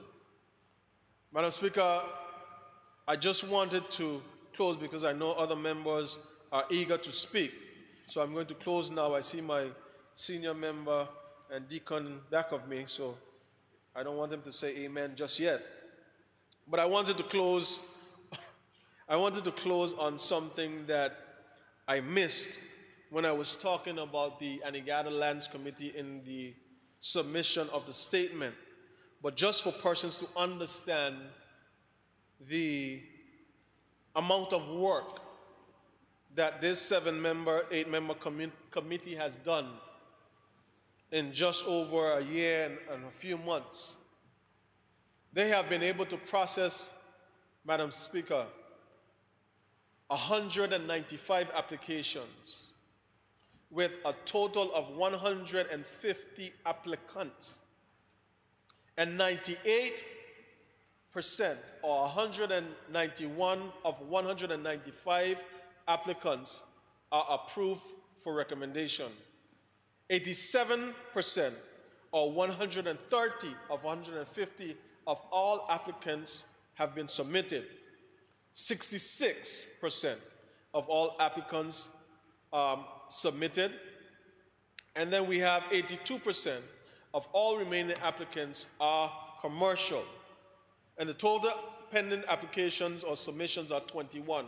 And Madam Speaker, while I speak about that, I have to highlight the public-private partnership of Unite BVI, the HLS Community College, and Dr. Georges and his team, and the Trade Department under the Premier's office for partnering to help the persons in Anegada be able to submit and develop business plans for commercial use. So, Madam Speaker, we have work that is being done by this committee, work that has set the stage to help us with how we address the recommendation B30, which falls under the responsibility of the Ministry of Natural Resources and Labor.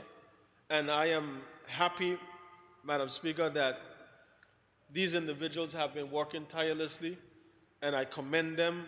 And I also, Madam Speaker, want to ensure that I commend, as I always do, all the young people, despite the negatives and despite the senseless deaths and senseless murders that are taking place. I want to commend and recognize the young people who are continuing to see hope, to see the light at the end of the dark tunnel, and invest in the business and excel in their education and take those risks to be better persons, to become better versions of themselves. And Madam Speaker, while I am here on behalf of my family and the people of the 2nd District, I again extend condolences to the families that have lost loved ones, to those who are bereaved, even those who are in the hospital, and I extend my prayers to them. And I thank you, Madam Speaker. Thank you. I call on the Territorial at-Large Member, Honorable Carvin Malone. Madam Speaker, thank you very much. I am glad for the opportunity for a presentation under this segment of the order paper, because we oft didn't find or didn't have the time to present. But as a territorial at-large representative, I am pleased for, and I had to say this after being quite a while, for the persons that I have been able to touch lives from Anegada to Jocelyn Dyke. First, as the minister, former minister for Health and Social Development, and now as an opposition member. Madam Speaker, the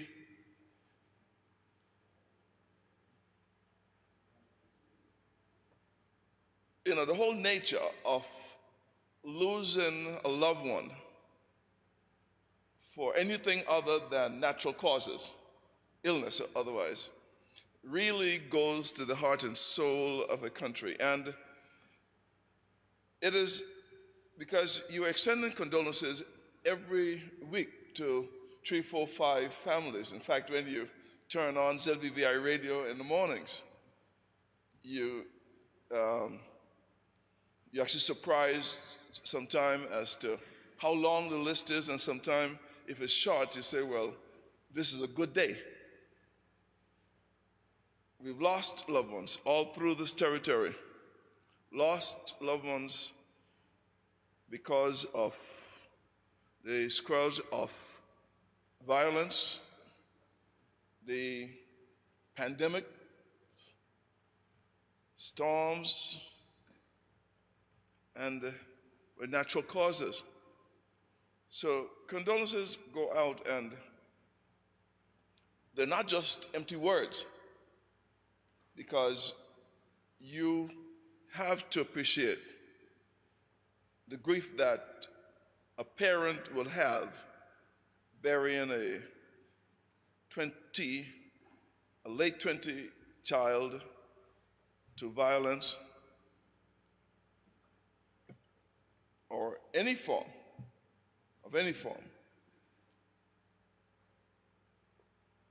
Those who have lost parents and family members and close friends. So, like my other members, we have number of losses, and the condolences go out to all families. Madam Speaker, I promised you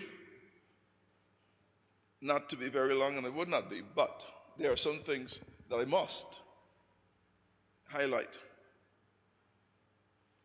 The Minister of Health had to leave early, and he sent his excuses for having to leave early, but I think that the healthcare system throughout the world continue to suffer from the need for additional health services people. It's not just here in the BVI, and I don't want anyone to believe that it's just a BVI issue as it relates to remunerations and packages and so forth. The big world countries are themselves eaten up by higher particular pricing, higher wages and so forth, all of the skills throughout the Caribbean and sometimes from throughout the world. The African nations that I've read now that are exporting their health services to countries like Barbados, and I think that we would have to look not only to Philippines and not only to Cuba and not only to all those areas that we traditionally will get our health services from, because we've had assistance from Guyana and from St. Vincent and from all over the Caribbean. And we have to continue to do this because we will have this requirement. It's a moving population. And Speaker, I would be placing a number of questions, like I did with the Premier, to the Minister of Health so that he can help to highlight some of the successes that the Ministry of Health have had, not only for his short 2 months, but for the period of which the people of the Virgin Islands will need to know. So bear that in mind. Questions are coming. Now, Speaker, from 2017 to date, we have had the floods of 2017. We've had 2 Category 5 hurricanes. We have had the global pandemic. We've had the Ukrainian war, which is reaping havoc throughout the world, because as you look at price of oil and price of services and transportation perils that we have, we in the Virgin Islands are no less than any other country in the world that continue to suffer. But we've also had the issue of a commission of inquiry, and we've had other impediments. I called them at one time cows in the roads, but no more parables. This is what we had. We had all of these issues that we've had to deal with for the past 5 years. And we've had to overcome these on our very own, 99.9%. And Speaker, in the celebration of the USVI Friendship Day, we've had the governor of the USVI basically saying how proud he was of the Virgin Islands, that they themselves have been granted over $10 billion, with a B, $billion to recover from the hurricanes and the pandemics and the particular effects of a Ukrainian war that they did not bring on themselves. And he says that when he comes and he can be entertained, he can be accommodated the way in which he has been accommodated over the weekend.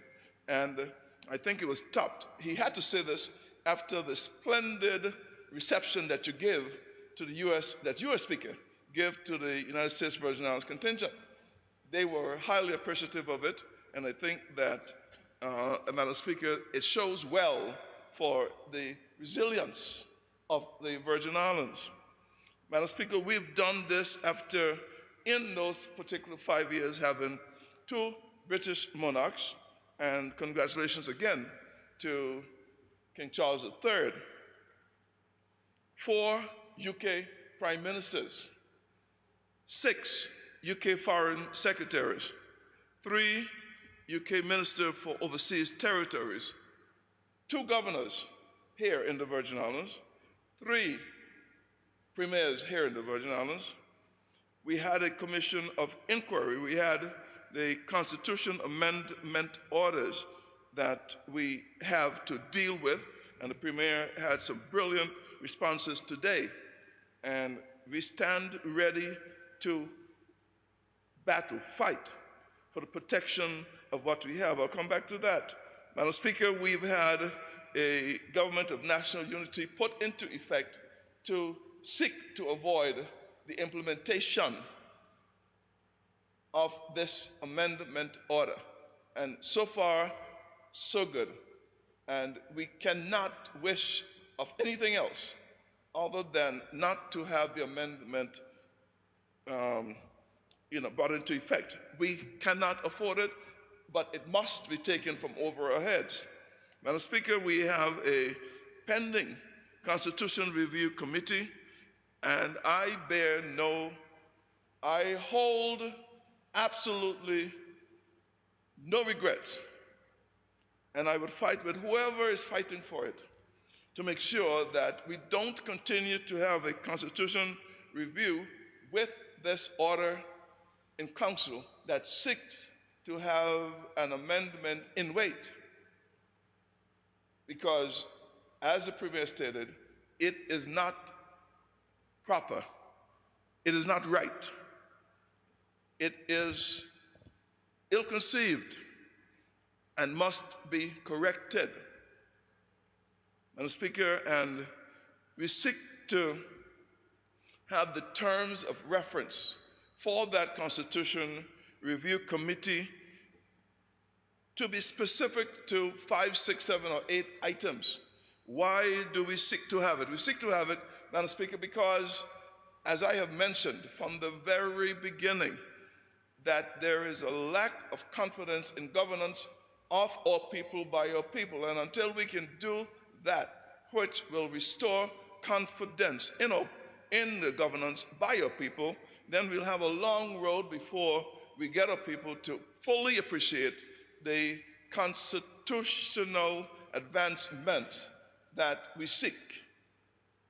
Madam Speaker, since 1962, we have been invited to look through the West Indian Act, as the Premier have oft said, to seek what further political advancement that we could seek. And I've preached this before, and I'm going to preach it even more. Madam Speaker, we have some challenges, because since 1962, 60 years ago, and yet, when the subject of political advancement comes, people look at it in terms of only independence. But of course, it is not just independence. We must be prepared to say whether or not we seek to remain under the very same political status as we have.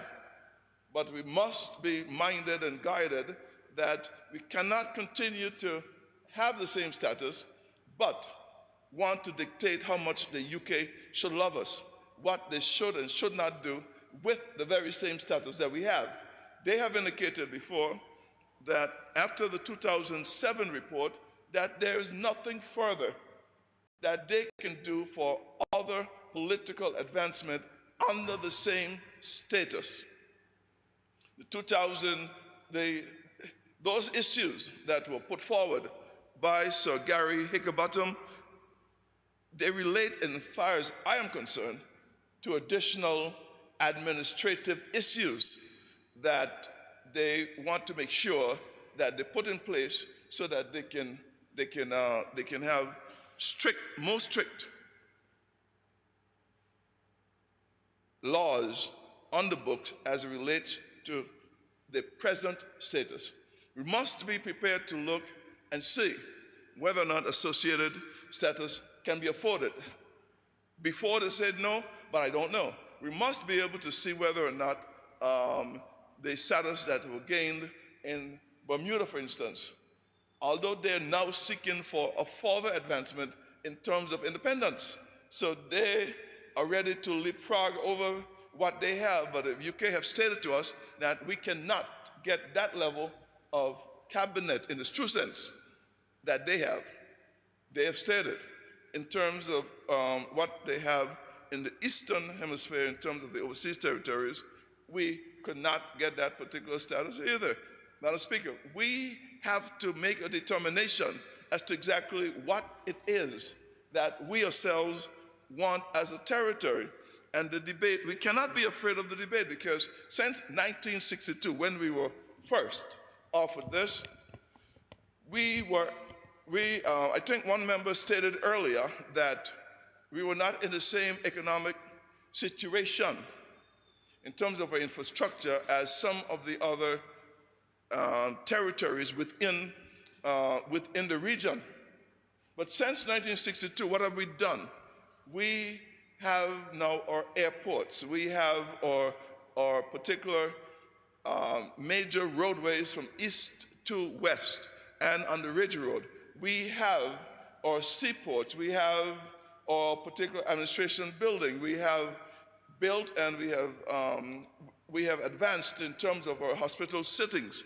We've had to go and do our primary school, extend the primary school beyond the grade 7. We built our secondary schools. We built our colleges. We have free education, primary, secondary, tertiary education. We have our financial services. We developed it some more when the double taxation treaty itself was taken away from us. We have a number of blue economies that we can explore some more. In fact, when we have done so well as a territory for the initiation of all of these, and what we're not doing well is in terms of repairing them and keeping them up to par. But this we must do, and this we will do. We can do this. Madam Speaker, when we look at all that we have come, we are the only people in the Caribbean, in the world, who feel as if we can't do it. When we have storms, when we have pandemics, we get praise by the U.S. Governors, we get praise from CARPHA, from WHO as to how well we handled a pandemic.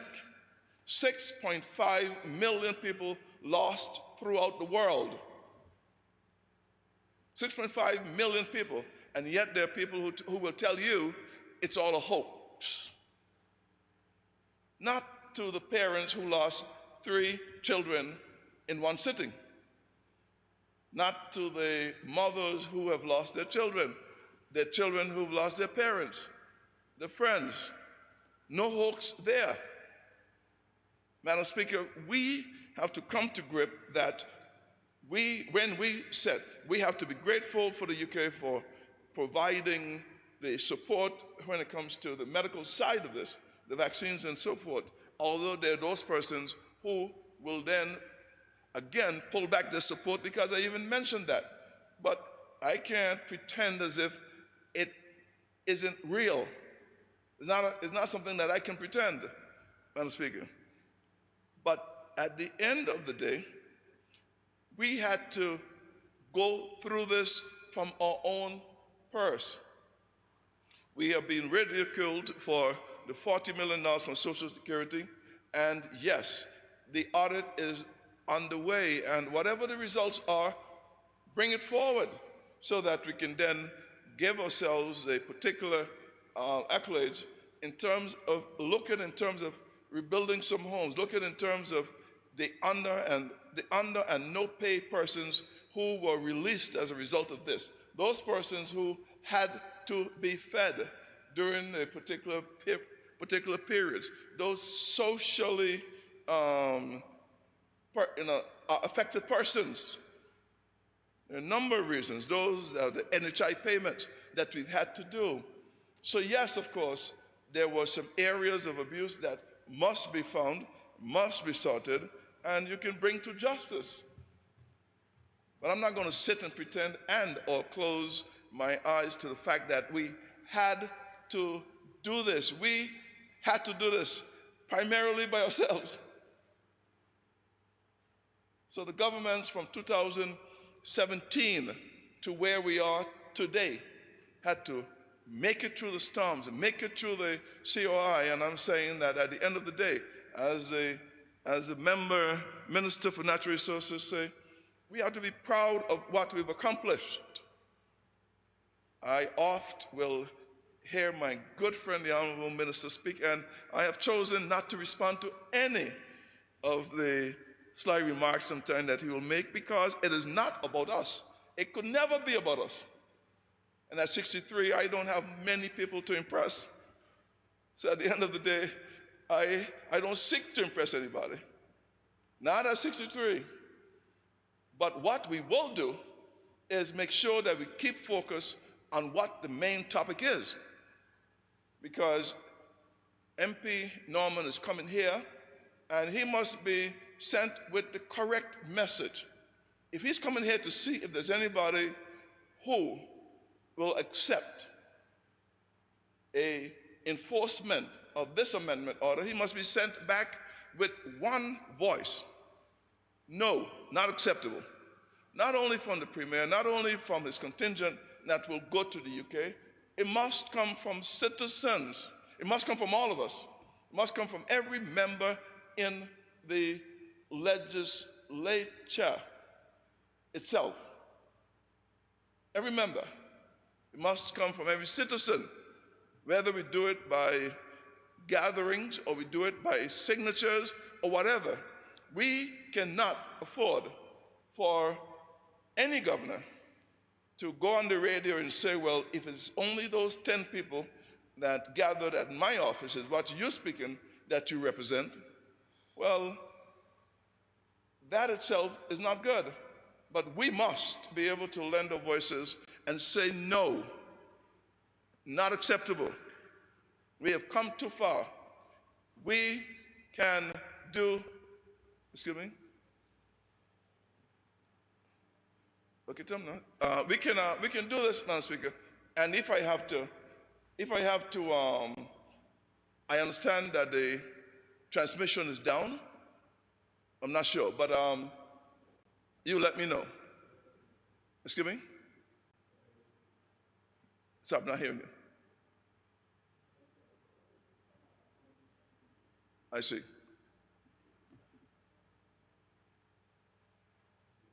I understand you have some technical difficulties. You want me to continue, Madam Speaker, or you would like to see where we are? Are we? You up? Okay, fine. You recording? Okay, good. So, Madam Speaker, won't be much longer. We have to understand as a people where we have come from 1962 to now. Yes, there are issues that we have and must deal with. No one is hiding the fact that we have some missteps that we must take care of. But name me the country that doesn't have the missteps, and some more egregious than us. Name me one of them, and I wouldn't take your word for it. I'll have to Google it and find out. I'll have to go there myself. Speak to the taxi drivers. Because I don't see any without issues. We can handle this. We can do this. We can do this together.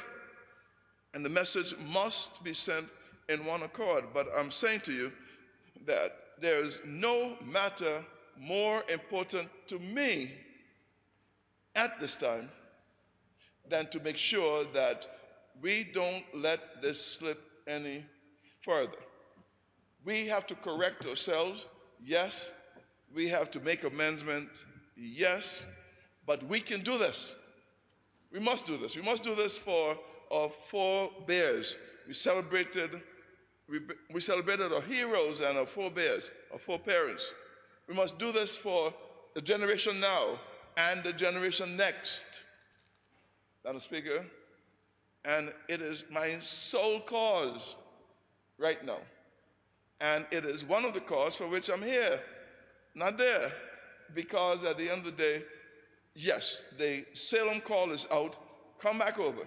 But it doesn't matter which side of the fence that I'm on right now. What I'm saying to you is that the people of the Virgin Islands are demanding that they be kept informed so that they can assist in crafting whatever solutions that we need in order to make this Virgin Islands better. They don't just want to be come and told what you went to sleep, dream about, and then come tell them that they must live. They want to be a part of it. And once we start down that road of constant communication before action, then I will even go in the middle of the floor, left, right, center. Until then, thank you very much, Madam Speaker. Thank you. I call upon the Premier.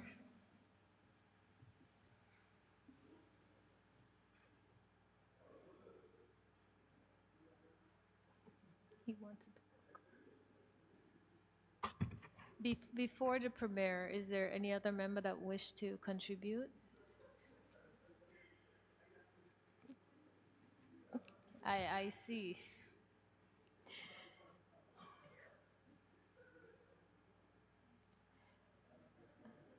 All right. Okay, Minister for Communications and Works.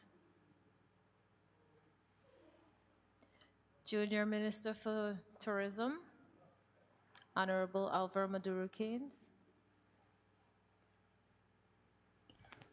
Thank you, Madam Speaker, for allowing me to say these few words, because I'm a woman of few words.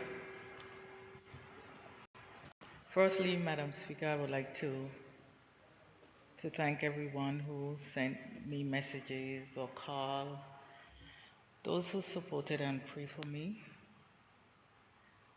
during the passing of my husband, Emmett. Is greatly, your calls and your support has been greatly appreciated. I would like to also express condolences to those who have lost loved ones this week, last week. It is not easy losing a loved one that I know only too well. I would further say to us as a people, and I'm not preaching, especially to those who don't know God, to get to know Him. Get to know Him and truly serve Him in spirit and truth, for He is the author and finisher of our faith. To the people in my people in my district, I always express thanks for having a confidence in me, for electing me for a third time. There are many projects in my district, Madam Speaker, I'm pushing to get started before the year end, which is becoming a bit frustrating for me. What happens if these projects are not started before the end of the year? I lose that money. Then I have to start all over next year begging again, and that should not be. The reps are not responsible for the projects not getting started. And this is something internally we have to look at and change.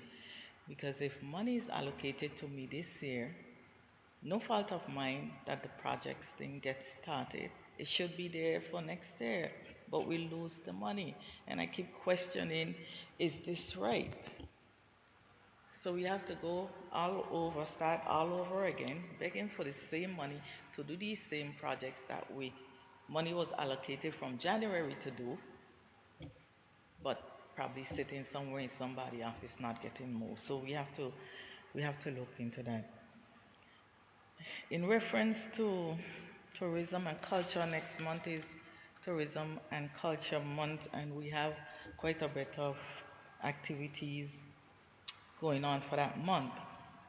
But I must mention the 30th of this month is the Film Commission 30 years of celebration of film in the BVI. They will be hosting 5 short productions by young people in our community, which will be held in UP Cinemax. So I'm asking everyone to come out and support, bring your family. That's on the 30th of October, and support these young people. November 25th, we will revive the Fungi Fest. We're hoping to have 2 visiting bands along with our local bands and the pair pack on November 25th. November 26th and 27th, as everybody know, is the Anegada Lobster Fest. Myself, along as junior minister, along with the tourist board, have sponsored an art competition for children 7 to 12 years. Anegada Lobster Fest from sea to shore. Gifts will be given to the winners and 2 runners-up of this art competition. Madam Speaker, our country is at a crossroad, and I won't say much more concerning what we're going through, but what I will say, where we are now, Madam Speaker, is only God could help us, but He has to see. We want to help ourselves. Fighting against each other is not helping ourselves. And I will close with this, like I have often closed with before. If we as a people forget God, Satan will rule. And if we as a people forget God, this nation is doomed. Thank you, Madam Speaker.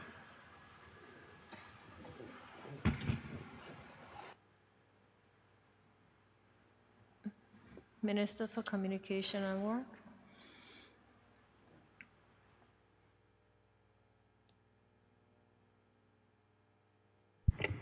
Thank you, Madam Speaker. I realize, Madam Speaker, that you're a bit tired, and I know we have been here most of the day, so I wouldn't be as long as Madam Speaker, but I just want to acknowledge, as I mentioned earlier, those families that has lost loved ones since you were last here. The number is so long, Madam Speaker, that if I start calling names, I know I'll leave someone out. But I just want to offer sincere condolences to those families that are grieving. Loss is never an easy thing to go through. And as I just heard the pain in my colleague's voice, as she herself is in the grieving stages, I ask that we consider prayers for her and everyone else who are in need of it at this time. Madam Speaker, I know we're a small community as well, and we have quite a few persons that are sick and that are shut in. I was happy and pleased to see that now the hospital visiting hours have resumed pre-COVID.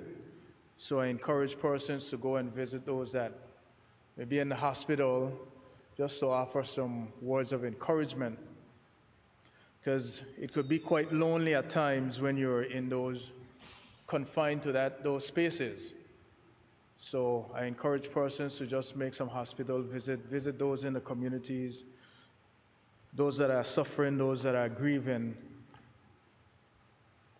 as they go through these times. Madam Speaker, as we talk about death, we went through some heinous crime over the past weekend. And, this is not a place where we tolerate that kind of behavior. Madam Speaker, it's so sad to see that persons are so reckless that they would go and do such a thing amongst a crowd of people. I mean, there are other means of fixing your situations or your problems. I remember back in the day when I was growing up, we would fight, fist fight. and right after you make up and you see each other, and it's like, you just know you went home with some wounds, some blows, but you're still here to fight another day. And Madam Speaker, I think we should try to encourage that. I know where there's life, there's hope. So I'm hoping that after seeing the tragedy that we go through, and it affects us all as a community. We're a tourist destination, we're a community, family-oriented community, and to see that that phase within the community, it is not a good place to be living, Madam Speaker. So I discourage persons from taking that sort of approach to settle any kind of score. And I hope that the police would capture those criminals and get them off the streets. So for those that were in the area, whatever means of getting there and leaving there, we hope that whoever saw something would be able to say something to the police so that we could get those criminals off the street. And it's sad to know that you bury someone from such a heinous act. And again, I offer my condolences to those families. Madam Speaker, as I stand here, I said I'll be rather brief, but I just want to acknowledge the Honorable Premier, Honorable Dr. Natalio Whitley. So, Speaker, we can stand here in this house today, sit here in this house today, because of his leadership. We all knew what took place on the 29th of April, the 28th of April, days after we saw the recommendation from the COI. Persons gathered to march so that we could save our Constitution, so there will be no suspension. And Madam Speaker, we forget quickly.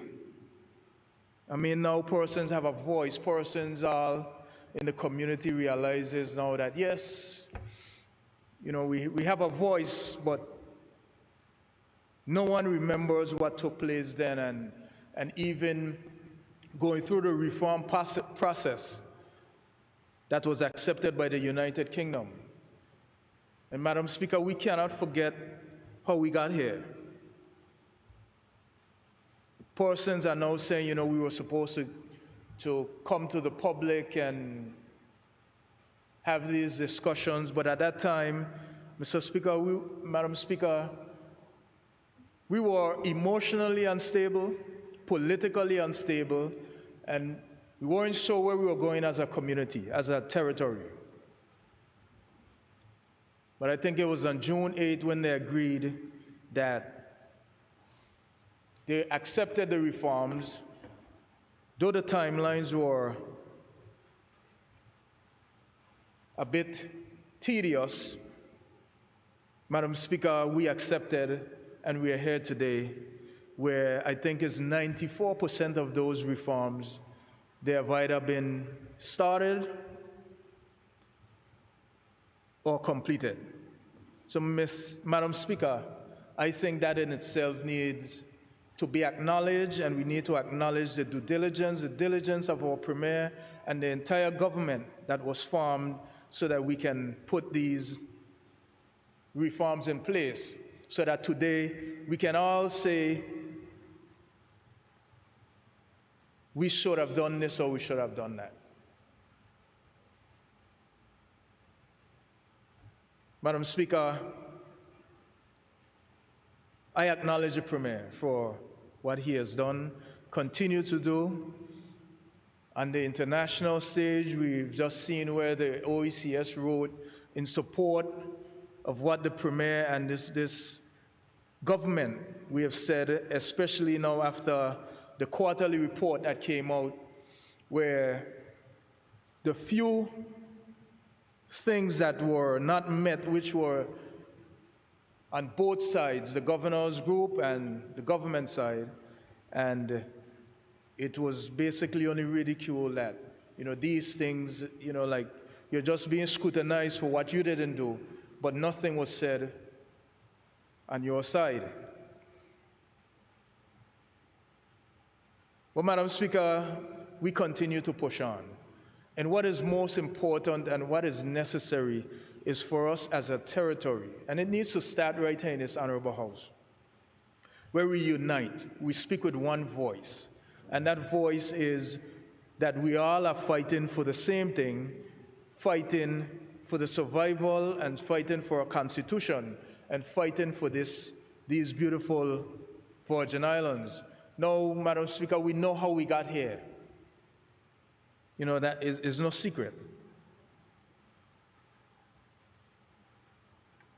But we have committed to put this territory on the right trajectory. And we need everyone's support in terms of getting there. We see what is happening within the community, Madam Speaker. And, I want to move quickly into the fact that we are seeing now also where public officers are being charged criminally. Madam Speaker, I was a public officer, and I know there's the Public Service Commission where you would first go there and they would decide on what is to take place. But we are seeing now public officers going straight to be arrested and charged. And, Madam Speaker, there is now this trepidation within the government. And it's very difficult right now as even ministers to get anything achieved based on what is happening with public officers who are doing their jobs. Madam Speaker, we need to look at this closely. We cannot just be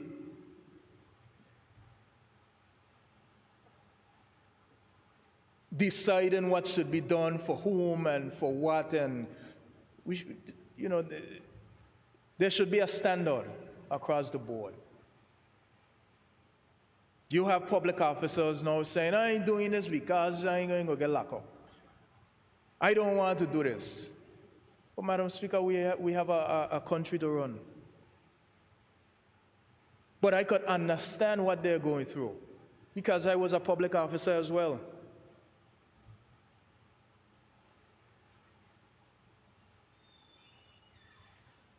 And I hope that those processes were followed, because going through the public service, the general orders, it tells you if you have an issue, whether you did something wrong, you would get whether a suspension or something on your record. But to take somebody straight to the courthouse, I think something is wrong there, Madam Speaker. And, I asked the Premier to look into that and give a report so that persons could understand what is happening and what is so vile that you would go straight to that point.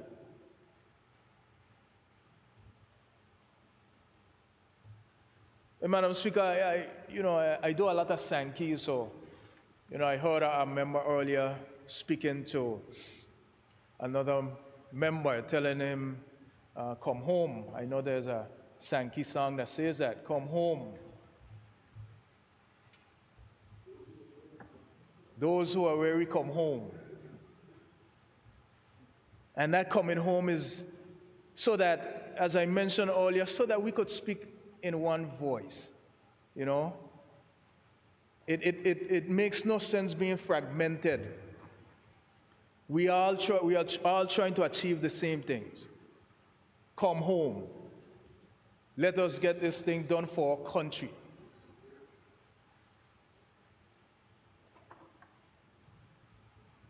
I'm not going to delve too far into it because, the member is watching me full in my face and I ain't want him to throw me off while I speak.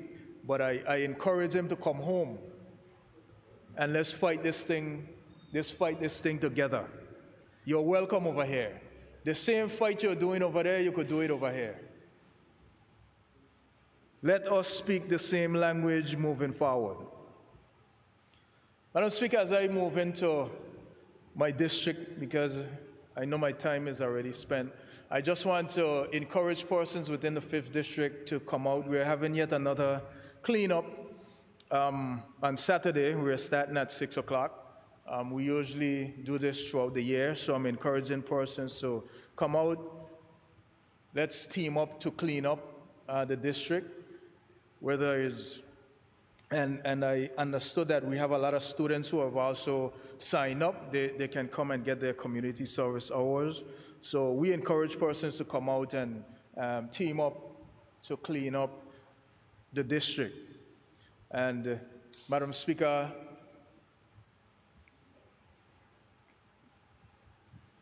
Mr. Speaker, we switched so quickly, I gotta keep looking and make sure that who is up there.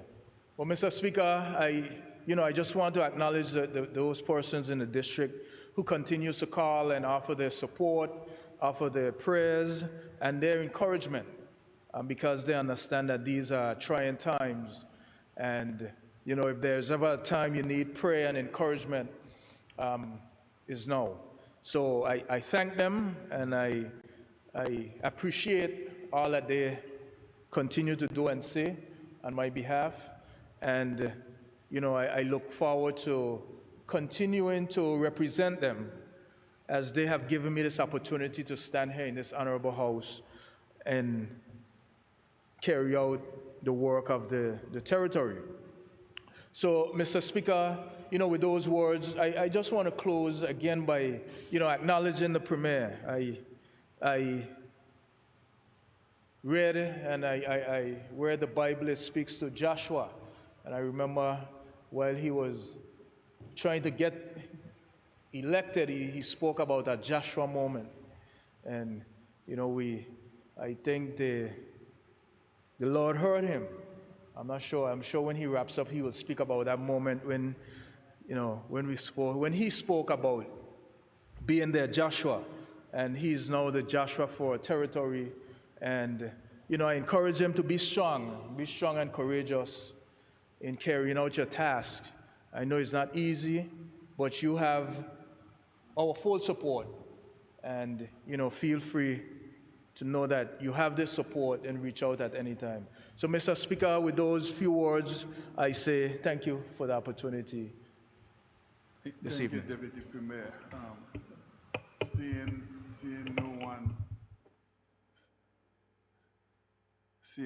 no one is the Speaker, I'll call.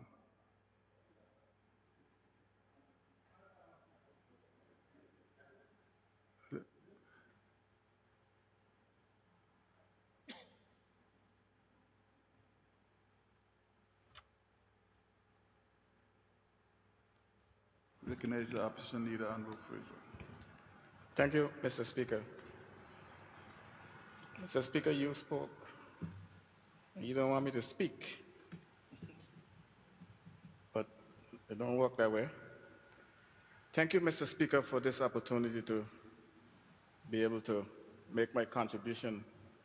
It's been a while since we had the privilege to do some other business, so bear with me. Mr. Speaker, over the last few weeks, I've attended a funeral of Mr. Leonard Linton, resident in Hannah's, longtime resident. I paid my respect to the family, and I want to now again express my condolence to their family on his passing. Sunday past, I did a memorial for Palmer Brown, a long-time resident of the BVI and a resident of Manuel here in the 3rd District. Again, I want to extend my condolence to the family again. And her husband, Danny, Brown is in the hospital. He isn't doing as well as we would hope. And I want to wish him God's richest blessing and some form of recovery. But more than anything else, Madam Speaker, is last evening. Last evening, I've got a flash, and it says that, as a matter of fact, I heard my wife talking to someone, and she mentioned, oh, the person lives in Parkwood Pond, and asking a question or were they ill or something like that, but never said another word. And the rule is that you don't go around talking about anyone's passing until you confirm. So you don't tell anybody until it's confirmed, because things have a way of getting around. And the last thing you want to do is to spread news of someone's passing, and it's not true. It's not so.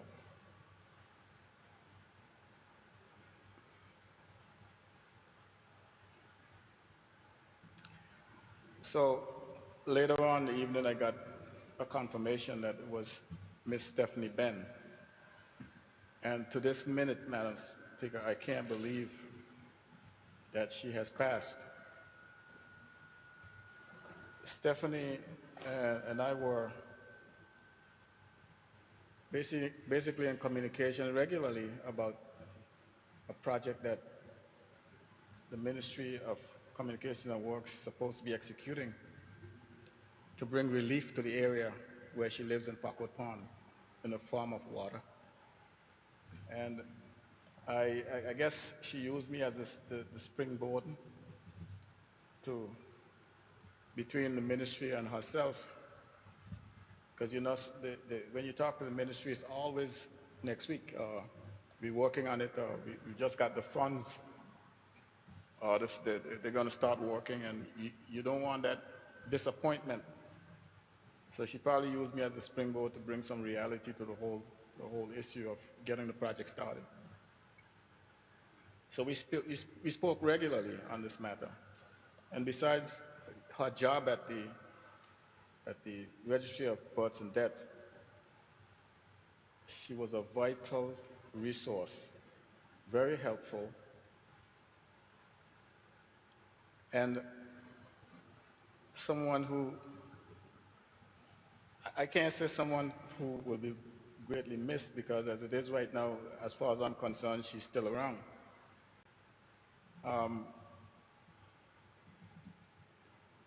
Yesterday, this morning, my wife said to me that, she says, Stephanie, it was she who Stephanie first came to when she was looking for work in the government. And she said to her to bring her resume, and she will pass it on. And she said she gave it to the deputy governor, and in quite a short period, she had gotten the job at the government. I didn't realize that they had that relationship. But I want to stand here this evening, Madam Speaker, and say to her husband, Mr. Ben, I don't know, even though I've had people close to me pass, I want to say to him that I don't know what it's like to lose someone, lose your wife, lose someone that close to you. And I don't know, especially when it's not expected. You know, there are so many people who have passed, Madam Speaker, and their death is kind of imminent. After a while, you can tell that they're going to pass. But I don't know what to say in his case, but to pray and lean on his family, lean on her family for support. Unbelievable, but it's real.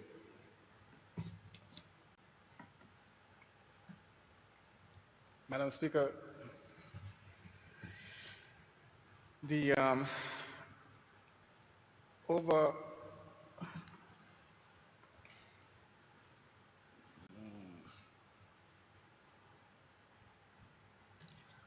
I don't think that we've had the opportunity, Madam Speaker, to say anything regarding the the funeral of Louis Walters, Honorable Louis Walters.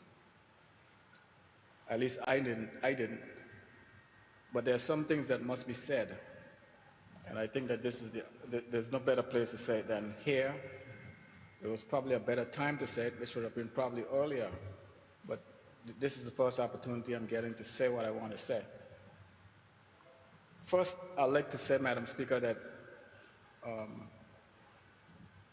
the Royal Virgin Islands Police Force, I want to commend them for the part they played. I watched them as they performed their duty, and I am sure that they didn't get any honorarium for it or any additional funds. And they executed, in my eyes, they executed their duties flawlessly and with a commitment to a purpose. So I want to commend them for the service that they rendered. It made me feel as if Mr. Walters was cared for, and all the attention that was necessary to be paid to details were paid. Madam Speaker, the organizers, I want to tell them thanks for the work that they've done and the service they've rendered. I have issues with what took place, and Madam Speaker, of course, you and the staff of the House of Assembly must be commended for what you've done. But I have issues, Madam Speaker, and I think that this probably is not the right place to air those issues because it's not going to render any results. But it is with us that those things have to be rendered or fixed. I'm not at all in favor, Madam Speaker, of anyone other than the members of the House of Assembly and the House of Assembly making arrangements for anyone in the House of Assembly for anything that the members of the House of Assembly does or do. I think that we need to get our act together and start bringing home those things that are ours. If it requires expansion of staff, then that's what we should be doing. Because everyone else, whenever we bring a budget here, there's a new statutory body being created. There's a new department being expanded. And we are here suffering for lack of resources. But we need to bring home our services, Madam Speaker, and you, as Speaker of the House of Assembly, should ensure that all the things that pertains to members, whether it's a funeral or whether it's whatever it might be, few members' benefits, policies, you, Madam Speaker, protocol, I expect to lead that charge, whether it comes through the Privileges Committee or what of the House, which is a standing select committee of the House of Assembly. We need to step up our game, Madam Speaker. And I would always say, and I'll say it now, that this House of Assembly needs to go statutory. We need to establish our independence in full, not just walking around saying that we are an equal branch of government and leave it as that. And for a member of the House to travel, he has to get permission from someone else. I find that to be unacceptable. Of course, it's been accepted for 50 years, but that doesn't mean it's right, Madam Speaker. It doesn't mean it's right. This is the 21st century, and people like you, Madam Speaker, young, looking towards the next century, the 22nd century. You should not take this House into the 22nd century looking the way it looks, Madam Speaker. You should be taking it in looking like something different, totally different. And those are the steps that has to be taken in order to do that.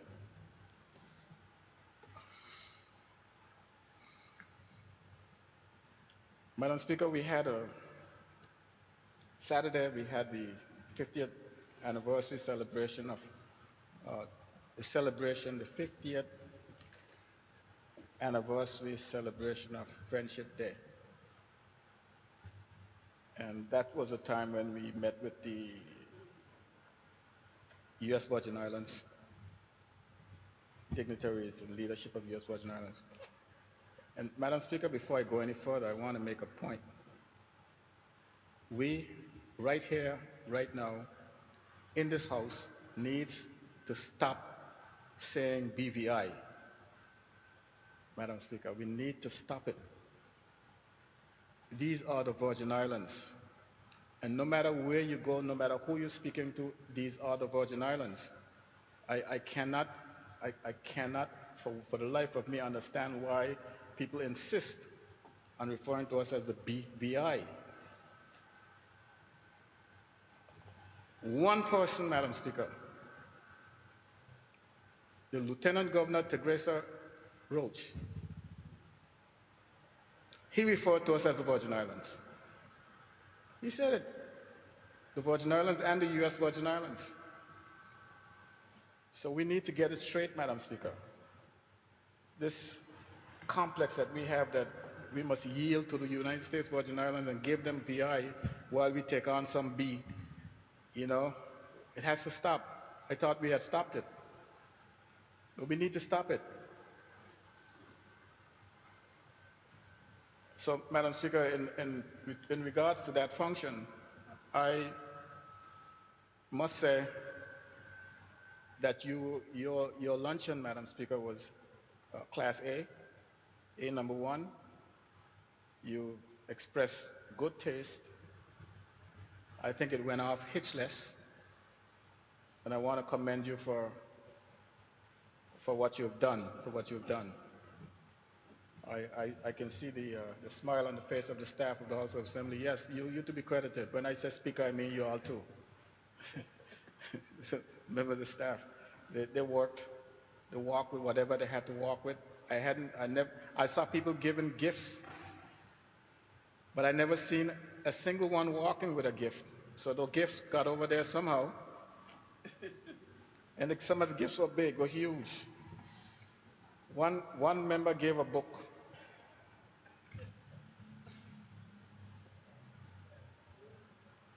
It said the book was Pass It On. That was small. I guess that came from the ministry. I don't know if that came from the House of Assembly.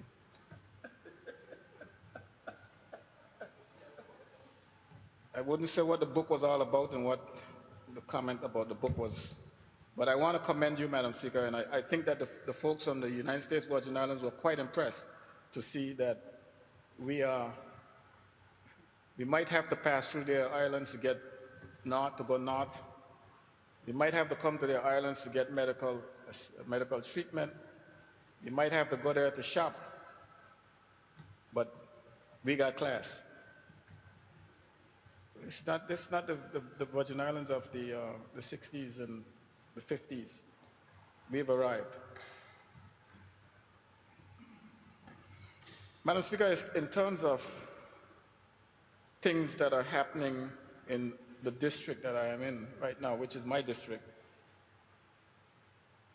the government has a lot of work to do. I think, you know, very soon, not too long from now, you're going to hear people out there campaigning. And the campaigns are going to be like this. The roads, we need to fix our roads. Problems with water. For days you don't have, well, not for days, but some days you don't have water. Sewage running on the street. Or schools. Or kids go to school and they don't have, all the teachers don't have the equipment and all the supplies. They're going to start talking about health care. You go to the hospital and people are laying in the corridors. Or you have to take everything to the hospital for your loved ones, whether it's Pampers or wipes and all the rest of it. You got to take all that stuff. They tell you bring whatever you have to bring. And I'm going like, duh. If only government would maintain these things, you wouldn't be talking about them. We've already done that. We build the roads already. We build schools. We build hospitals. And you're coming now in the 21st century, quarter of the way into the 21st century, telling me about roads and schools and hospitals. No, you got to come with something better. Why don't you just talk about something that's out of the box? If only government would maintain these things, it would not be a conversation. We got Ellis Thomas Downs. Somebody built that thing. Somebody built the grandstand. Somebody built the running surface. You should have seen that thing before Hurricane Irma. But yet somebody's going to come and look to run for public office, and that's going to be their platform. Something that was already done. The softball field. You want to see the softball field in Seacoast Bay? My goodness. We used to maintain the bathrooms and the dugouts and the playing surface. You want to see it now? But somebody's going to come, and that's going to be on their platform. We've done that. I've been there. If only government would maintain these things, it would not be something to talk about. People would be able to talk about something different, and it would be something futuristic and out of the box. Yeah, you want to run for public office? Tell me you're going to build an international airport. Tell the people that. I'm going to build an international airport and stand by it. If you don't do it, when the time comes for re-election, you'll be on the street, you're out. I'm not going to talk about roads, because the roads, when you come into office, you're going to fix the roads, and by the time you leave, they're going to be just the way they are now. Ask a member for the 6th. She's had roads in her district you could eat from. But they were so nice. But what happened to the roads? Community centers. We built community centers. And now she's talking about someone sleeping in the community center or some office that she has and all. Why? It's not our fault. It's the government's fault. Governments would not maintain the properties, would not maintain the facilities. All the monies that they got, they still would not do what they're supposed to do right. So when you come into office, talk about something futuristic. That's what the 21st century is supposed to bring. Not old ideas, new ideas. As we were talking to the folks in from St. Thomas, start looking around. We go there and we talk about how all 4 parents fish using a sloop. Someone gave a present of a sloop. Was it you, Premier? Yes, the Deputy Premier, he gave a sloop. I don't even know if you know what it's all about, but his grandfather told me a story one time. I didn't believe him. His grandfather told me they had a boat faster than my father's boat. I tell him no. He said no. You no respect. He told me about they had a boat faster than my father's boat. I said no. The only boat could have beat my father's boat was a Pilgrim. That's on a good day, because that had a deck. We didn't have a deck, so that's on a good day. So, Madam Chair, we are, Madam Speaker, in order to get to St. Thomas, we still have to take a boat to go to St. Thomas. Why doesn't a group come in here, want to come into this House of Assembly? Why don't they come with an idea of building a bridge to St. Thomas? Build a bridge. I've seen. You go to China, you see bridges that run from here to Puerto Rico. The federal government build it and we'll accept it. Build an international airport so that we don't have to take a boat to St. Thomas to go to New York or Boston or wherever in the North America area. So, Madam Speaker, we need to talk about things that are futuristic.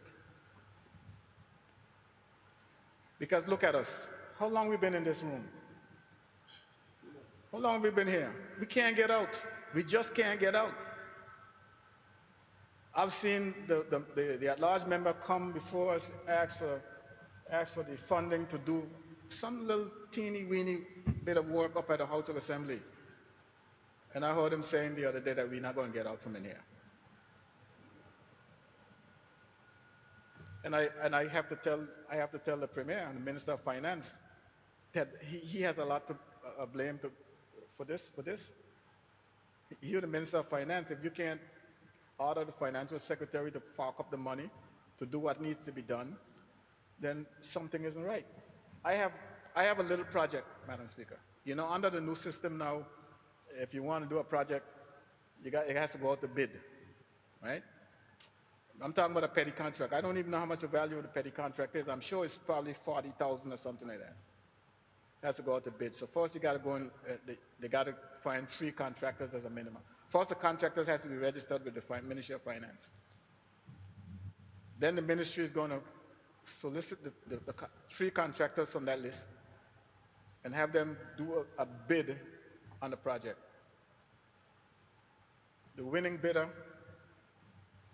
gets a contract. The ministries draw up the contract, and Public Works, between them and Public Works, draw up the contract. And the contractor goes to work, ostensibly goes to work. For 2 weeks, Madam Speaker, it's been announced in a community setting that the contractor is going to start the project the day after the holiday just passed,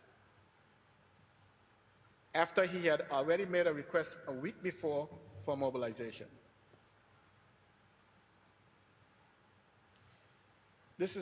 We are now into our 2nd week, and he can't start because he can't get the mobilization. Only God could help us now to see if we get mobilization for next week. The contractor. And how much money could we be talking about on a small project like that for mobilization? And I know, Madam Speaker, I'm not asking, I know that it is a distinct possibility that this contractor is not going to get paid for that project till next year. Because as you heard, the member for the 6th District got up and said how the money doesn't roll over, you lose it. Even if he finished this project somewhere if he doesn't finish this project in November, and if he finishes it in November, it's a gamble that he would not get paid or would be paid in December. So something is wrong, but no one is paying attention to it, Madam Speaker. Something is wrong, but no one is paying attention to it. For all the monies that come into this House of Assembly that we put into budgets, and it never gets spent. Somebody is playing games with us, Madam Speaker. They're playing games with us. They put the money on paper, but you can't get it out of the Treasury.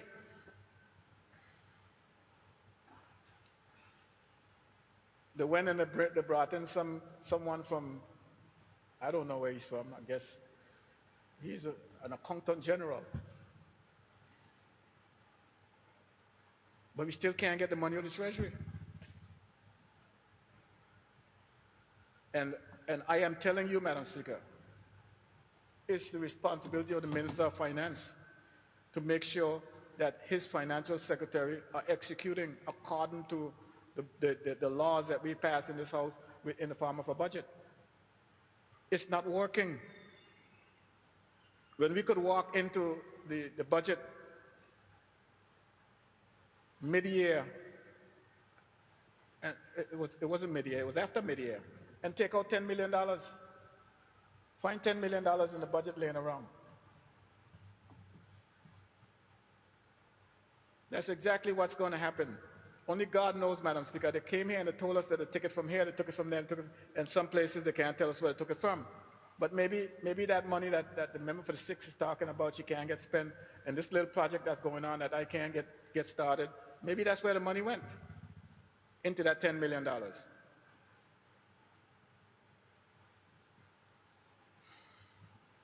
Madam Speaker, I told the government that these things that I'm saying that they're not paying attention to is going to come back and bite them. I'm not going to tell you it's going to bite you, but it's going to bite you. Pay attention, Madam Speaker. These little things that I'm talking about, pay attention. Because I know you're gonna come into my district campaigning, and you're gonna tell the people, oh, we're gonna fix the roads, look at the roads. Oh yeah, that ain't worked for 20 years. Don't try it now. It's not my road, it's your road. Look into my district and see if I have any money in my district to spend for anything. I don't build roads. I advocate for them. Water. When people can't get water 24 hours a day, they should at least get it 12 hours a day. And when they don't get it 12 hours a day, they should at least get it every day. If that ain't happening, Madam Speaker, it's going back to the government. So pay attention, Madam Speaker. People need to pay attention. These are not idle words that I speak. I'm speaking from experience.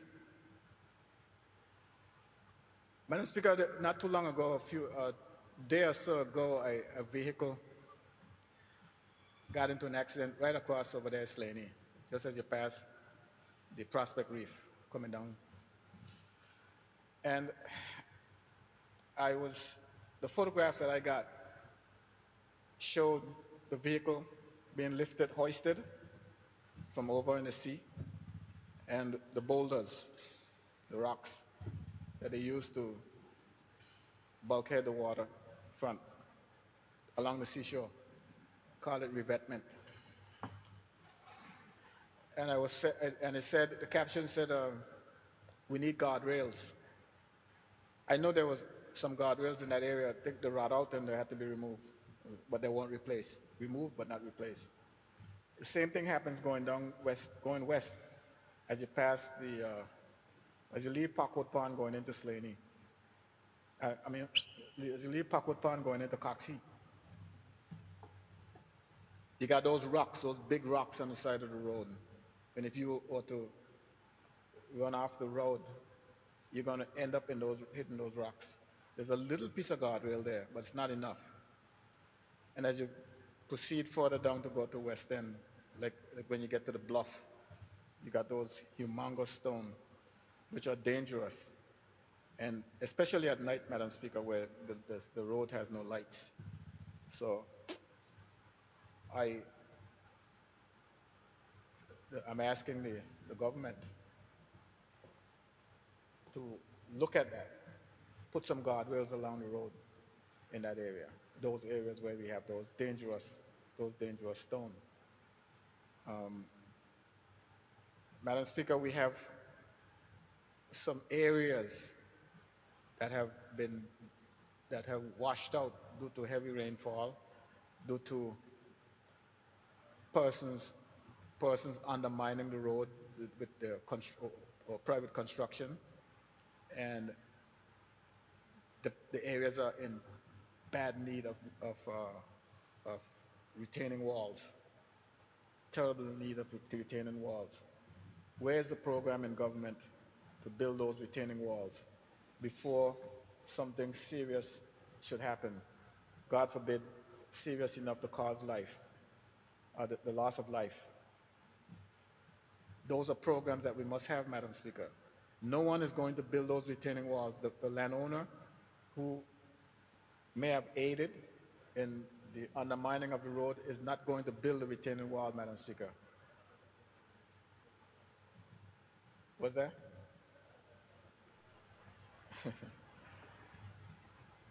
Madam Speaker, we have those situations that exist, and we need to have remedies for them. There was a retaining wall that fell down a few weeks ago. It's still laying in the road. The retaining wall is laying in the road, taking up an entire lane on a narrow road. And I personally, I can't do what I used to do in the past, which was go and take the wall up. I have no those kind of licenses that you would take, you no longer have that kind of privilege to do that. So the government, again, I don't see any other option but government going and taking the wall up, Madam Speaker. I think the owner of the wall may have, by this time, approached everyone. Of course, I was approached. I was there. I posted a video on it. I talked to the minister. It's right next door to his office. But as it is right now, I haven't heard anything from the government. I haven't seen anything happen. But it can't stay there. It has to be taken up. And those are the kind of issues that we have, Madam Speaker. Issues that I am convinced, I am sure,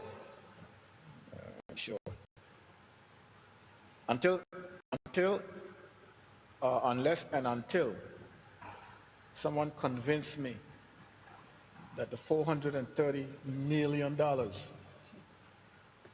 that we budget for in this House is being spent. As a matter of fact, Madam Speaker, some nights ago, the Premier had a meeting down in Seacoast Bay, and I said that the government of the day collects somewhere around $180 million, $170 to $180 million from financial services, and the Premier quickly reminded me that it's $202 million. So we're not doing bad. We just need to do a reset and make sure that those monies are going right in places where we can see them. Right now, I can't see where the monies are going. I just can't see it. I'm sorry. You try to convince me where the monies that we have in our treasury, where it goes, but I'm not convinced that we're doing the right thing with it. It was said earlier, Madam Speaker, by other speakers that Minister Norman is coming to visit us. You know, Madam Speaker, it's a really funny thing. It's a really funny thing.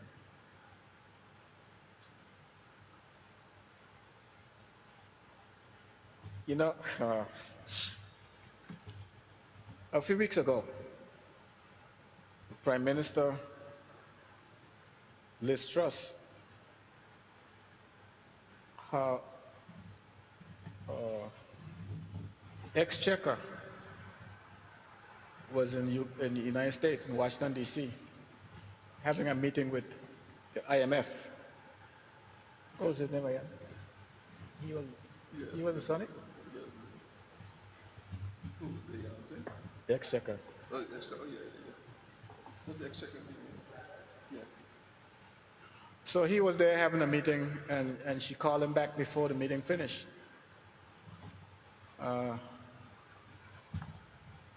And summarily sacked him for a policy that they all got together and drummed up. And poor fellow, he was the one who presented it in the House of Commons, and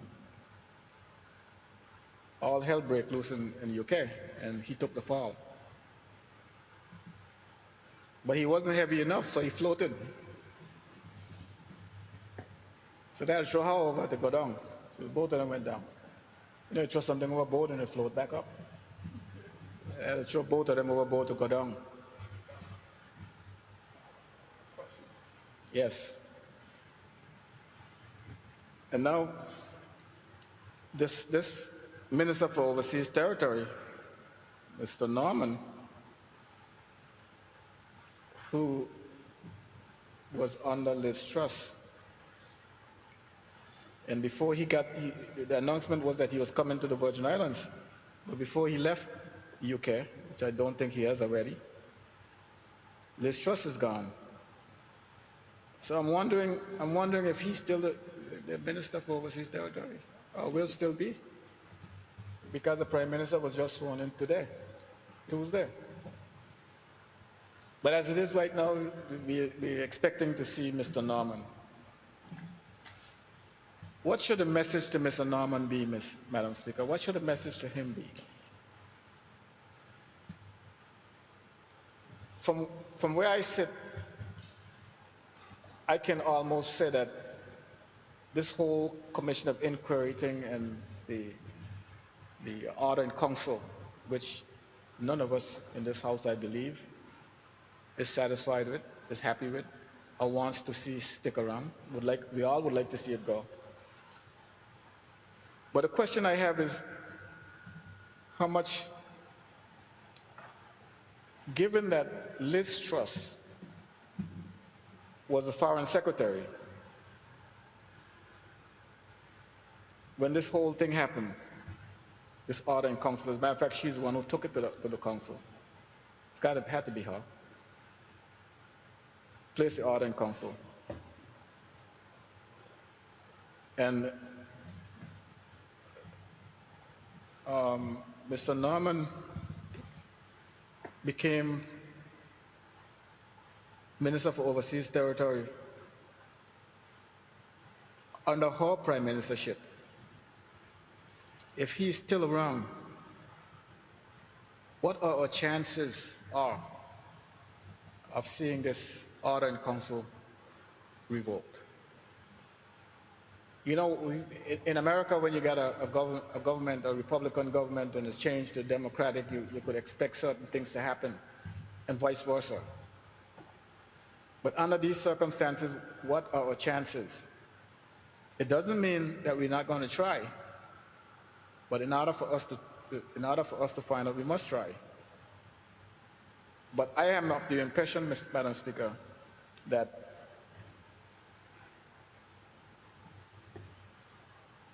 it's 6 of one, half dozen of the other. It's got to be the number one pressing thing on our minds right now. The reforms, I think that wheel is in motion, except for a snag or two, which can be addressed. This whole issue about tender waivers, I mean, that's an act of the government that can be addressed and should be addressed, like they've done everything else. This government didn't hesitate, Madam Speaker, to withdraw from the members of the House of Assembly the district allocation. It didn't hesitate one day. So as far as the tender waiving is concerned, I have no sympathy for that. Unless it's an unusual circumstance. All the other things, this government, Madam Speaker, didn't hesitate 1 minute to bring before this Honorable House all the conditions in the constitutional review that were given to it by the governor. So the UK has no argument whatsoever about the reform and their implementation. I have no reason to believe, I have no evidence to prove otherwise, that the government is executing those reforms. Like I said, if their complaint is that the tender wavering is still going on, I have no sympathy for the government with that. Stop it. And if you could find a real compelling reason for it, then go ahead, do it. So I am not going to be one of those who's going to say, like, out on the street, Madam Speaker, I don't know what is it about people in the Virgin Islands. You know, they talk about having a mentality like, you know, a guy goes up on the roof, you help him get up on the ladder, you hold the ladder for the guy. He goes up on the roof. Now it's your turn to come up on the roof. That guy pulled the ladder up on the roof. As soon as you turn your back to go get the rope, he pulled the ladder up on the roof. All you could do is look up and see him up on the roof. And that's how we are behaving. There are people who are telling me, Madam Speaker, that the order in council should stay. And I'm like, why? Well, what guarantee they would have that the government implements the reform? I mean, like, which one of those reforms you don't want to implement, Premier? You told somebody you don't want to implement them, why they have doubts that you're going to implement them? I don't think so. All the train is in motion. No one intends to stop it. They will be implemented. But they want them done yesterday. But as a member for the at-large member here to my left, at-large member stated that the number one priority is to get that order in council removed, revoked, so that the government could function like a normal government, do their job, instead of functioning under duress. They will try not to admit to it, but they are functioning under duress. So, Madam Speaker, I expect that whatever conversations are being had with the minister when he comes,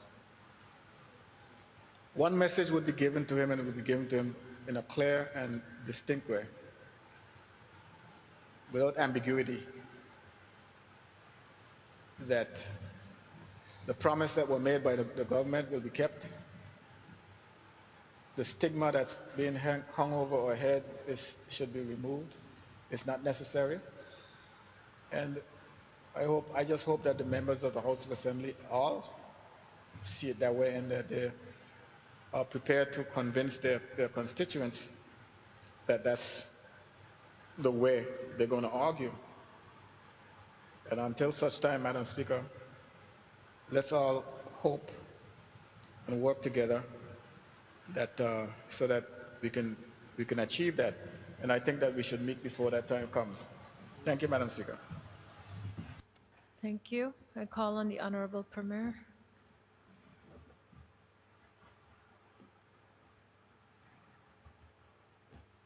Thank you, Madam Speaker. Madam Speaker, it's about 10:30, and I see the sleep in your eyes. And Madam Speaker, I'm actually a little surprised we're still here at this time. I thought the members, after a long day, would have wanted to go home. And that might have been an unrealistic expectation, Madam Speaker, considering the fact that we haven't had any other business in some time. But as the Premier, I have, many opportunities to speak to the public. So certainly I'm not going to keep persons here long. But, we have members as well who use these opportunities to be able to say some things that perhaps maybe they don't have the opportunity to say. But considering the fact that the night is fast spent, I will be efficient with my words. Madam Speaker, firstly, I just want to reiterate what a difficult time it has been for our people. It's been a difficult time for our people. The news of Stephanie Ben's passing feels like another blow to us here in the Virgin Islands. Stephanie was such a wonderful professional. When you go to the passport office, what comes to mind is excellence. Excellence when she comes to present before Standing Finance. Excellence when you see the uniforms and when you see the processes and procedures they put in place. Excellence. What a tremendous loss for the public service. What a tremendous loss for the community. What a beautiful soul. And we'll certainly miss her. And again, I send condolences on behalf of my family and Of course, I'm sure we all concur with that. And Madam Speaker, so many other persons have lost loved ones. And like others, it's quite difficult to go down the list because of course you may miss someone. Of course, I've mentioned before and I'll mention again the tragic shooting. Madam Speaker, I was in my constituency. In fact, I was having a meeting in my office. And my office is right next door to the bar where the shooting took place. And I was in my office at the time, and we heard the noise and later figured out that what we heard was gunshots. And when we walked outside of the office, we saw the big crowd. And you saw dozens of people in full view of lifeless bodies on the ground. And Madam Speaker, I went across and I looked, and I saw someone who I had just spoken to earlier in the day, saying, I want you to help me get a job at solid waste or public works.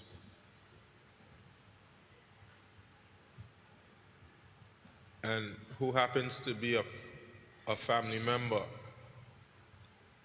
someone who just buried his grandmother, someone who fathered a child whose mother passed away some months ago. Now that child does not have a father or mother. Then I later found out that the other gentleman who was shot and killed is also a cousin of mine. And Madam Speaker, these things are hard to swallow in the Virgin Islands, a close-knit community. We all related. We all know each other. One road takes you everywhere. And so all of our security is threatened. And I have to say to you, Madam Speaker, that it behooves us to walk together. We have to walk together to confront all the challenges that we face in this community, including crime. Crime is a challenge, but we have so many other challenges, Madam Speaker. And I went to the movies and I had the opportunity to watch, I believe it's called A Woman King. Speaking about the kingdom of Dahomey and the slave trade in West Africa.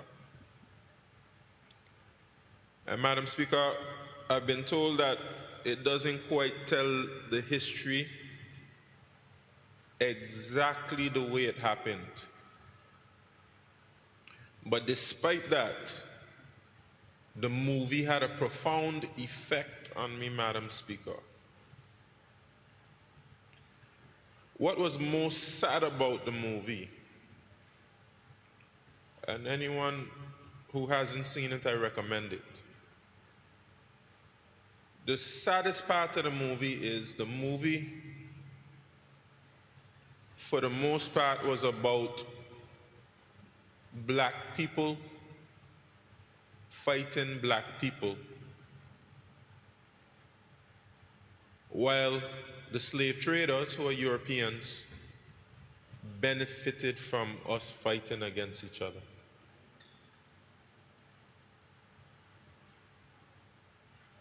You had Africans going and capturing other Africans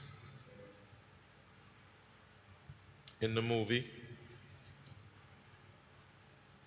for the benefit of European slavers. And Madam Speaker, I had to ask myself that in the 300 years since, whether things have really changed. And I often reflect on the situation we find ourselves in today, Madam Speaker, where our Constitution is being threatened.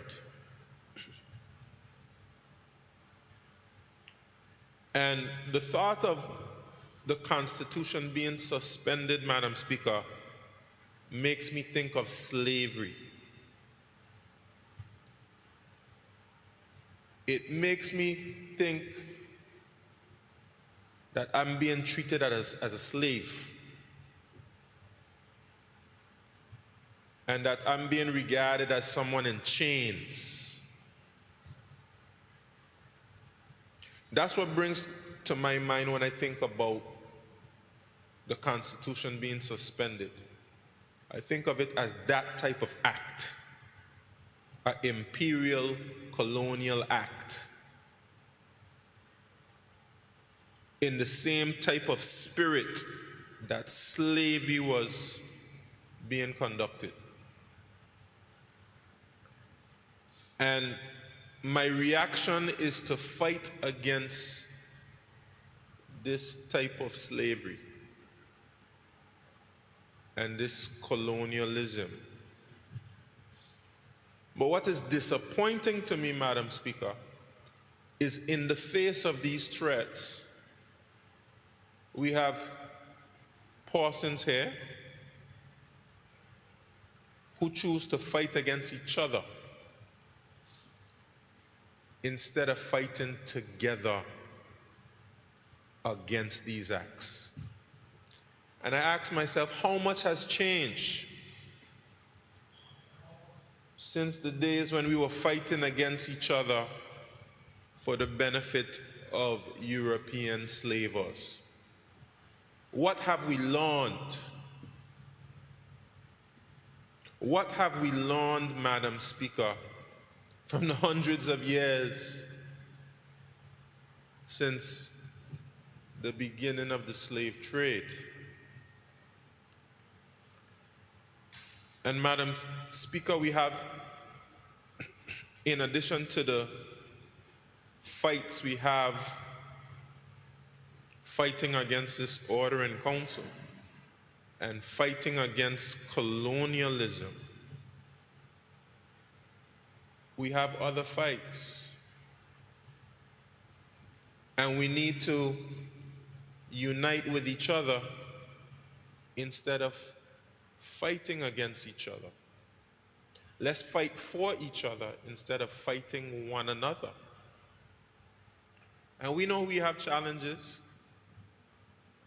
We experience some climate disasters. Category 5 hurricanes, floods. Science tells us that these things are caused by global warming. The ones who are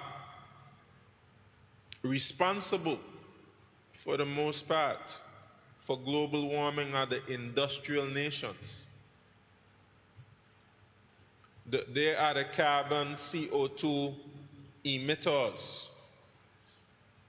They emit the carbon, but we here in the Caribbean, we suffer the consequences. we get these storms, superstorms that destroy your whole society. And that's why we got $2-3 billion worth of damage from the hurricanes, which is, you know, twice, 3 times your economy, your gross domestic product. And you have to try to build back with very little support. You know, you have to go and borrow and get loans to be able to build back. You know, Governor Bryan said that during the Friendship Day. You know, they got billions of dollars. We didn't get not one penny. I mean, of course, you got some soldiers, and that came at a cost, and transport stuff with helicopters that came at a cost, etc. But in the larger scheme of things, when it comes to rebuilding your schools, rebuilding your recreational facilities, your administrative facilities, we are on our own, and we have to get loans. And on top of the fact that you have to get loans, you have very restrictive fiscal guidelines that you have to operate in, despite the fact that you didn't get the support. And what saddens me sometimes, Madam Speaker, is as opposed to recognizing that and fighting together for more fairness, we end up fighting against each other, criticizing each other because it's, you know, we're not recovering fast enough. Or, you know, we're fighting against overwhelming odds. We find something to go and criticize each other about instead of focusing on where the real challenge is, the real problem is. We're killing each other. Not to mention the fact that just about every other small island developing state is in the same situation, has the same cry.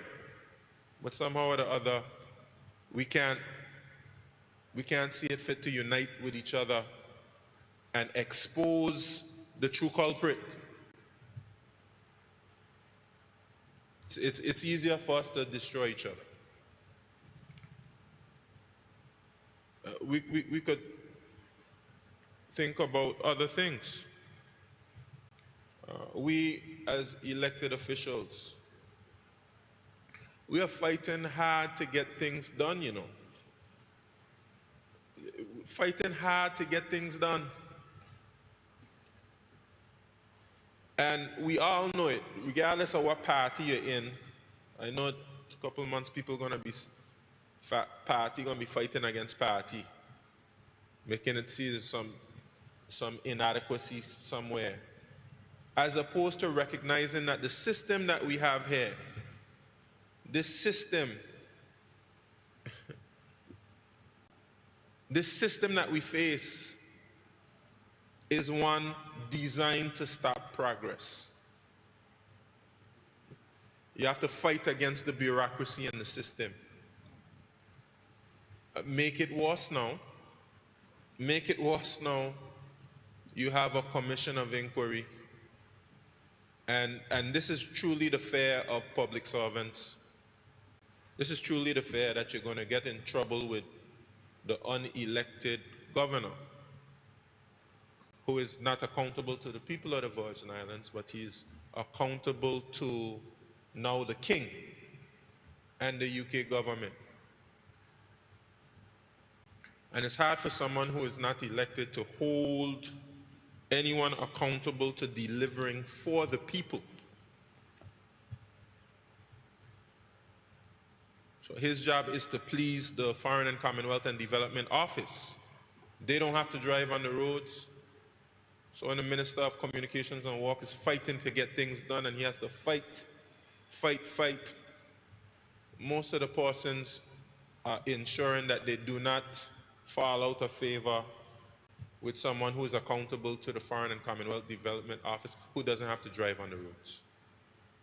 And they don't experience the challenge of driving on the road and our 2-lane become a 1-lane because of all the bush.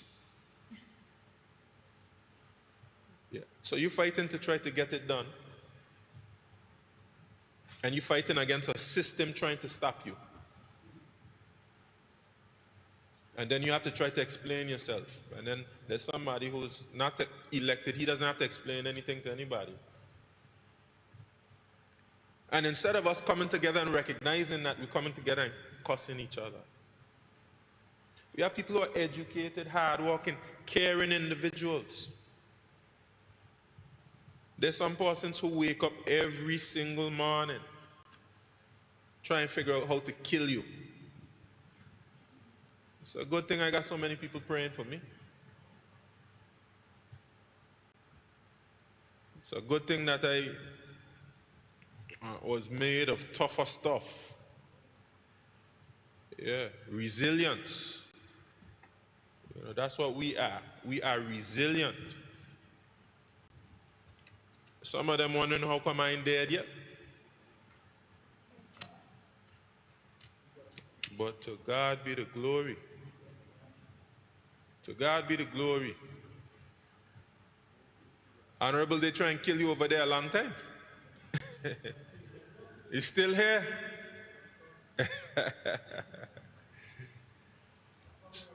So, Madam Speaker, it is my hope and it is my prayer and it is my wish that we as a people will unite. And we will recognize the true threats. We like to beat up on each other. We will recognize the true threats. Of course, yes, we will not always disagree. And I certainly won't suggest that we should not seek ways to improve and even to criticize each other constructively for the greater good, for the good of each other, for the good of the society. But we know the difference between constructive criticism and just trying to destroy each other. And so, Madam Speaker, I commit myself, I pledge myself to walking towards unity of our people as we confront the threats that impact us all. And Madam Speaker, I want to thank the Deputy Premier and the Minister of Communications and Works for his kind words. And I want to thank all those other persons who, when they see me, they share a kind word. Because, Madam Speaker, my only agenda is what I perceive to be in the best interest of the people of the Virgin Islands.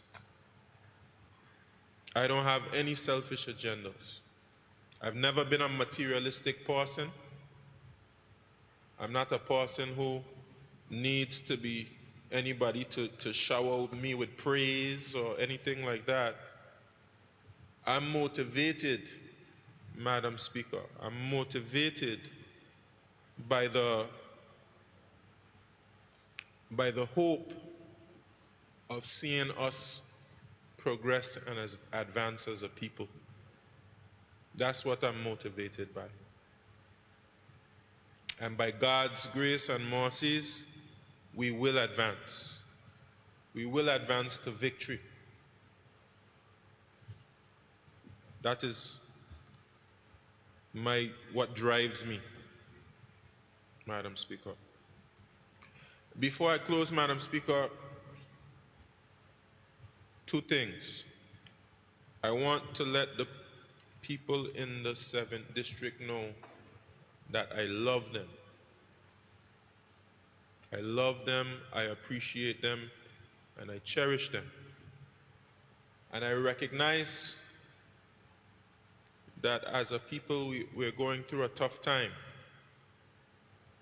You know, this COI transition that we're going through, the economic situation, we are fighting hard to get the sewage. The Minister of Communications and Works gave some updates, getting the sewage work sorted out. We have pledged that as soon as we finish with that sewage work, we're going to be doing major works on the roads in the east and having a fix. And we have quite a bit of plans for investment that will help to improve the economy and provide more economic opportunities. I should say as well, not to preempt cabinet, but we are proposing plans that will help persons who are unemployed. Because of course we have so many persons in the community who need to be given opportunities to get into gainful employment.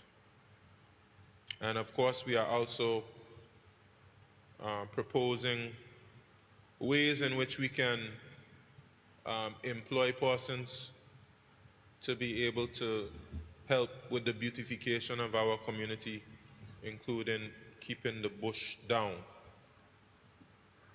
And of course, we apologize to persons who have experienced the uncut bush because of the way we try to satisfy the new demands based on new procurement rules. But we promise you we're working hard on it, and you will see some difference. You'll see some advancement and some progress on that in short order. Lastly, Madam Speaker, I have to correct something that I've said publicly before, which has to do with the 4th district seat. I've said in the past, it's something that I have to correct, that the 4th district seat will become vacant after 3 sit-ins. But the standing order says more than 3 sit-ins. Something that I have to correct. And this sit-in is the 3rd sit-in. And so we will have to go to yet another sit-in. And of course, the seat will vacate. That's something that I had to correct from before. It's right here in the standing orders. And I want to show appreciation for Honorable Smith, who has stepped in to the people of the 4th, stepped in for the people of the 4th district. We were able to meet with them some weeks ago, and they expressed the need that they needed someone who can give attention to their concerns. And it's been very impressive to watch Honorable Smith go set up office and keep office hours and do walkthroughs, and he come to me with the concerns of the people, things that he wants to get addressed, and he goes to the Minister of Communications and Works and others. And it's been very impressive, and I'm grateful that he's been there for the people of the 4th district. And I know that he'll be there in between the time until people of the 4th district get a new representative, and we certainly keep, yes. We look forward, and we, of course, keep the substantive whole of the post in our thoughts and our prayers, and his family, as always. And anytime we fall, we learn from what we have to learn from, and we get back up again. And that's the Virgin Islands way, to get back up again. Madam Speaker, with those few words, I certainly also want to show my appreciation to the members who have stayed here and been able to see this sitting through to the end. We've been able to pass the Jury Act 2022. I want to show appreciation to the Deputy Governor's Office, who responded to the situation positively, and they were able to do consultations on the Jury Act. They had some stuff on GIS. They sent out some infographics. You know, they had a timetable they put out on the Jury Act. They had a meeting. Everything didn't go smoothly, but they reacted in a positive, constructive way to the calls for consultation, and I want to let the Deputy Governor's Office know that I appreciate them for that. And I also say that as we approach other legislation in the House of Assembly, that let's learn from this experience and make sure that we consult fully. And I also want to recognize Honorable Smith and Honorable Shireen Flax-Charles for the role they played in consultation on the Liquor License Act. I'm looking forward to next sitting, being able to delve into the Liquor License Act based on all of the feedback that we got from the public. I truly believe that we will have a better bill because we consulted broadly with the public on it. So, Madam Speaker, certainly I appreciate you. I appreciate the role that you played in Friendship Day. I appreciate the PS Igwe and the entire team, Levant Chalwell Bruley and the entire team for Friendship Day. It was a fantastic event. And we look forward to also, Madam Speaker, a resolution we'll soon bring to the House of Assembly appointing national heroes for the first time, which of course we were not able to do it in time for Heroes and for Parents' Day. But once it'll be done, we'll have national heroes that we'll teach our children about. And that's going to be for coming decades and generations. It'll be done, and we'll be able to say that we were able to do that. And of course, we're also looking forward to the next holiday, which is the match, the great match, and a restoration of the Legislative Council. So, Madam Speaker, so much more to say, but we'll close there and look forward to the next sitting, where we'll be able to do more of the people's work. Thank you, Madam Speaker. Thank you, Honorable Premier. I now call on the Premier.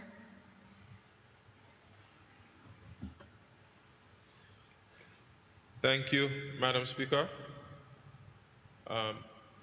Is it me or the clerk? Or is me?